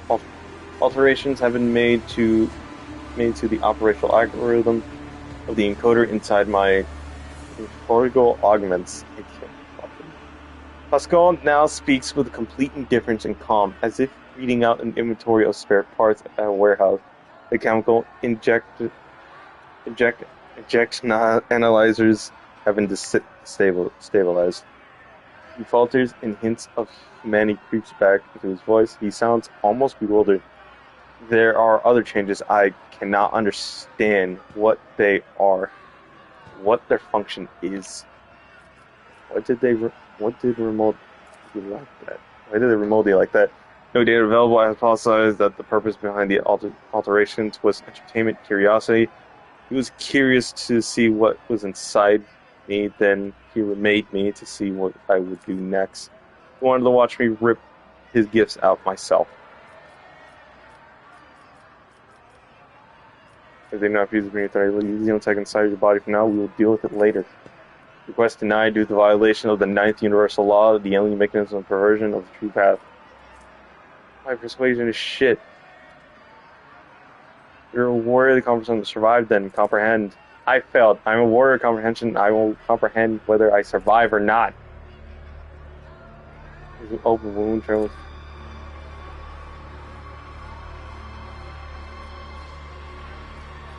His internal motor Of body, his indicators on his potential coil flash an alarm. His voice trembles with pain. Cleansing process initiated. The process will be completed. Now it's time to focus on regaining your freedom. Cleansing process initiated. The process will be completed. The unit is ready to serve crazy on site. Okay, are you not horribly injured from that? You're not.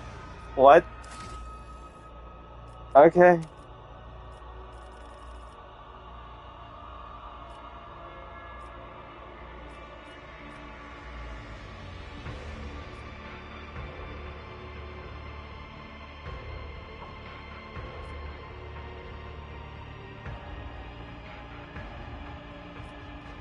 Targets.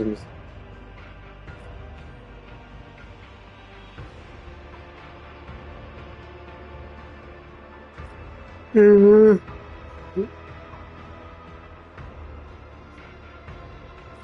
that work?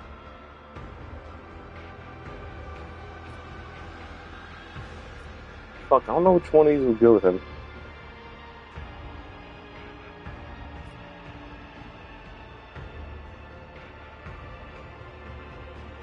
It should count.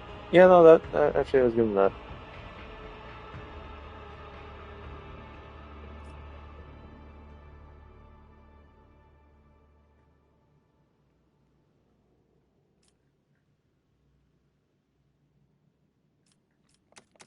Why did I never take that? Anyway.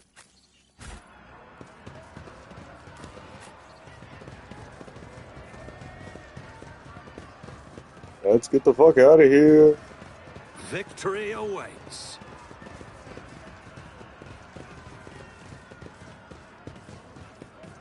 Pascal has 5 points more in warp than I do. What the fuck? Oh wait. Yay, Pascal, open all this shit, please. What the fuck is this? Operation successful. Alright, time to rob bikes again. Yeah, rob that one. I got no one's trying to stop me from robbing them. Let's go do it again. We're gonna rob everybody of this shit.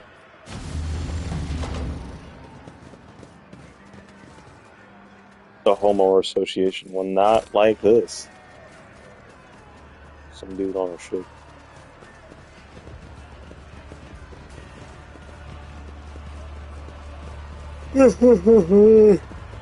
Your continued existence is entirely dependent on your being useful to the people you betrayed. Never forget that. You think your words frighten me, monkey. After all I have endured. Oh my god, she said monkey. Said a monkey. I'll lay claim to the stars. Why the fuck are you here? Okay.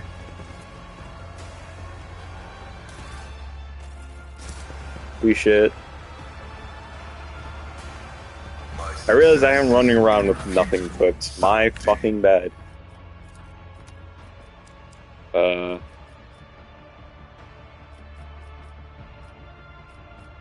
Heavy great sword.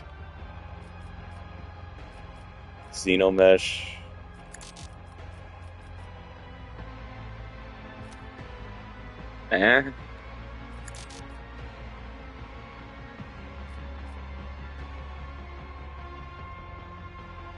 Alright then.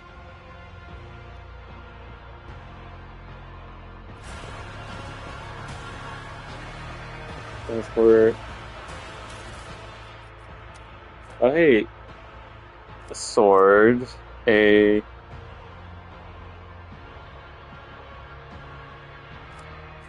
No offense. Where's my attack? 0. I guess you take it. Stop.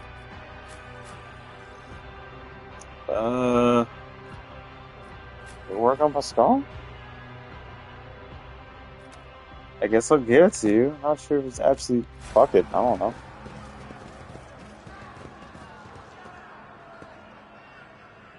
Using fire to suggest that they made use of profane xenotech. Okay.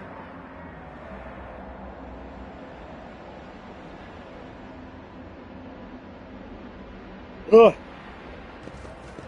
I won't tolerate weakness. There was an exceptional Monkai.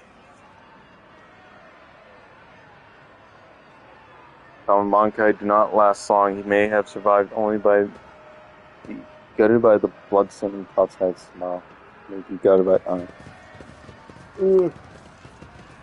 chest.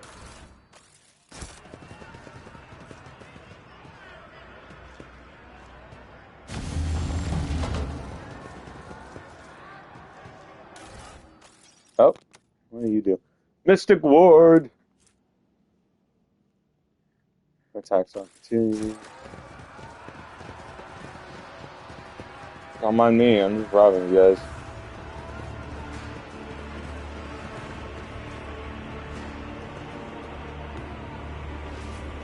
Skull, you gonna do funny? Oh, they got killed. Good. It's about time. Can I get the potion? I can.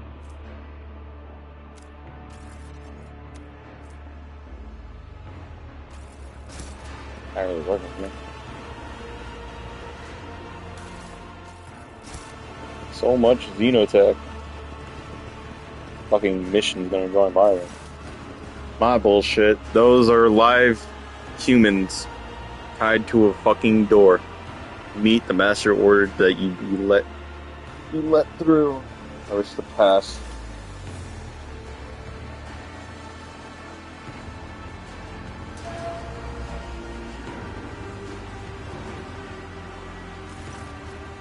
Master gave us permission. I will fucking kill you later.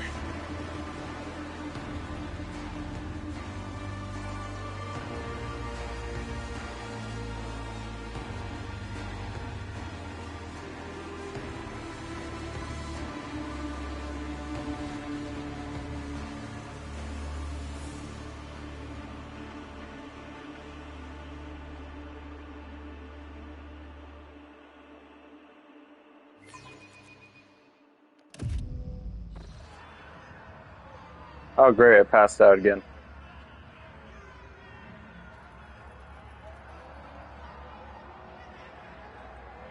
Is the bridge to him just made out of cages? And like fucking sheet metal? Oh my god, it is. That's cool.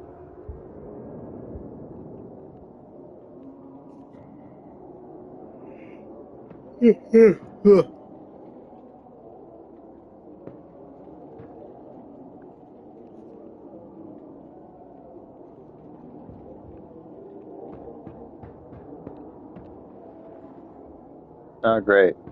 None shall stand in my way. Okay. Okay.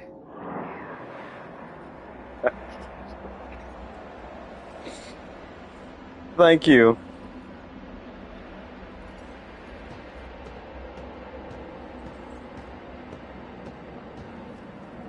Alright. Creature in front of you is active to skin stuffed with darkness, corruption, and sharp objects. Staring at you with its scalpel eyes, it grumpily remarks, "Such a disobedient specimen. You're still not dead?" An anomaly, as foul corrupt thoughts reach out to you, groping at your face. Man. Like shit. Giggle at the amusing stranger. But I see you will soon become a very obedient specimen. Convulsions, spasms, hysterical reactions. Come here. The creature poked you in the chest. Its triangular fingernail easily penetrating your skin. Strange sound throbs at the edge of your awareness. A sound similar of your own scream. Man, did it without Anesthesia, that's cool.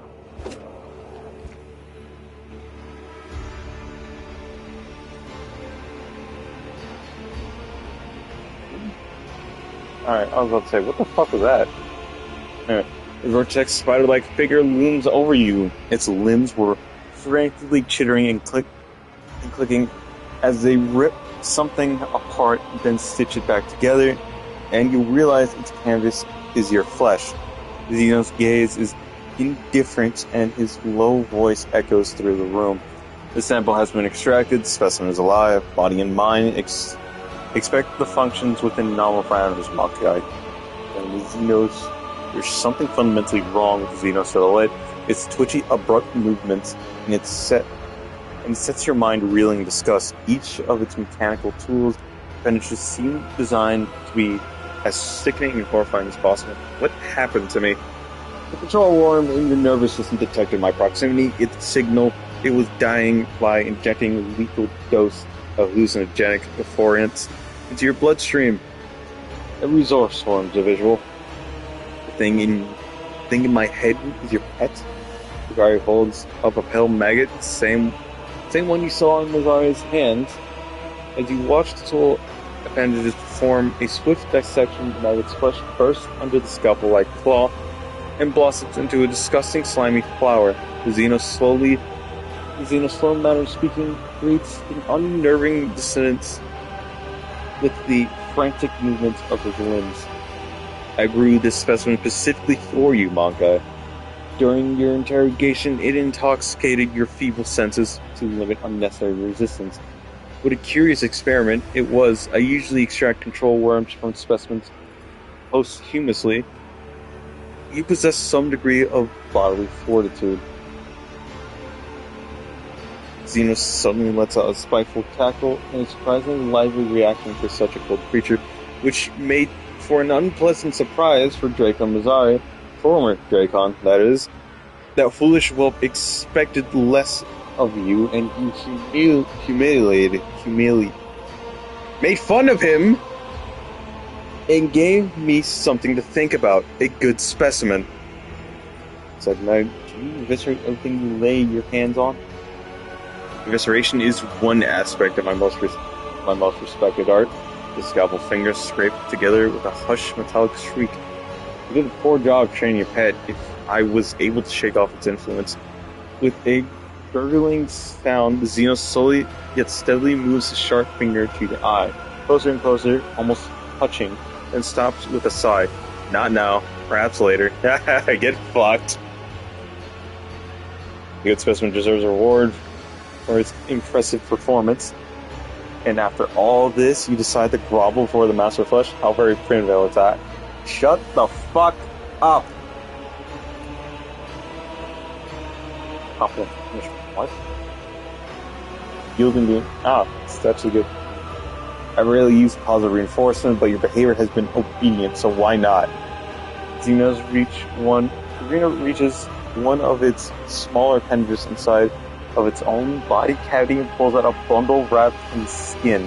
Tosses it to you without looking. This no longer interests me. Take it. Are you Travis?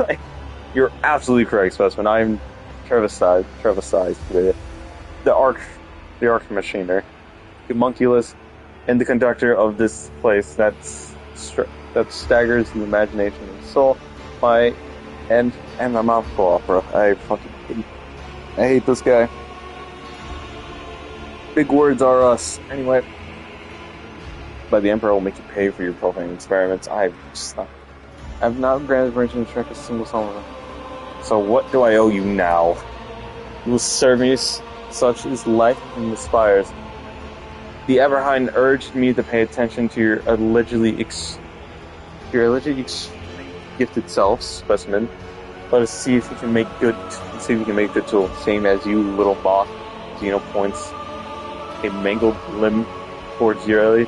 Unless, of course, the darkness of Hamra burns you as fast as the others. What does this mean, Monthulus? Who knows, Sasari? Who knows? What exactly did I want to tell you about me? It lets out a strange sound almost resembles a scoff. Ugh. This information should not burden your undeveloped mind. The Abraham told me enough to give you the chance to enter the Amazonical Opera. That is all you need to know. You, a Drakari, would do business with a human, how remarkably open-minded. Do business? The homunculus looks puzzled. I will do no business with you. I will use you. You survived the battle in the arena, which means you have uncommon parameters for your kind. You're a lesser organism, true, but the towering heights of my wisdom make it difficult to distinguish between your inferiority and the inferiority of most of my kin. Why are you like this? What do you want from me? Return to the arena of the Fatal Thirst. You will kill a few of the wench's fosterlings for me. You might even spill the blood of one of the blood-stained apostles. The homunculus looks past you as he delivers his imperious speech. They are long overdue a small lesson in humility. They have forgotten their place. They lack respect. They do not appreciate my work. They fail to recognize my authority. Still staring at the distance, he continues to list grievances with maniacal thoroughness.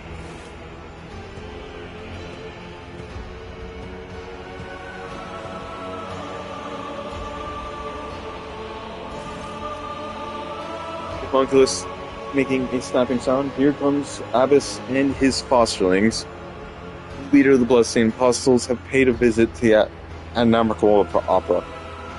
Take this opportunity to study them properly. They don't dare touch you here. What will I get out of this? Or will you force me to, as you do everyone else? Coercion will be more than enough. Disobey, I will turn you into material for my creation and ensure that you feel and are aware of every manipulation performed on your flesh. But if you do what I tell you to do, I will let you live for a while longer. Cooperation will increase your odds of survival as long as you continue to be of use. I will maintain your organic parts and perhaps even let you play with some of my less significant samples. But when you're a foreign human, I will not be complicit with the foul scheme. I do not serve the opportunity, but I will never turn down the opportunity to kill a few Xenos. The response is acceptable. If you behave like a good specimen, Monkai, you will eventually receive my help in escaping Kamala. Fleshmaster is mad enough to help us escape in favor for his unholy design, but the price Elatat will be unfair and terrible. Obedience will be rewarded. Take your crew dear with you. I abhor such technology blindly, but a creature as undeveloped as you may find it of use. You hear one of the joints in Char's arms click. Once you are finished with this, go look at the ones who will be your executors. Then the time comes for you to die. Remember, if you try to deceive me, you will suffer the fate worse than death. I even know which fate specifically. The Bell Monkai, you one could not stop prattling about your pitiful fate. It's quite susceptible to my methods. I don't know. Okay, why? Okay! Did it really take all my cargo? Go the fuck in there. I'll keep you. You go the fuck in there. You. I don't know what the fuck I put in there. It's gone now. Oh, what the fuck it was. It's fucking gone.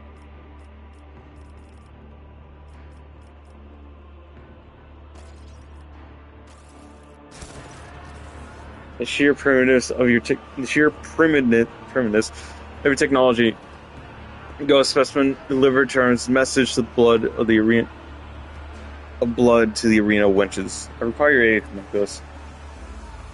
Tarantus arches his eyebrow. You forget yourself, specimen. Go and serve my will, and should I ever decide to show you my favor, I will do so at a time of my choosing.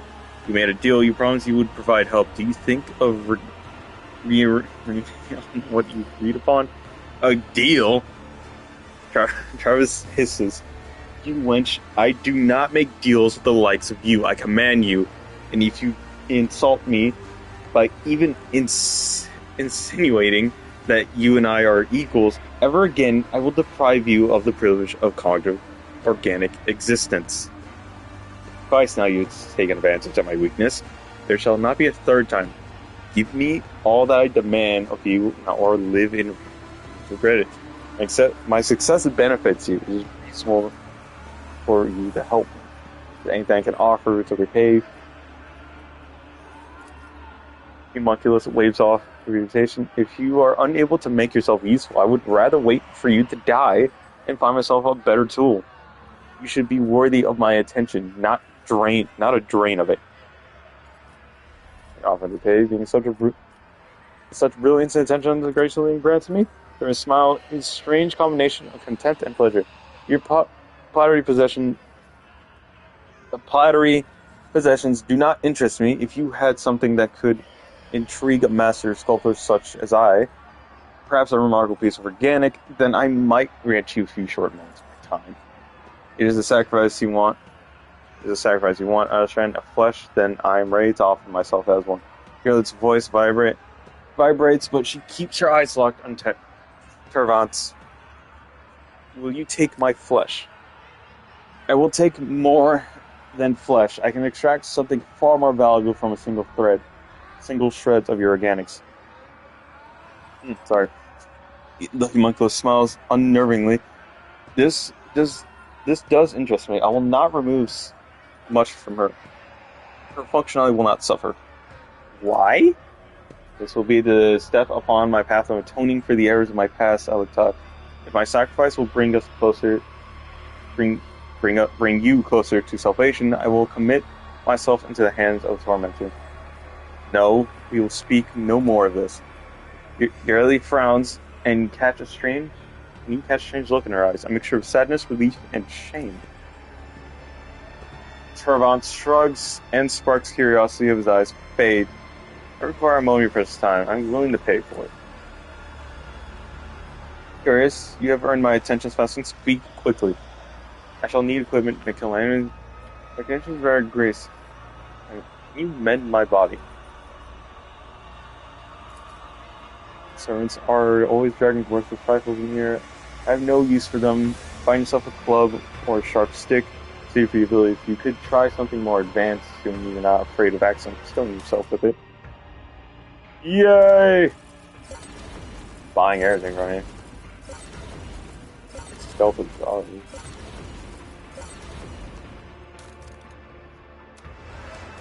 Reputation. What did the goggles do? Oh yeah, it's like my gun. Oh yeah, everyone has their original shit back. Maybe 25. I thought she could use your card too. Unless I never got it. Oh boy, well, fuck me then.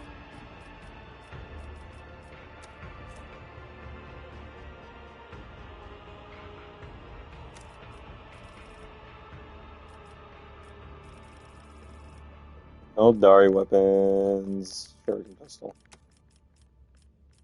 Not really much I put into her because she can't really use that much.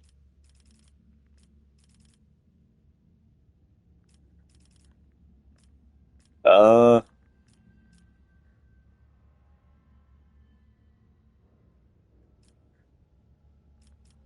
yeah, nothing there to really help her.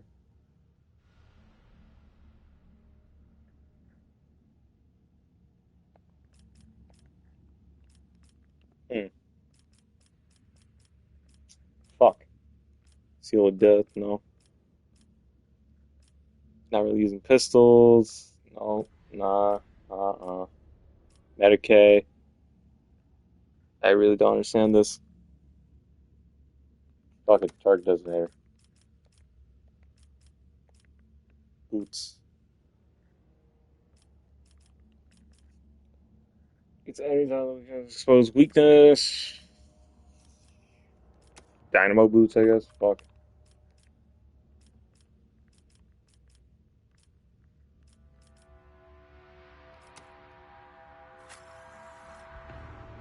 Alright, chainmail. bolter casing, which he's not using one, so there's no real reason for the happiness. Where's the 30-second attack? Automatically dodge.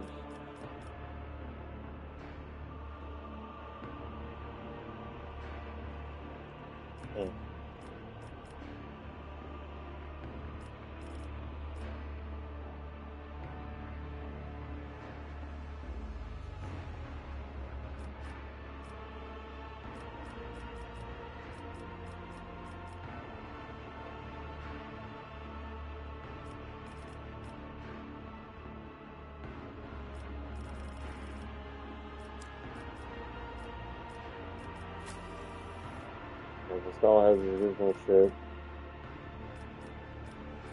What the fuck are these gloves? Ah! Alright, yeah, that's good. Victory awaits!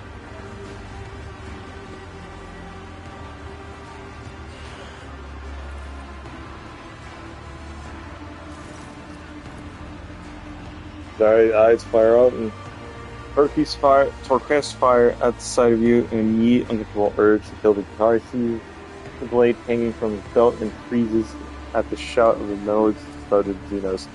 Careful with the meat for the arena, Mazzari. If Sinesora is short on her toys for her fighters, you will be punished again. She seems to enjoy pitting you against Chimera. Maybe this time she won't deem it necessary to give you back your skin after you slay them all.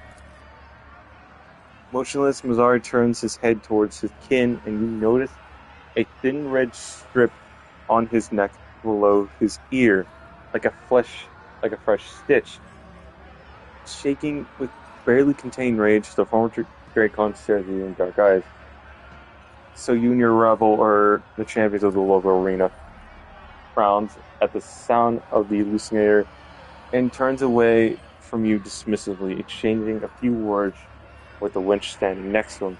The mocking laughter and haunting looks in your direction leaves no doubt that the subject of their conversation. Skinned and made to fight like this? Well, that is a balm to my heart, and also delight to my eyes, where something was still stirring a while ago. By an impotent rage on his face, Mazzari managed a sarcastic chuckle. Something wriggling in your eye, I see. Trifite has not changed his methods of handling specimens. Cut and dress, Mazzari. Your kin's not saying we're fond of you. Shut, I want to talk to you. I want to get a proper look at you, humiliated, stripped of everything you were, and later I shall find a way to kill you. Mazzari gives you a predatory grin. You think too highly of yourself, little beast. Pray you are killed in the arena before you know the caress of my blade. Abel's expression turns sour. I'm tired of this noise. We must go. Apostles, it is time for our next training session. Okay. Good. I'm fucking struggling in this entire section. I fucking hate Eldar. Where the fuck is Acacia? What the fuck? Okay. To see them cut down. My hands unclean.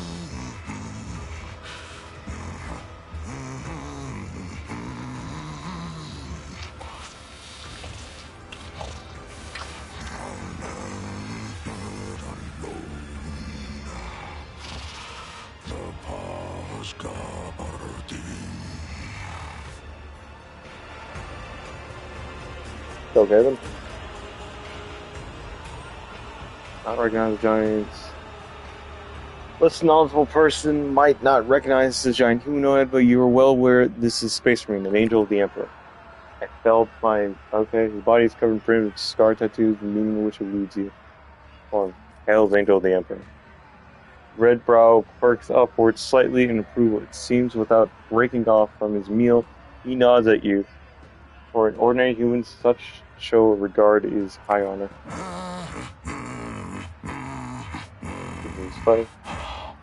What do you want?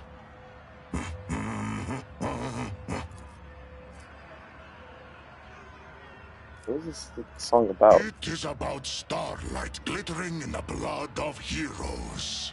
Snow marked by the footsteps of merciless hunters. The Faisaline haze that hangs over corpses torn apart by scavengers. In a word, home.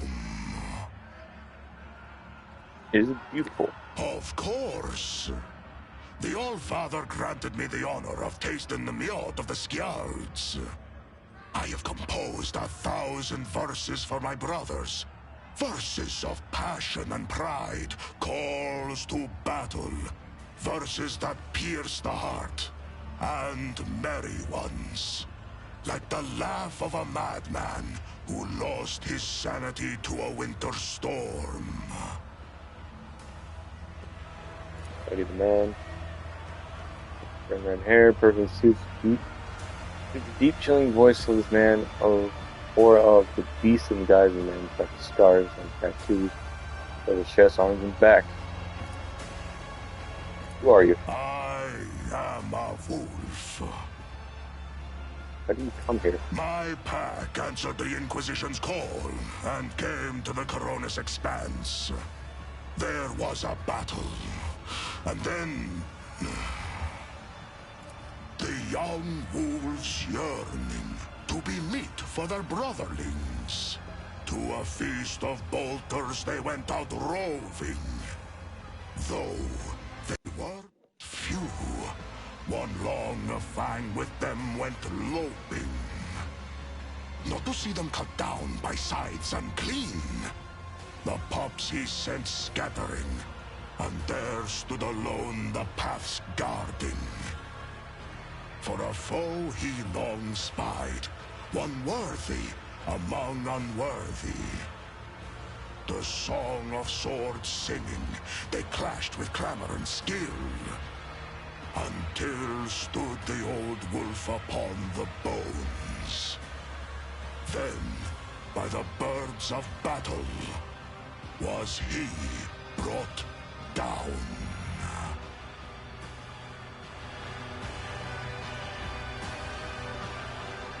Okay, then.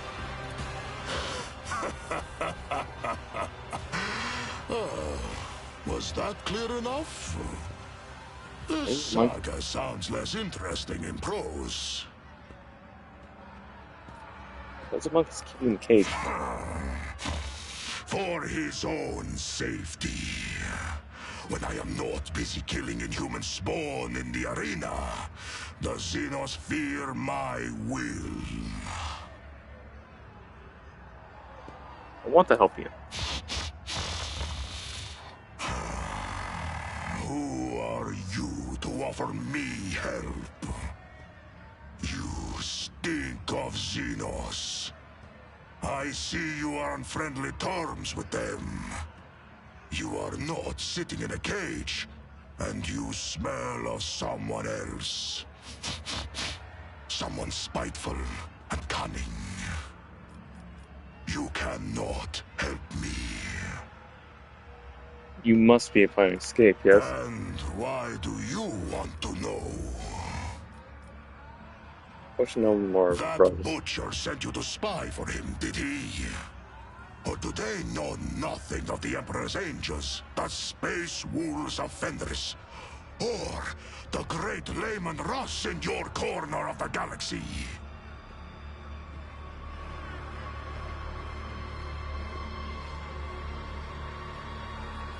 Don't say A feet. predator does not eat only when it is hungry. There are many reasons to eat. They're just as obliquely. For a moment, the vicious grin loses some of its sincerity, and the bloodthirsty prisoner casts an intense, scrutinizing look at your face, as if trying to read your thoughts. I have no more questions. Step away from the cage. First of all, why are they all just stuck like that? There we go. I'll lay Weirdos. claim to the stars. Master, allow me to take the space ring. No. The homunculus snapped curtly, and he returns to his work, noticing that you are still waiting for something. He hisses irritably, still not taking his eyes off the experiment. If you wish to continue wasting my time, your pathetic pleading and whining, specimen, then you know the price. Pay up or get out. Hold out a bag samples, of course. It will do.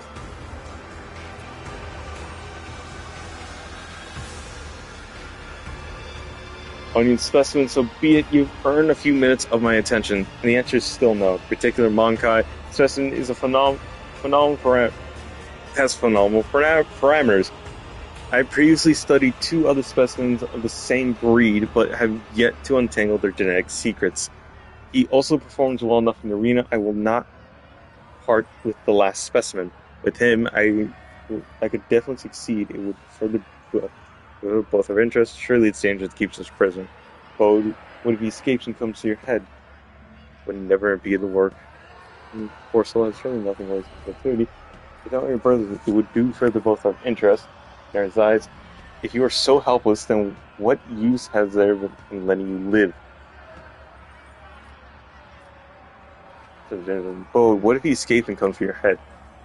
Scoffs, do you truly think some Monkai can frighten me? His body may be strong, but his mind is simple, and therefore he is no more difficult to keep under control than any other members of your species. Never impede your work of a mind great as yours.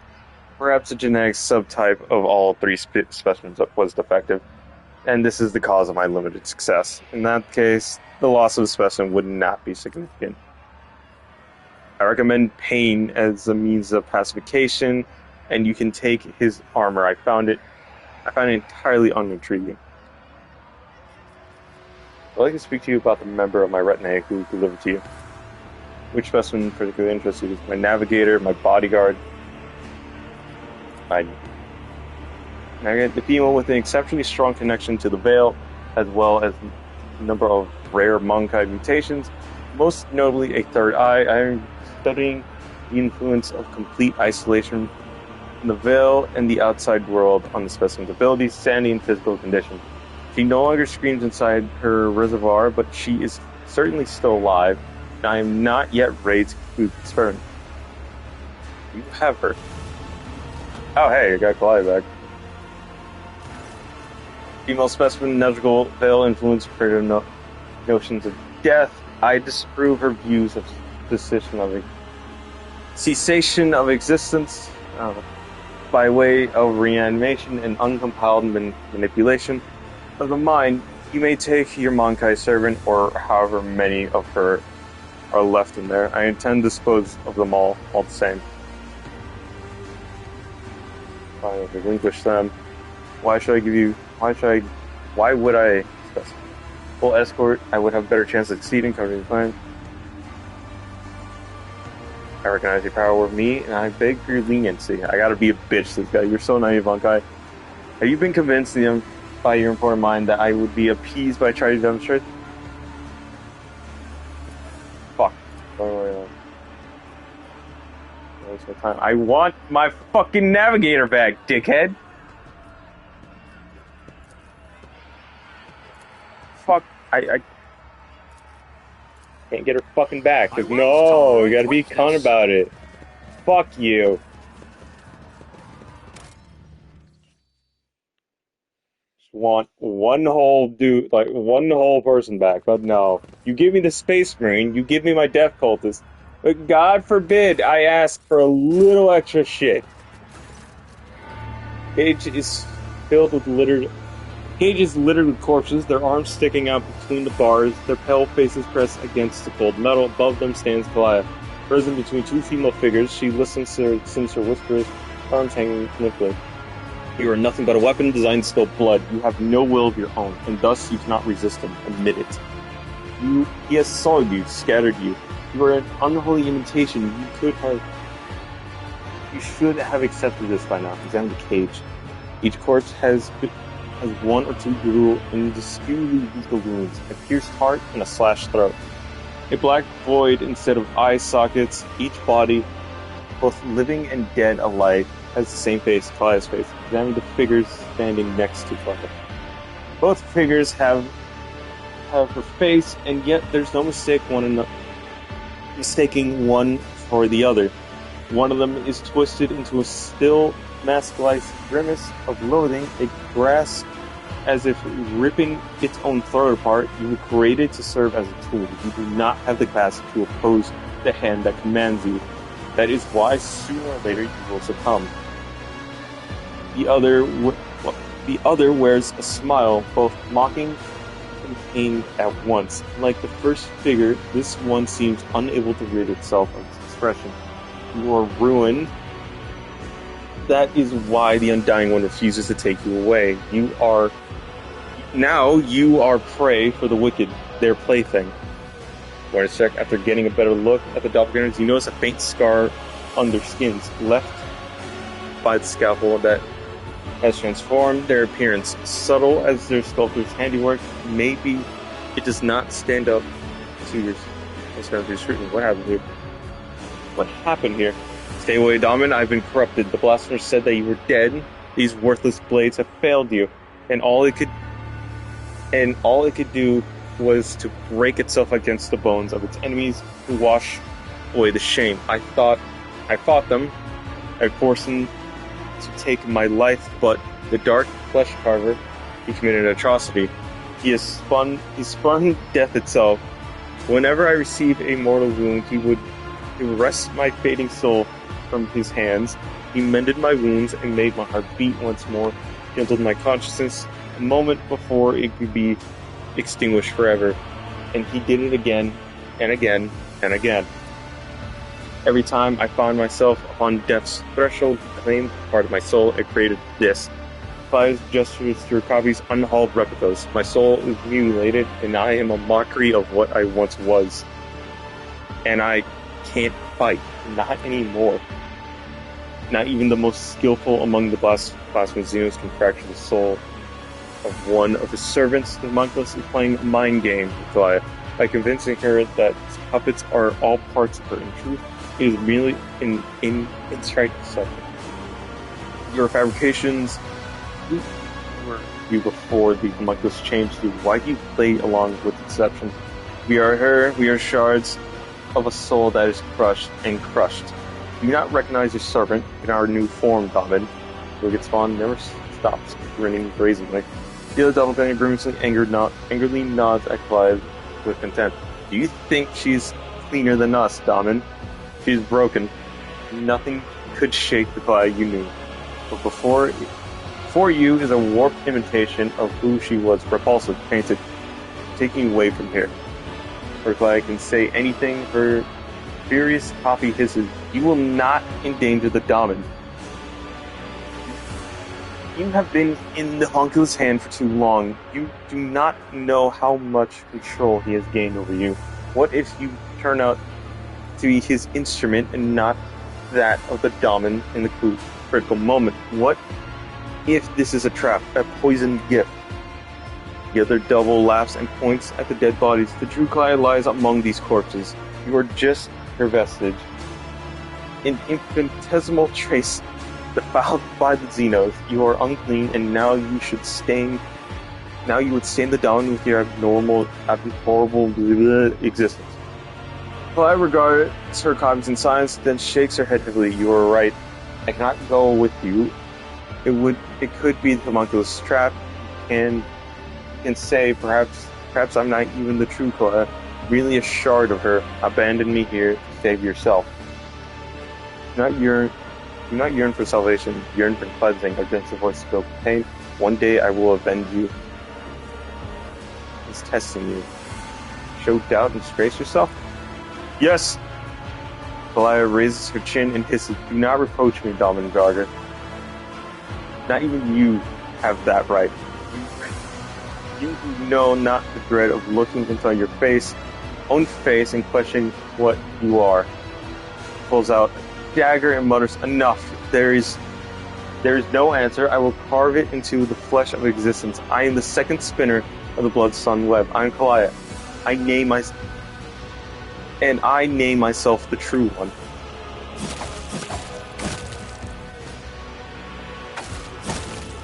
Okay. In fact, he lets you keep your shit. The other two prisoners are raised with weapons, but they do not possess even a tenth of the speed of the true death cultist. Saya stares at you as if she does not recognize you. A trickle of blood running down her face, and you feel it down the target. The shards have become whole. The torturous ringing is gone. Only silence remains. As for the wounds that this place has left, no matter. I am your blade once again, yearning for your command. Yay! Oh, she leveled up too.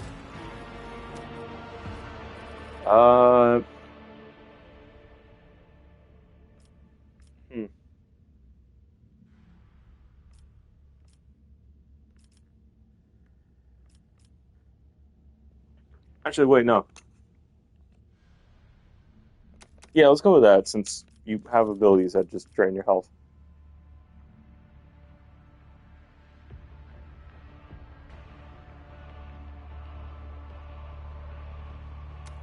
Yeah, let's go with that. What is it gonna take to get my fucking chest? Blood is the song. I'm always ready. Actually, now I think about it, I'm pretty sure one of the melee weapons is better than one of hers. I fucking remembered. Yeah, you stole this. Where the fuck is it? Oh. I have to go down since they're probably classified gold. Yep, heavy greatsword.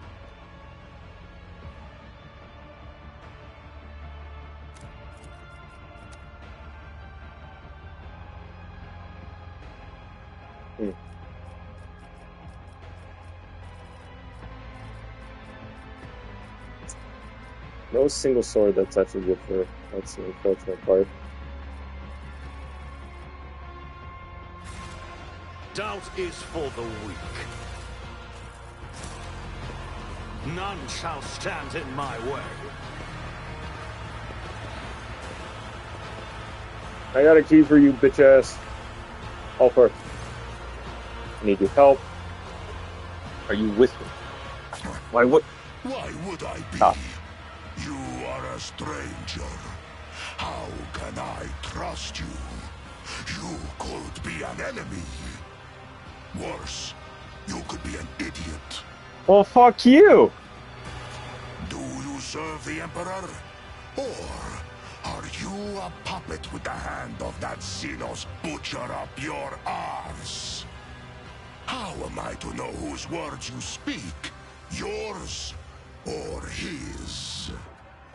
How am I to know what plot you're trying to draw me into? What do you want? Don't you want to slay the Xenos with me? Why didn't you say that at the start? What did you expect? Did you think you would have to set the slaughter under the bloodthirsty killer's nose, and it would rush off to do your bidding? So you're a coward. When I rip your insolent tongue out of your throat, do not ask why. This is why. Gives me join my party. Dave. Well, if he gave me to you, step into this cage and take me. You think a filthy blasphemous Xenos could do whatever he pleases with me? Pretty much.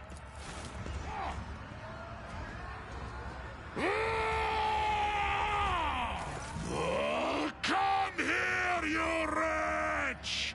You have hidden on the other side of those bars long enough! Come in here and repeat your filthy words so I can kick them back into your bloody, stinking muscle!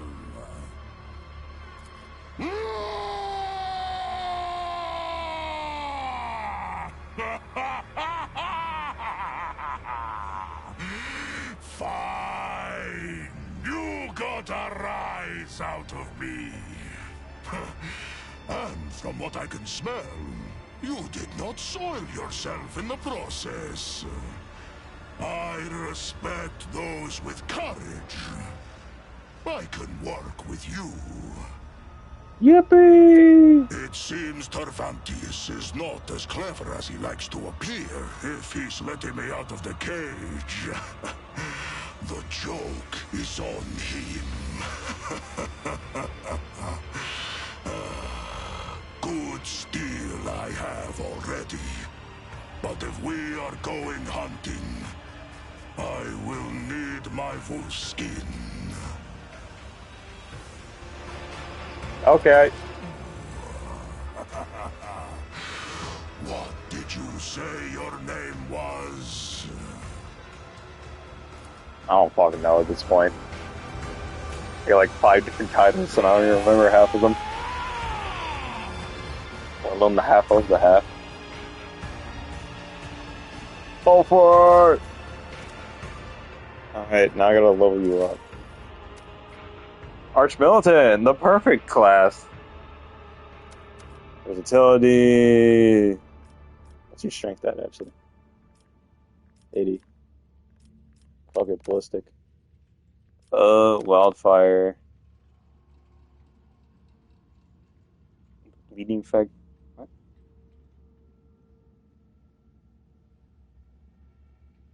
You don't really have a weapon that can inflict bleeding unless it's caused by a grenade.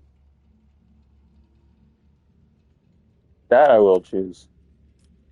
Athletics 80. Yeah. Weapon skill.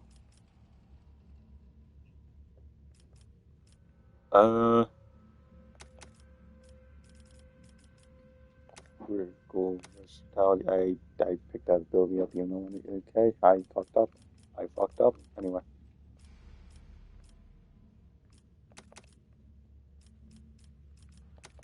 Weapon skill. Combat. Every guy chooses the next thing.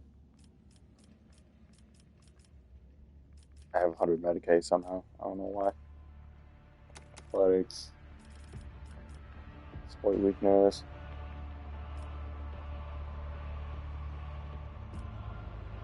Estimate glory.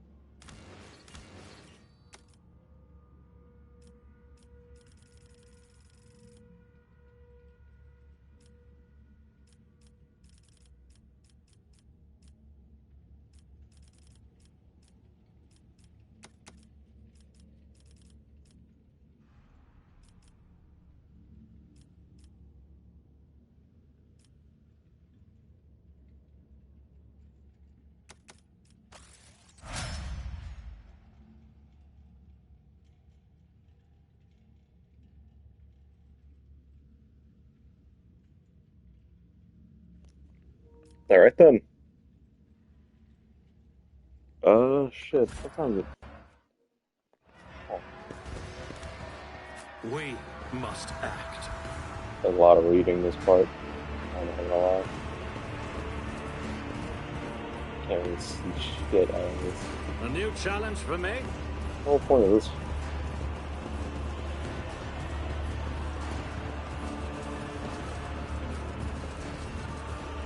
Good ass blues. I thought it was over this part. Whatever lies ahead, we know that victory is assured in every battle, for his angel is with us. Thank you, Toast, for being the greatest friend someone can ask for. Pure and righteous voice, sister in war making. Let us fight wickedness shoulder to shoulder. The son of Ross and the daughter of the All-Father. Okay. Whatever you say, Toast.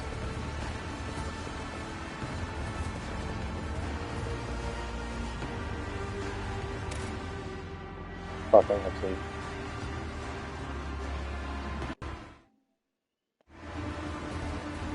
Yeah, let's go on to the next fight.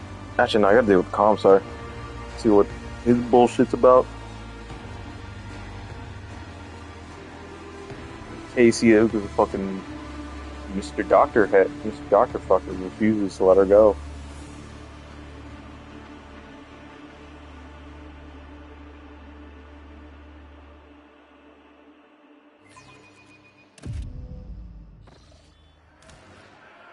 Should be wearing everything now. Yeah. Except boots. For some odd fucking reason, my boots are gone. Where the hell was it? Where's the last one? No. No. Where the fuck were they? Not fancy. They're just fucking gone.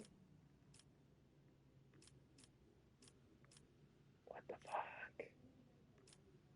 The boots are just gone?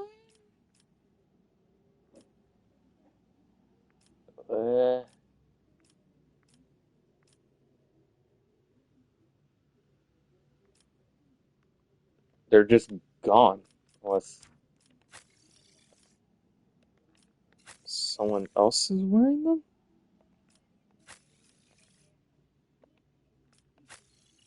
I'm gonna get my boots.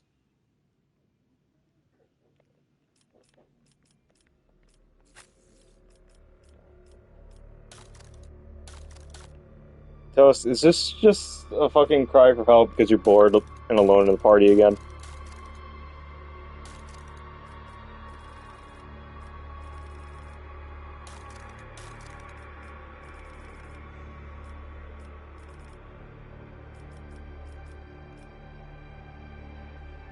Alright, so it is because of that. Got it.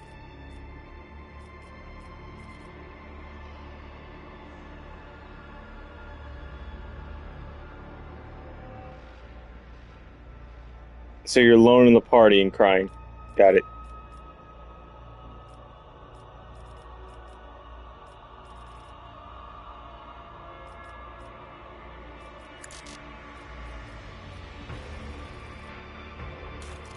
Crazy, you say.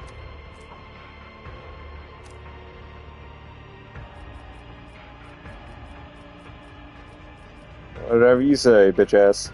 Whatever you say.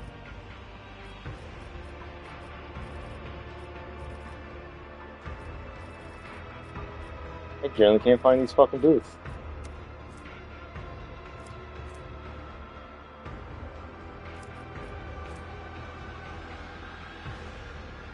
Tracking boots, why? What the fuck?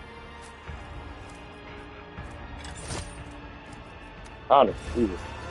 Victory awaits! Very nice shit.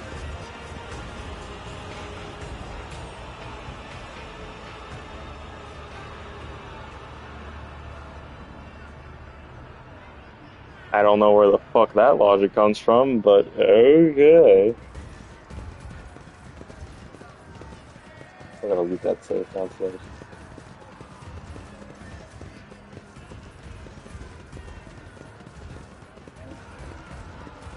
Not sure how.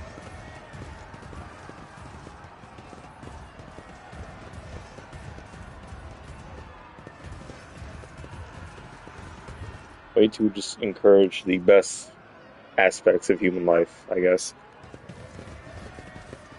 Anyway. Whole ass dude in the middle of that. Anyway.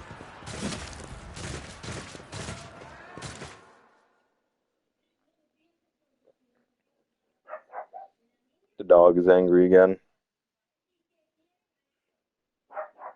Bark, bark.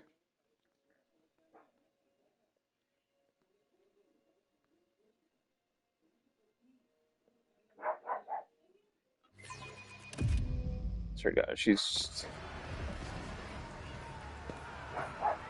Why is it just. What? Who? What? Who am I supposed to be? Oh, there's Argenta. That's what I was waiting for. Our brothers and sisters, it is time for you to meet our greatest ally, Cogger. Rogue trader Cogger von Valances himself is part of the resistance. I ask you, how can we fail with someone so mighty fighting on our side? The Malika Xenos have already tried to kill him in the arena, yet their efforts were for naught. The Emperor protects. Counselor gives an inspirational speech while looking you right in the eye without a shred of shame. His words draw a smile of amazement and exhaustion from the people around him. You have never seen any of them before.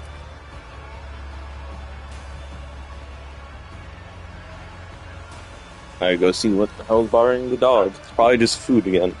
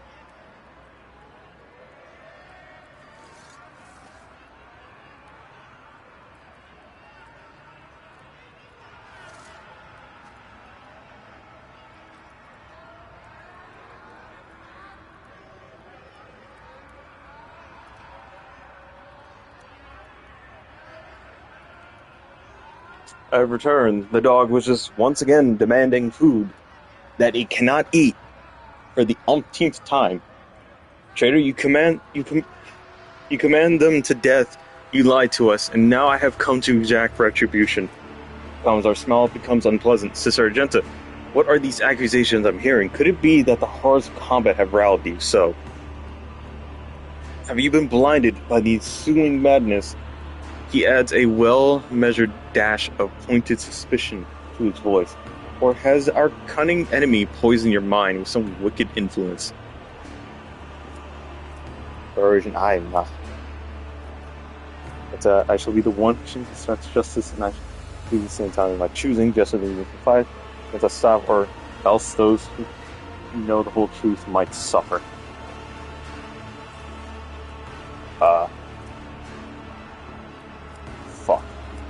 27%. I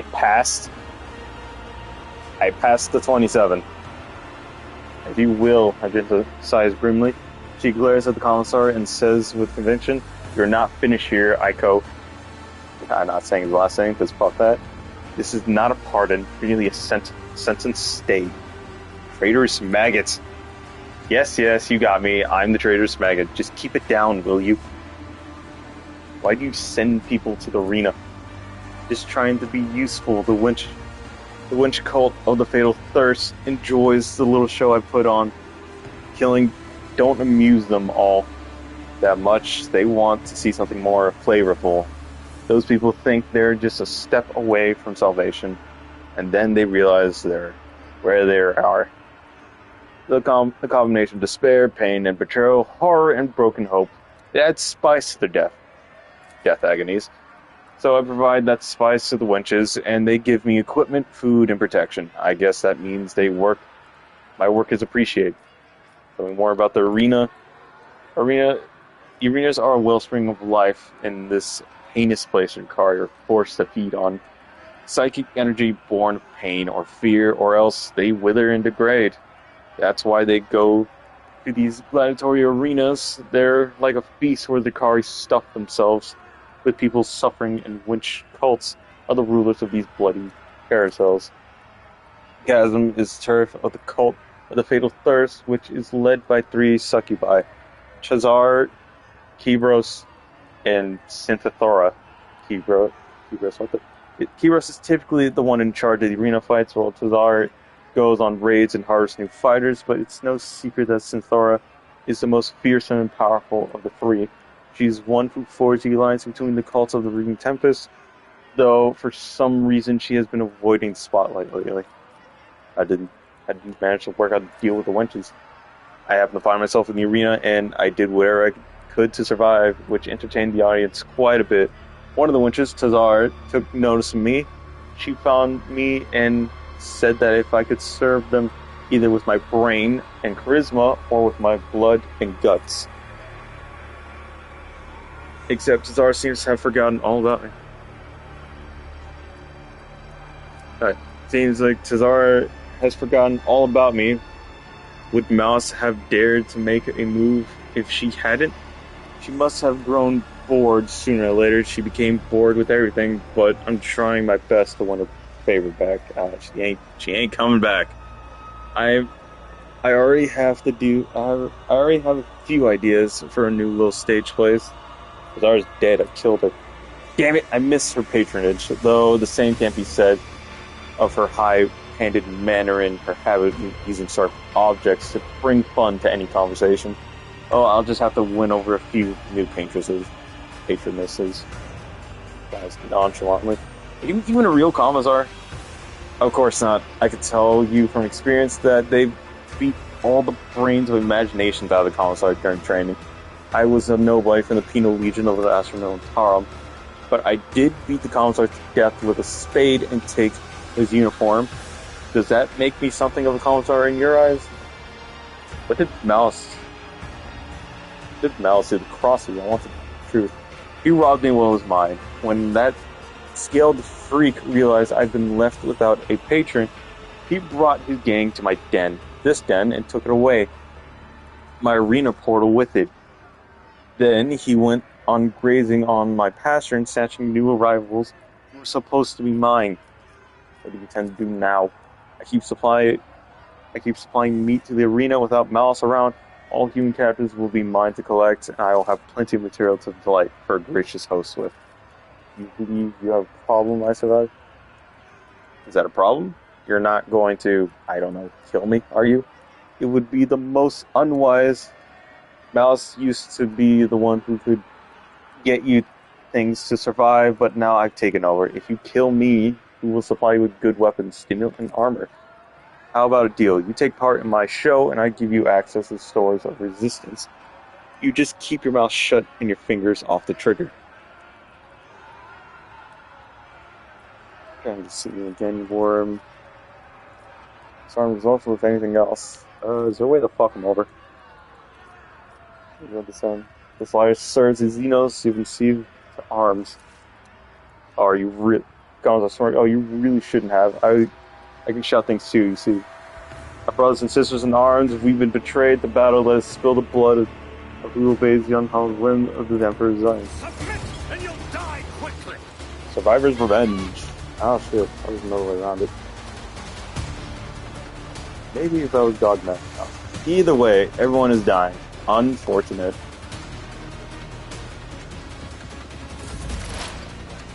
Okay. Actually, I want that.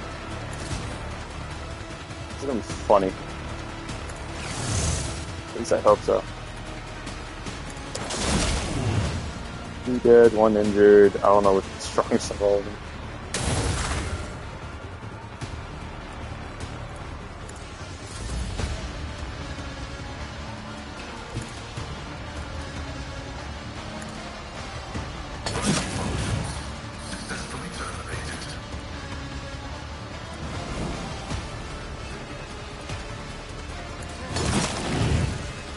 One. Nice. Like 3 dead and 4 dead.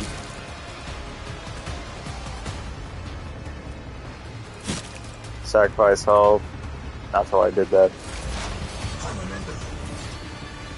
Unfortunate. Not gonna lie.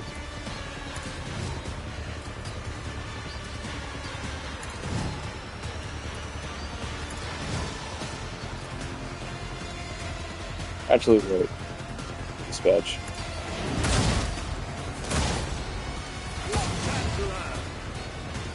Okay, now be a little fucking jazzy with it. Oh, you survived.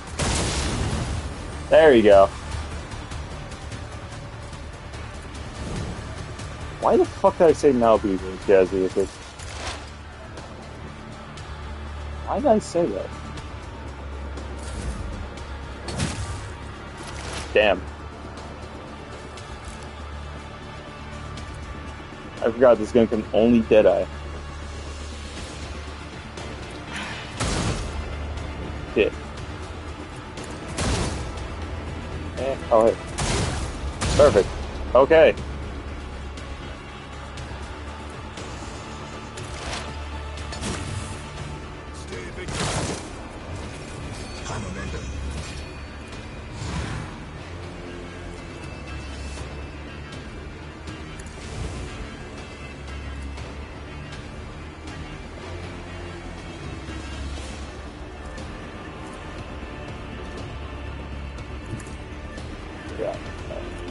As the Emperor commands, I act. Now, double the rate of fire.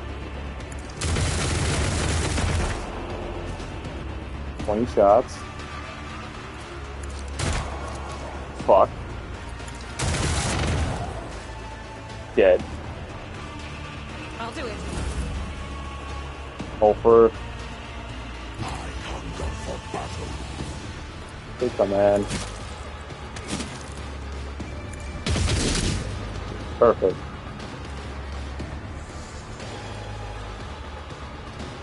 I was wondering, I was like, you're missing the ability. And it's so used to having a gent to have that thing. It's just... Cubs play. Crush, approach. Another single shot. See how the wolf succeeds. I'll do what it takes. Oh, there's still a bunch more people. Protect me. On our right, is them. Good fuck.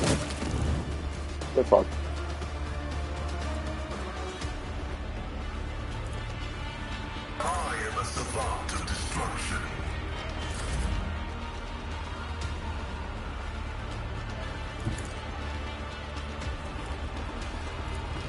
Meeting.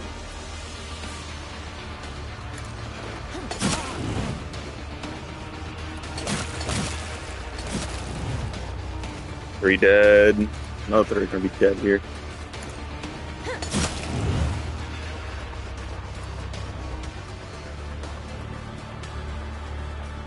Actually, wait.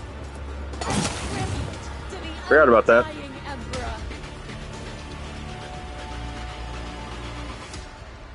So wait, the commissar was a traitor, seeing as the rogue trader disposed him.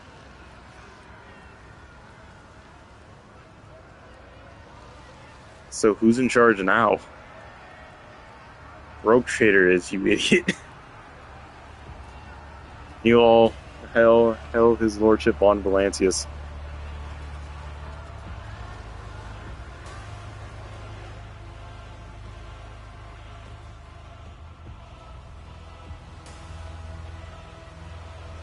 Alright then. Let's raid the den.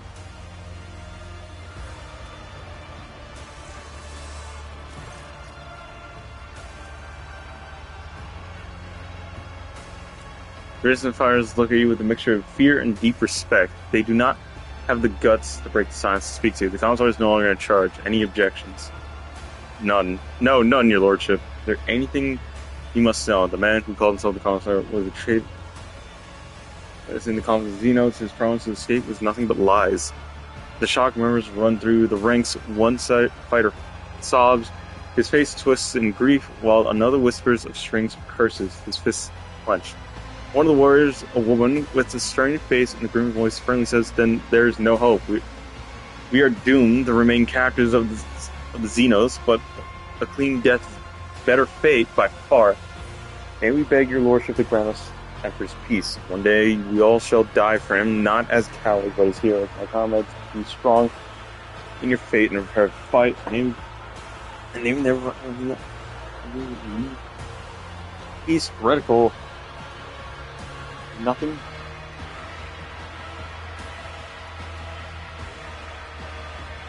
Maybe I'm talking about when I actually give you my word that I will lead you out of this place.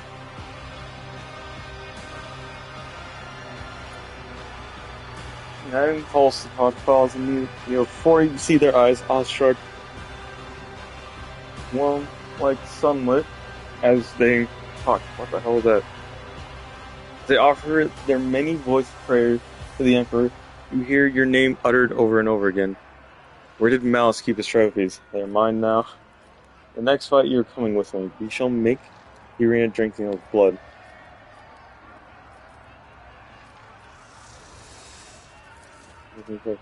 This is everything we found in the Vile Den. We searched all of that slide, secret stash, caches and stashes. Tell me, Malice, do you still have something stowed away, some extra special show? You can say that you can tear the den apart piece by piece. You can torture me. You will find nothing. We still know how to shut out our senses of pain and suppressors have no effect on us. So there is no way. There's only one way to get your hands on my treasure. Open the cage, give me a knife, and get on your knees. And let me carve your throat open. I will reveal the secret to you as you die. Do you wish to repent, traitor? Enjoy your little... Oh wait, he's fucked up. Proud features are utterly ruined, staying in gurgle. Enjoy your little victory while you can. Pomeroy will rip your head off quicker than it did mine. Then we'll see who will be sitting in whose cage. Your crimes, I'm sending you to the arena. You will suffer the fate to which you doomed so many others. Fuck yeah. To the arena? No, please. I can't. Can't I please stay in the cage? Please. The commissar, brain pride evaporates in an instant, leaving behind a thrashing, frightened animal.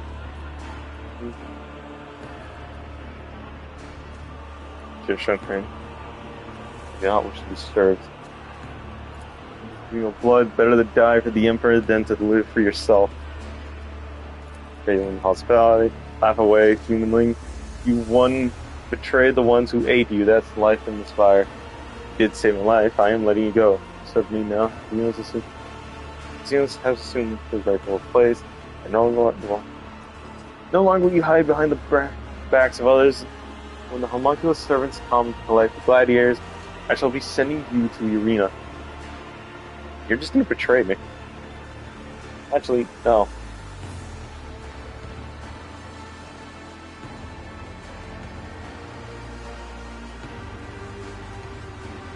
Weirdly enough, Malice was the only one willing to put up with my bullshit.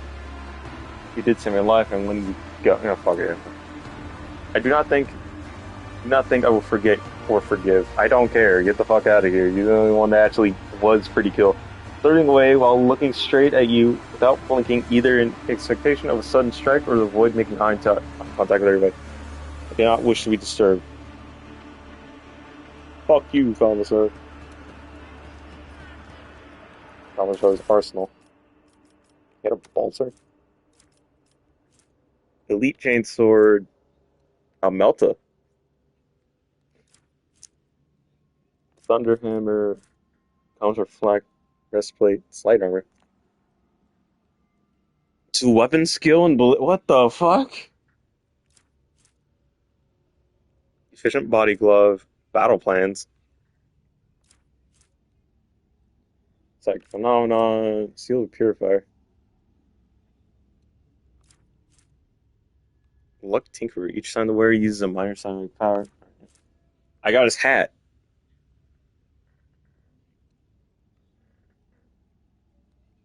Fellowship bonus, though. If one of the wearer's combat tactics in the area is active, the wearer gains Fellowship. Shit. God, this is good with commander type. Oh, shit. Shrieker's Arsenal. Astartes Chainsword. Why did he just have this? Combat shotgun. Headhunter like Carapace. No, Dario armor. Sharpshooter boots. And a cape sword dancer.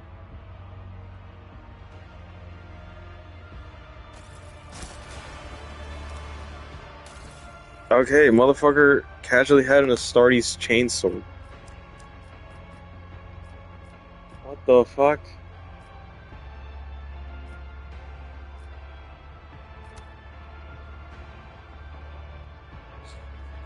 I still find it weird that he just casually had that. Not really difficult for him. You.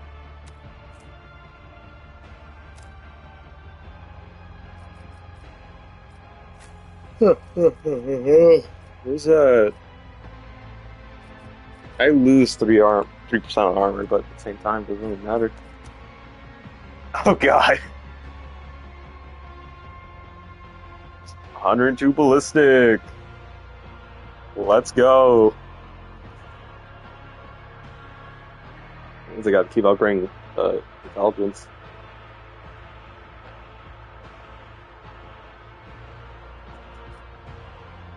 Should I wear the hat? It increases crit. Grants plus 10 fellowship, also grants wearer plus critical hit chance both to the wearer and their allies. I gotta wear this, to be honest. He's me with the dumbass hat now. Okay, another sword or weapon hammer is chainsword. 14 to 17 damage. 12 to 21.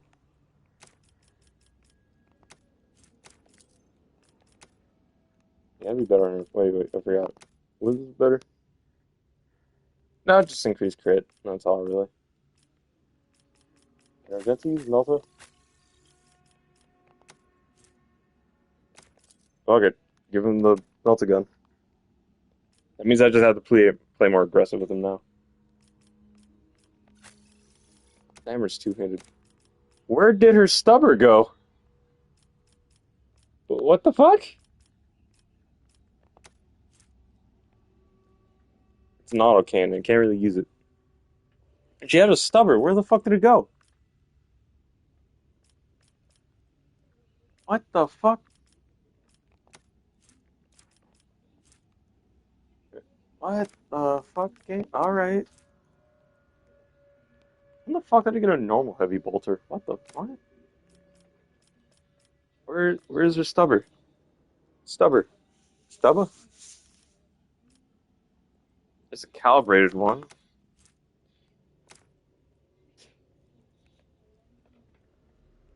Ugh.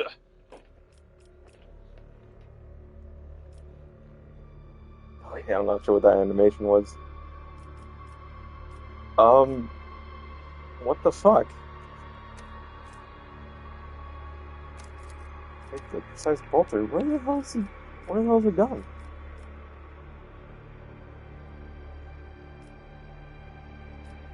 I gave her the stubber mainly because I had a shit ton of ammo to shoot, but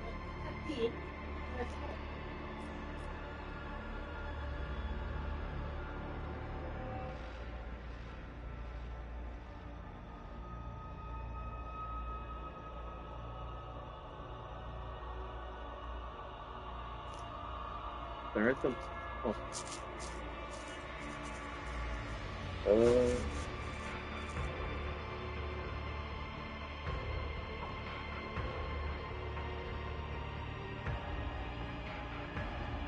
Oh.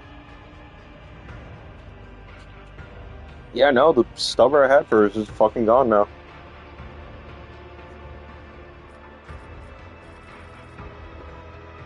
Weird.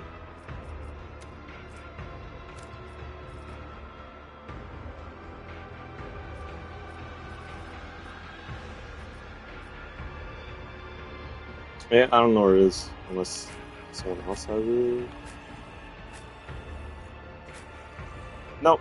Yeah, this is gone. Oh yeah, Ranger armor. Yeah.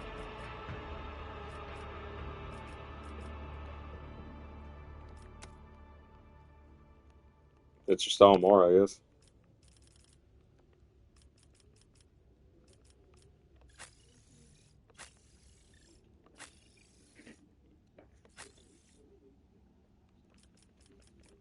I will give you enough of frags, you know. Wire. 20 to 40. Crack grenade. Blinding grenade? Or... No, like cracked. Still find it weird. I just casually having a Star East Chainsword.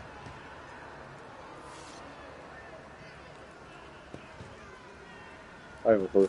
Let us raise our cups at Fatar, in honor of deeds accomplished and in expectation of those yet to come. Okay. This is the name given on Fenris to a pack father, a commander or captain. An Ed Fatar answers to a Jarl, the commander of a great company.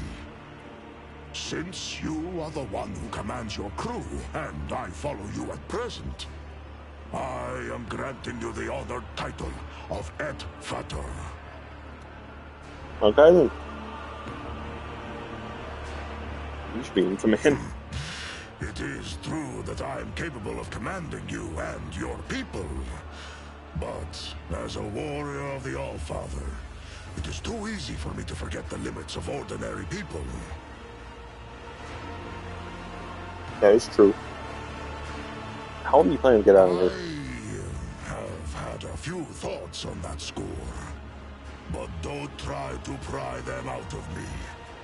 When the time comes, I will share them with you. So you had jack shit.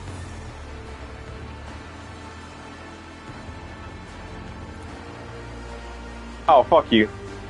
Is blessed with brute strength, but is neither cunning nor insidious. He's clumsily attempting to hide his total lack of strategy and escape behind... Yeah, I fucking... Why do you devour your enemies? Why do you think? Is it because of the awful fire? You are very well informed. Far more than a common mortal ought to be.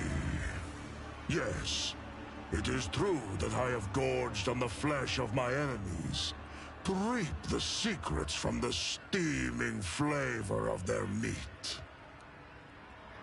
Cool. I have slain many Xenos and feasted on their flesh. My captors have watched me do it and taken glee in it, while I have been gathering information and planning my escape.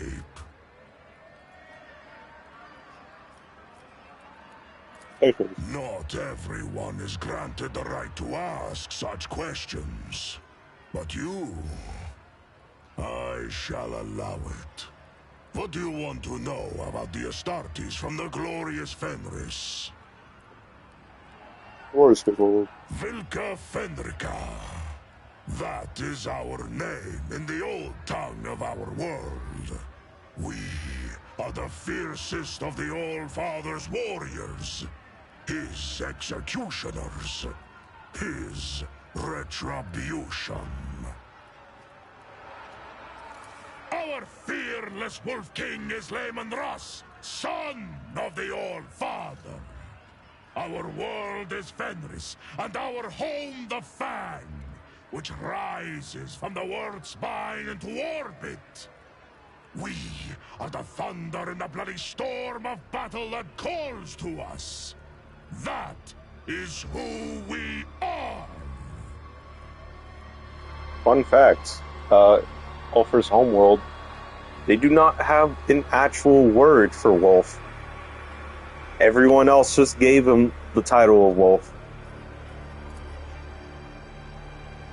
Satisfaction, the wolf agrees with you. But there is more to our spirit than grim destruction alone. In the Hall of Heroes, we hold feasts the likes of which you will see nowhere else.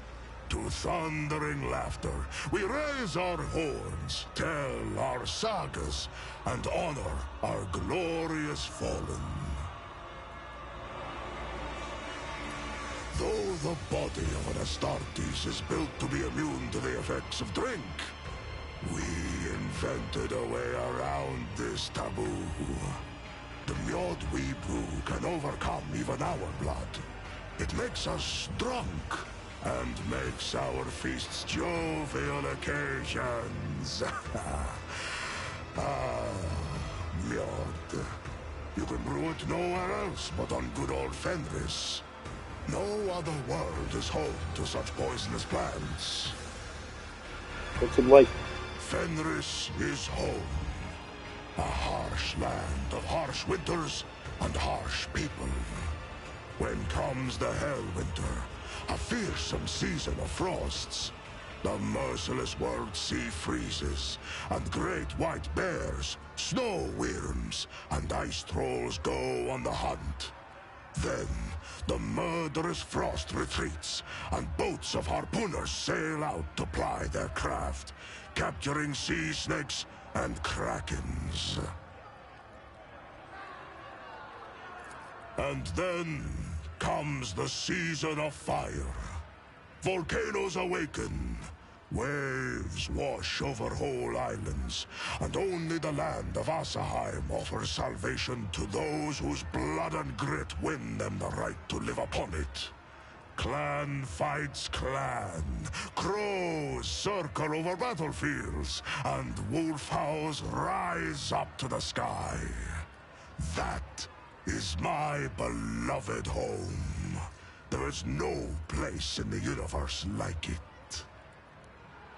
Okay. Tell me, Ed Fatter, what is the most fearsome foe on Fenris?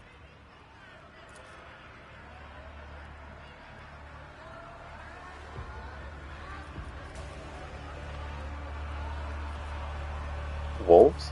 One cannot speak of Fenris without mentioning its wolves. Wolves are fearsome, but there are no more fearsome wolves than us.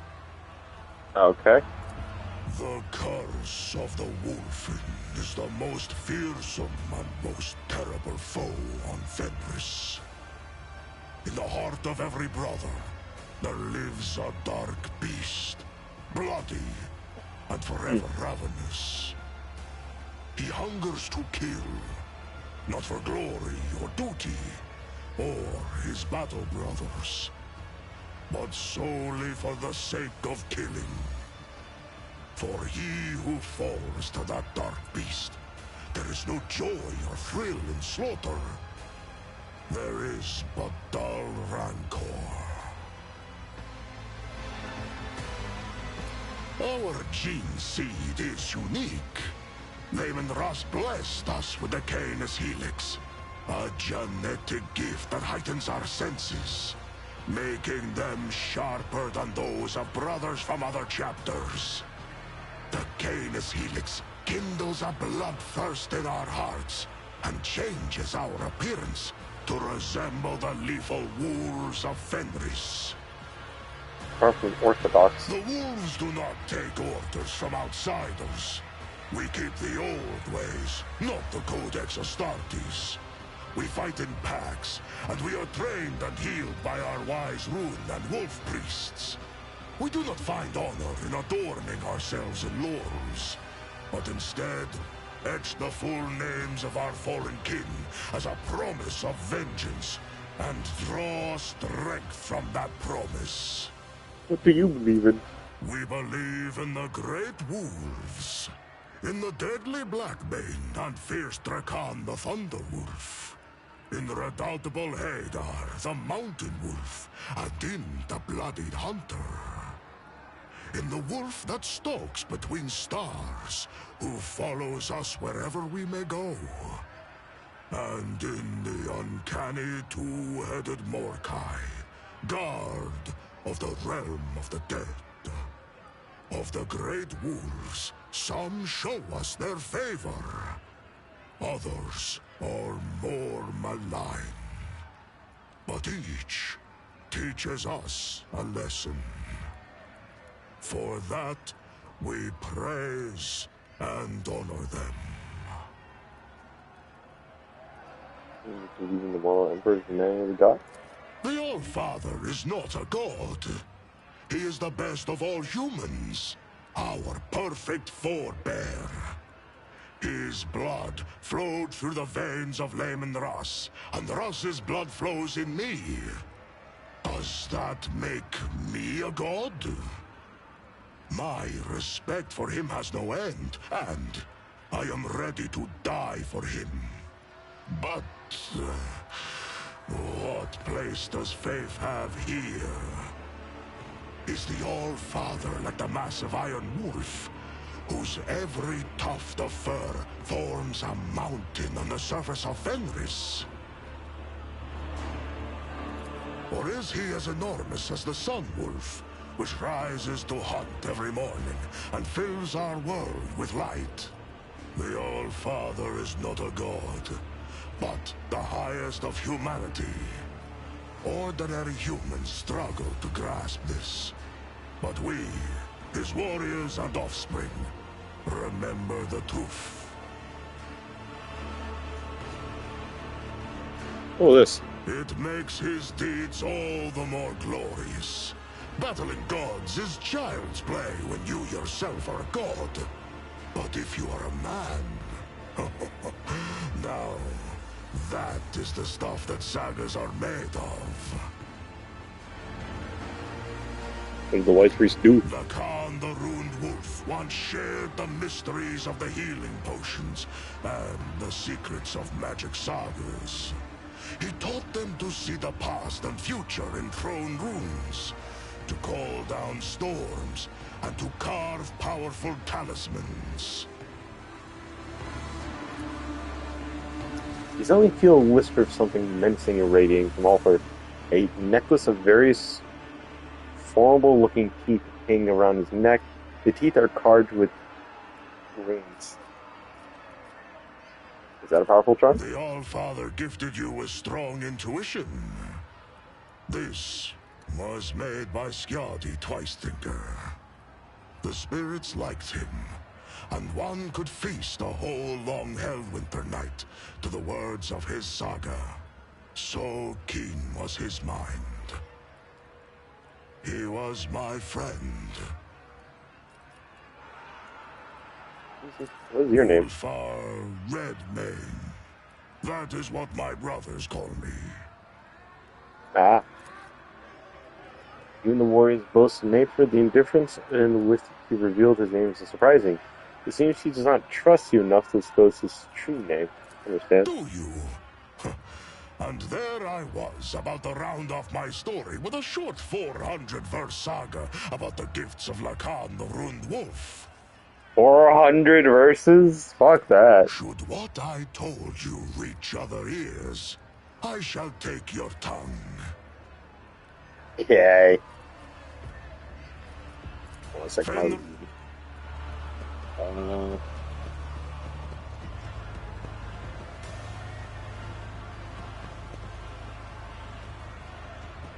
Where did you just go? Stimulates.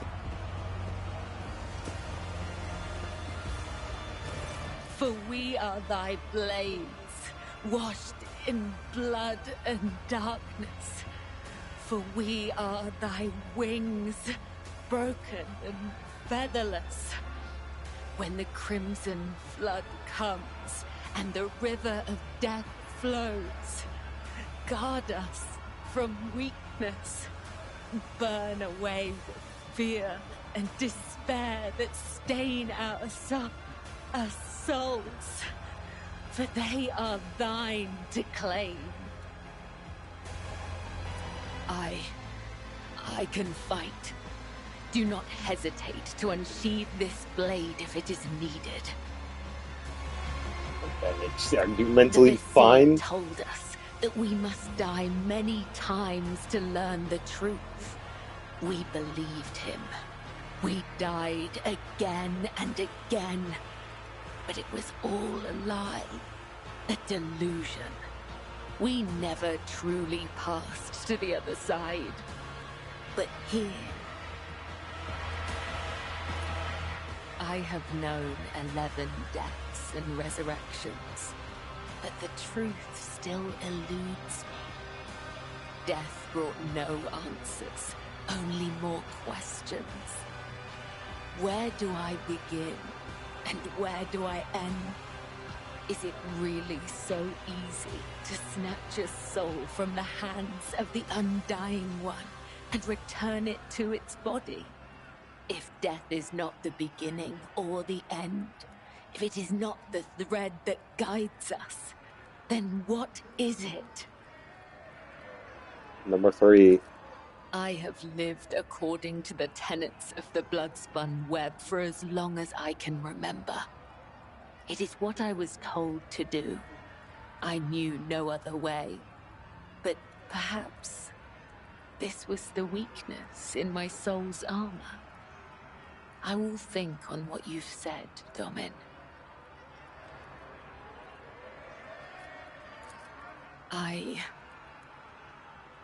I still remember our first meeting, Domin, like it was yesterday.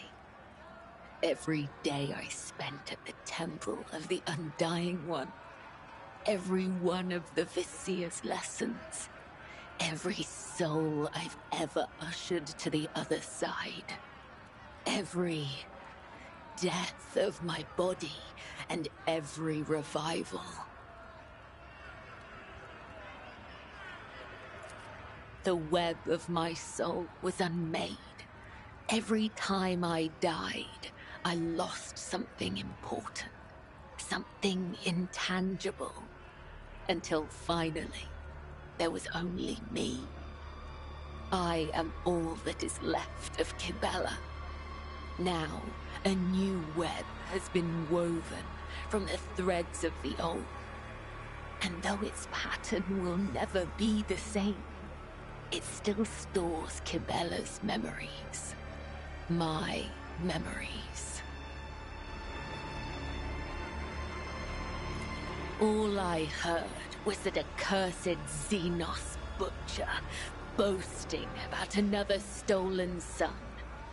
Was it the truth? Or was it just another lie told by the Undying One's enemies? I do not know. Be ready. We are thy hounds. We pursue the blood of thy foes. We shall not fear the end, for in meeting the end, we meet thee. Okay. You know what? I'm maybe calling it here for now. I'm kind of tired.